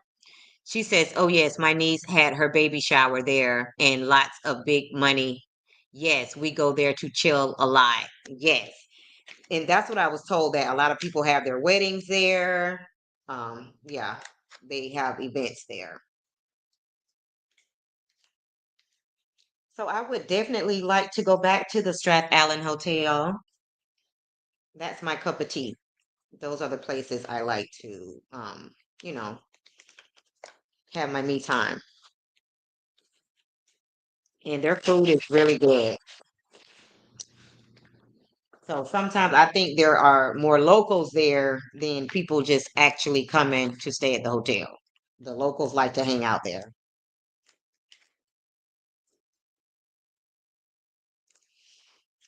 Yeah, I think my cousin was a little offended that I didn't spend the entire time at her house. Because even when I mentioned to her that I was going to, get a room for a couple of days, um, I think she was a little offended. And dear Yvette says, if you had brothers, it's on Hudson Avenue. Okay, but it was it in Rochester? I thought it was somewhere else in another city and not Rochester. For some reason, it seems like we did a lot of driving to get to Brothers. Girl, it took me darn near a week to eat that food. I had racked up so much food. So what I ended up doing was I stayed with my cousin, I want to say on the weekend, but when during the week I stayed at the hotel because I didn't want to be like, she was at work. I didn't want to be like sitting around. I'm on vacation. I want to be sitting at somebody's bar, eating good. So yeah, we was together on the weekend, and then that when that Monday came, I checked into the hotel. So yeah, sure did. But usually, and my cousin told me this herself, when people come to visit her, I think what she does is she take them to, a lot of nice restaurants, and that's all fine and cool, but not only am I on vacation, it's my birthday. And I kind of wish that we would have went somewhere that, I could actually listen to music. Now, that Astor on the Mains, I think that at one point they had entertainment, but when I went, they didn't have entertainment, but the food was good. I think that was the first time that I actually had, let's see what it was. Because now I hear a lot of people talking about it, and I'm actually going to cook it soon.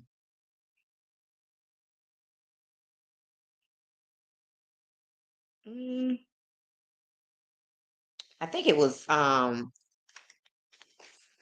my gosh.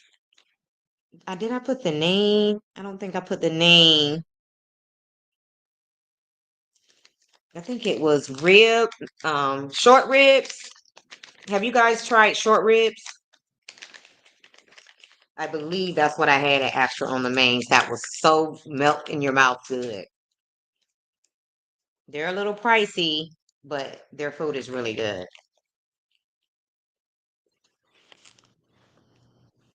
I think that was outside of Brothers. That was the second best meal I had there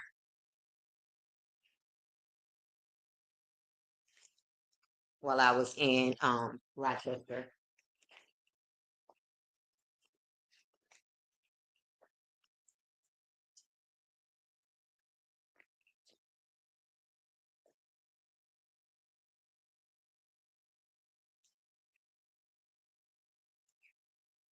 You said, okay, Astor on the Mains, that's a new restaurant. Are you saying that's a new restaurant? Because I don't think it's that new, or is it? Because that was a year ago when I went there, so it can't be new. And they used to have live entertainment, but I think they stopped having it because like people weren't really coming there because I think it's kind of expensive. but it's a beautiful place. And then we also went to some type of Spanish restaurant. Like that's all we pretty much did. My cousin was just taking me out to eat to all of these different restaurants. She said, yes, it came after COVID. Oh, the next time you come, let me know. I definitely will. Um, Now, another thing that we did was um, she wanted to go and do what is it called? Vaginal steaming. So that's something that she did on a regular basis. Um, I've never been closed off to doing it, but I've never made the effort to doing it. It just wasn't something that I just had to do. So that was one of her, I guess, birthday gifts to me. She took me to have that done. And to be quite honest, I'm not sure if I would do that again just because, like, that was hot as shit. Like, I really sweat between my legs. Like, it was disgusting if you really want to know the truth. I'm sure it has some good benefits, but ah, it was gross. And then to think that you're sitting on something that other people have sweated on, I was a little disgusted. And they try to pretty it up, by, you drink wine and you eat fruit. But girl, that's a little nasty for me. I'm sorry. I know the girl washed that stuff up, but that's just too many germs for me. She said, "Yes, I never did that before. Did you like?" I did not like it. It was too hot. Cause at first I didn't feel anything. Like I'm like, I don't feel anything. It's not hot. So she kicked it up a notch, and then I was burning my. It was so hot. I was sweating profusely. I'm like, this is not my idea of a good time. This is. Mm-mm. And what else we did? Um, we didn't do much of anything. And what I did tell my cousin, because she never once asked, she planned everything she wanted to do. I guess that was her way of showing me her city. But I told her, I said, well, why didn't you ask me what I wanted to do? It's my birthday. So, you know, maybe I should have stepped up and said something like, cousin, I know you've planned out this whole entire trip and that's fine, but while I'm here I would like to do this. It's all about communication, but I just assumed that my cousin was going to show me a good time and this is not my city, so I figured she would know. But baby, next time I'm going to speak up. I will never let somebody dictate my trip again. And are you familiar with the train that you can take to go to New York, like what do you call it? Times Square, whatever. Because we were supposed to also take that train to do that. And we were also supposed to go over to Canada. But we didn't make it to either place. But the next time I'll take control of my trips. Lesson learned. But either way, I had a great time spending time with my cousin. And but I did learn that when it comes to vacationing, we're probably not a vacation match. And when you vacation with people, you definitely have to make sure that you're on the same page. And dear Yvette says, right, we're smaller than New York. Yes, we do that a lot to go shopping. Okay. Yeah,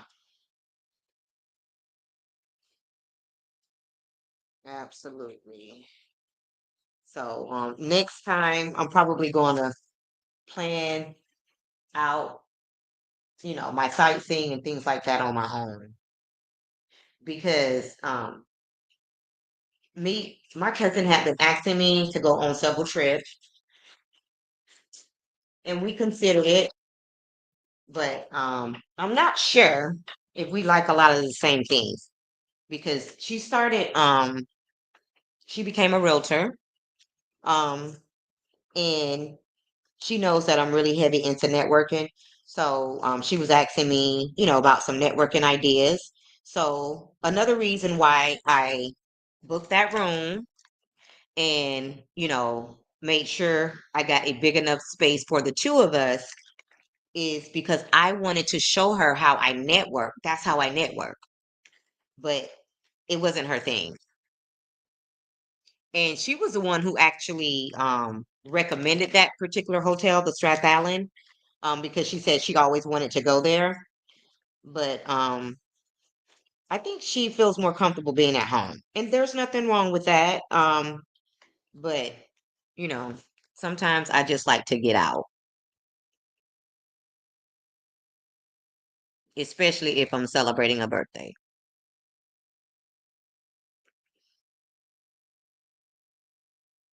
So, yeah. So, I mean, I would do Rochester again. It's a beautiful place. And they have a very unique culture as well. Like the way the houses are built is very different than here in Orlando. So that's why I say I like to travel because I like to go and visit other places and, see their culture.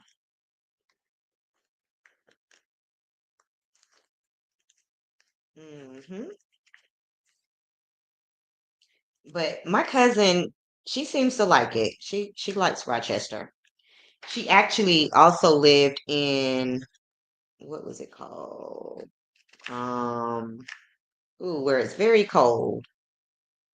I can't do that cold weather like that though.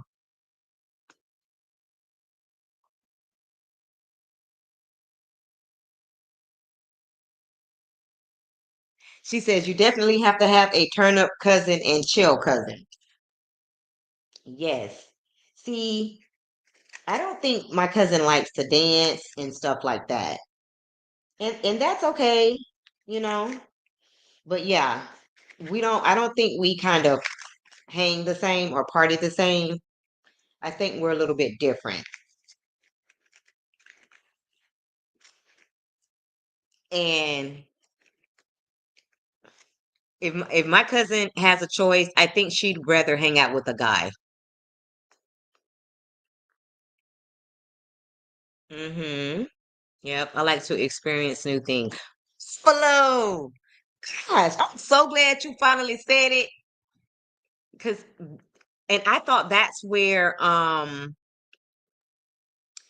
where the brothers were.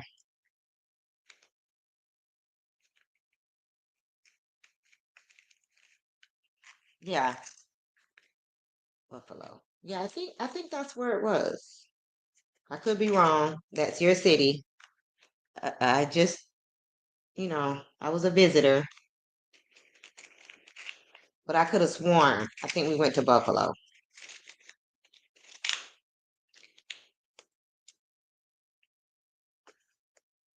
Hey, Love Key. Good morning, sis. Have you ever heard of Oswego, New York, dear Yvette? Because I have some family members that live there, and Oswego is very white. Yes, you were in Buffalo. Okay, I know my memory is off sometimes, but I could have sworn when I went to that restaurant, Brothers, I was in Buffalo. Like my cousin does a lot of driving. Like I hate to drive,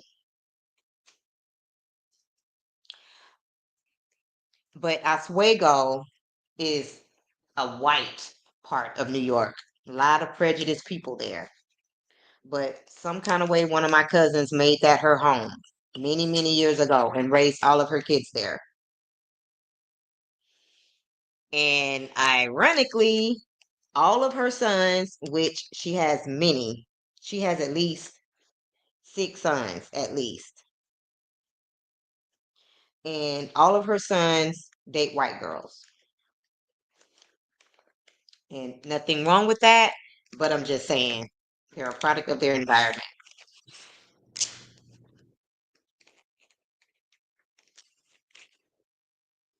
Like, I can't imagine having that many sons and moving them to such a prejudice type place. And I didn't hear that it was prejudice from her. I actually heard that it was prejudice just from hearing about it, like either on TV. I can't even remember. But, um, I grew up in a place that was prejudiced. So, um,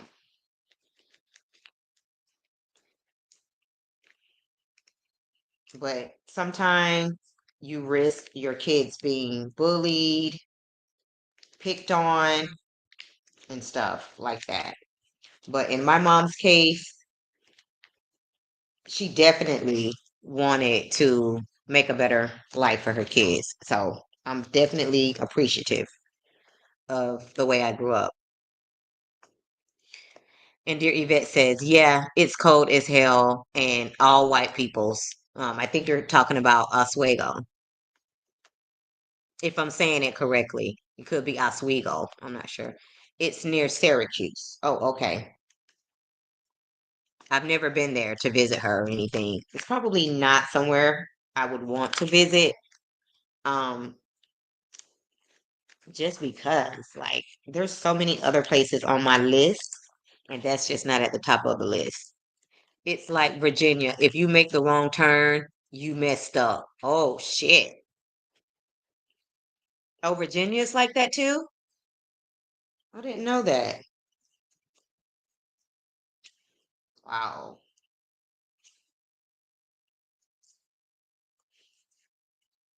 And Virginia, I want to visit, West Virginia as well.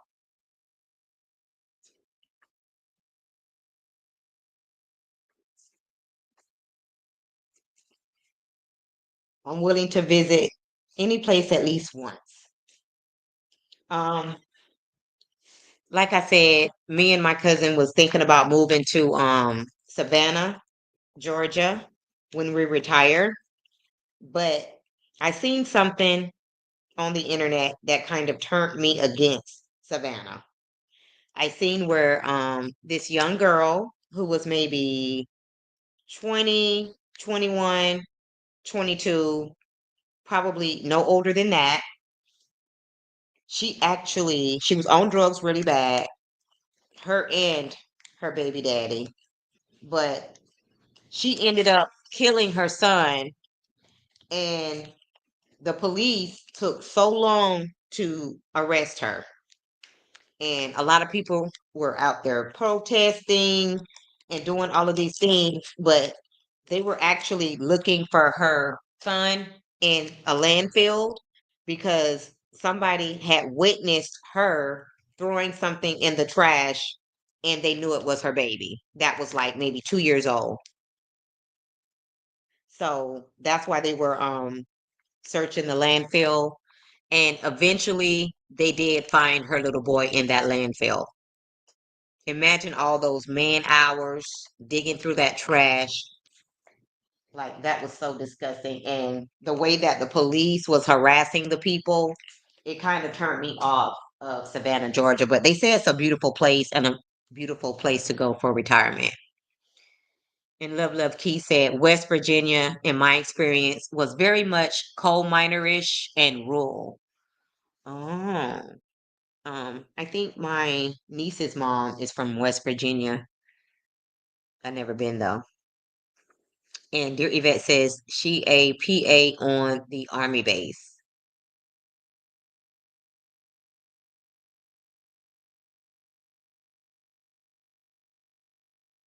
Oh, your sister lives in Virginia and she's a PA on the Army base. Oh, okay. Personal assistant. I tried with the acronyms. Oh, that's pretty cool.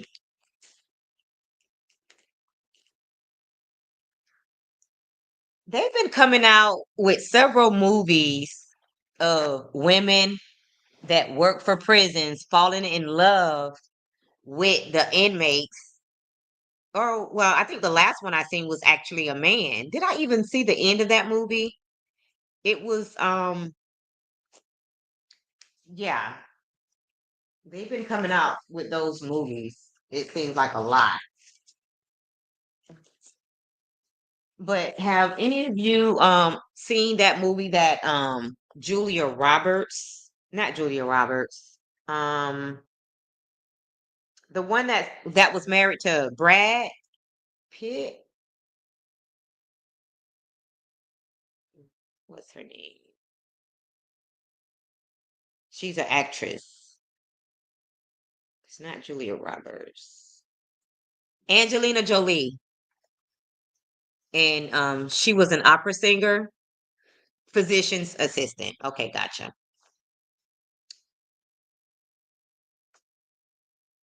Angelina Jolie. Yes. Did you see that movie? No, Savannah, Georgia, and physician assistant. Oh, your sister lives in Savannah, Georgia. Okay. Okay, gotcha. But I'm still gonna visit Savannah for sure.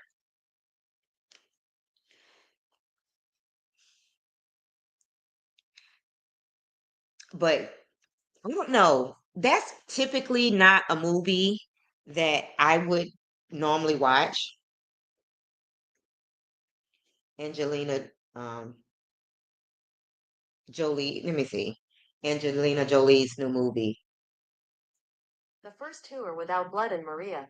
I have four answers in total. Mm, was it Maria? I think it's Maria.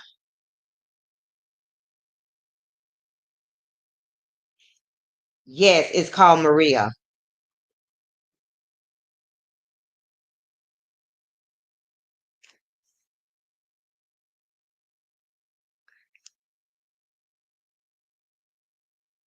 Yep, it's Maria. So that's not the typical movie that I would watch. But when I read about that movie, for some reason, I was drawn to that movie and I ended up watching it. I want to say it was the night before last. And I really enjoyed that movie.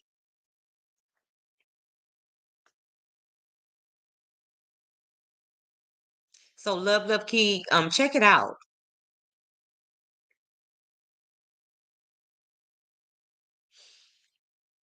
Um, People who have very stressful careers and jobs, a lot of times it does have a serious effect on their health.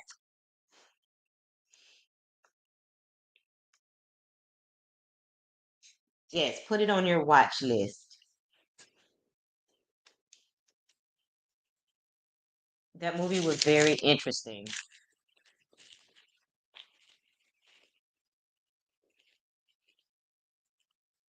And I believe at first I couldn't understand, but I guess she was hallucinating a lot in that movie. And I think Angelina Jolie is a beautiful lady. She's a beautiful lady. And I thought it was, awesome that she adopted those kids and everything. Some people have mixed feelings about that.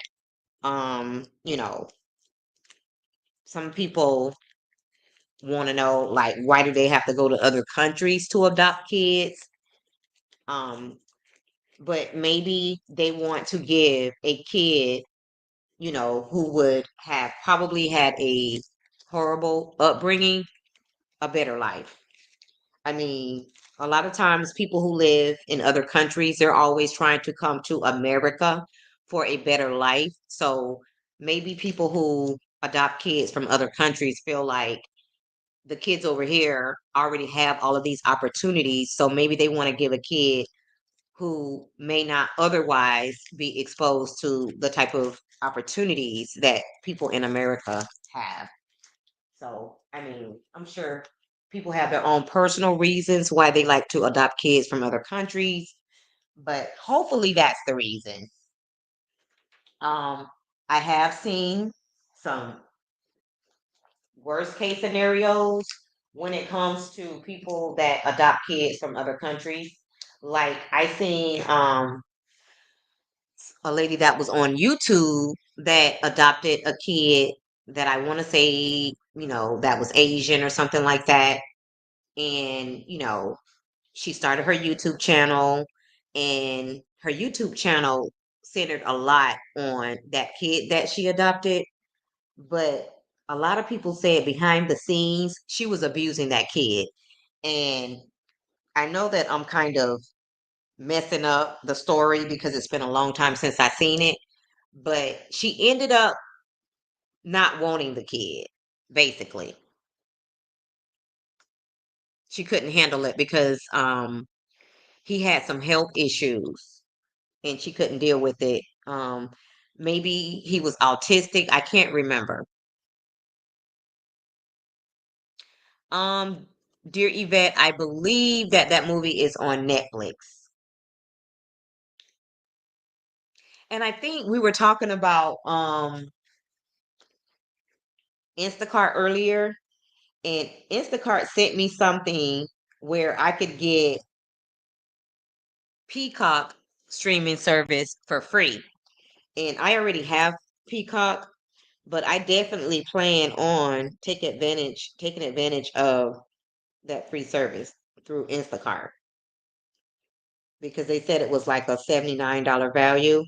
So even though I already got Peacock, I created another account, and if all goes well, I'll delete the account that I'm actually paying for.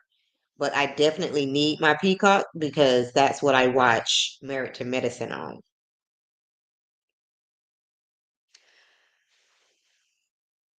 So I definitely need my Peacock. So I'm not going to get rid of it for sure.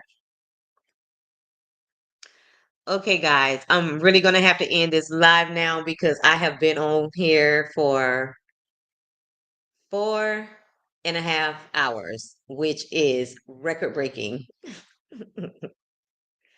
But you guys, I just wrapped my last gift. I have been wrapping gifts for 4.5 hours, and not that there's just that many gifts. I'm just that slow, and I'm talking and I'm reading comments all at the same time. So I just finished wrapping everything up. So yeah, I'm gonna eat some breakfast because I haven't had anything to eat. I've only had coffee, and time flies when you're having fun. So I'm gonna get something to eat and figure out what my next move is gonna be, whether I'm going to stay in, whether I'm going to get out and go shopping, whether I'm going to go and have my makeup done. I'm kind of going back and forth between having my makeup done at the Mac store, um, or letting my niece do it when she gets here. Because my niece has done my makeup lots of times. Lots and lots of times. She's done my makeup, my lashes. She doesn't do makeup, as a profession or anything, but she's pretty good at it. Love, love, Key said, wow, that's a long live. It is love, love, Key. It's very long. It was very long. She says, I need to wrap and do some shopping. Yes, that's what I've been doing the entire time I've been on the live. The noise you probably heard was me wrapping gifts. So, yes, that's what I've been doing for the last 4 hours. So, thank everybody who joined my live. And another thing I did, Love Love Key and Dear Yvette, if you're still here, I actually gave the people that were on this live a second opportunity to RSVP to my live subscriber appreciation event that I will be hosting this evening at 7:30. So the people that were on this live, they got a second opportunity to RSVP because the RSVP actually ended on the 10th. So I gave the people that were on this line, this live the opportunity, if they still wanted to participate, to send me a message on TikTok at the network specialist to participate in this live. And so they will definitely get first dibs on playing the white elephant game. And then anybody else that did not RSVP, I will give them the opportunity after, my invited guests are done, after we're done, then the people that are just on the live, they will have an opportunity to win some gifts and cash prizes as well. But the people that actually RSVP'd for my event, they'll get first dibs for sure. And that's how I wanted it to be. Okay. And Love Key asked, am I going to Winter Wonderland this weekend? No, I will not be going to Winter Wonderland, Love Key. And she says, enjoy your weekend, everyone. And you do the same. Are you going to Winter Wonderland, Love Key?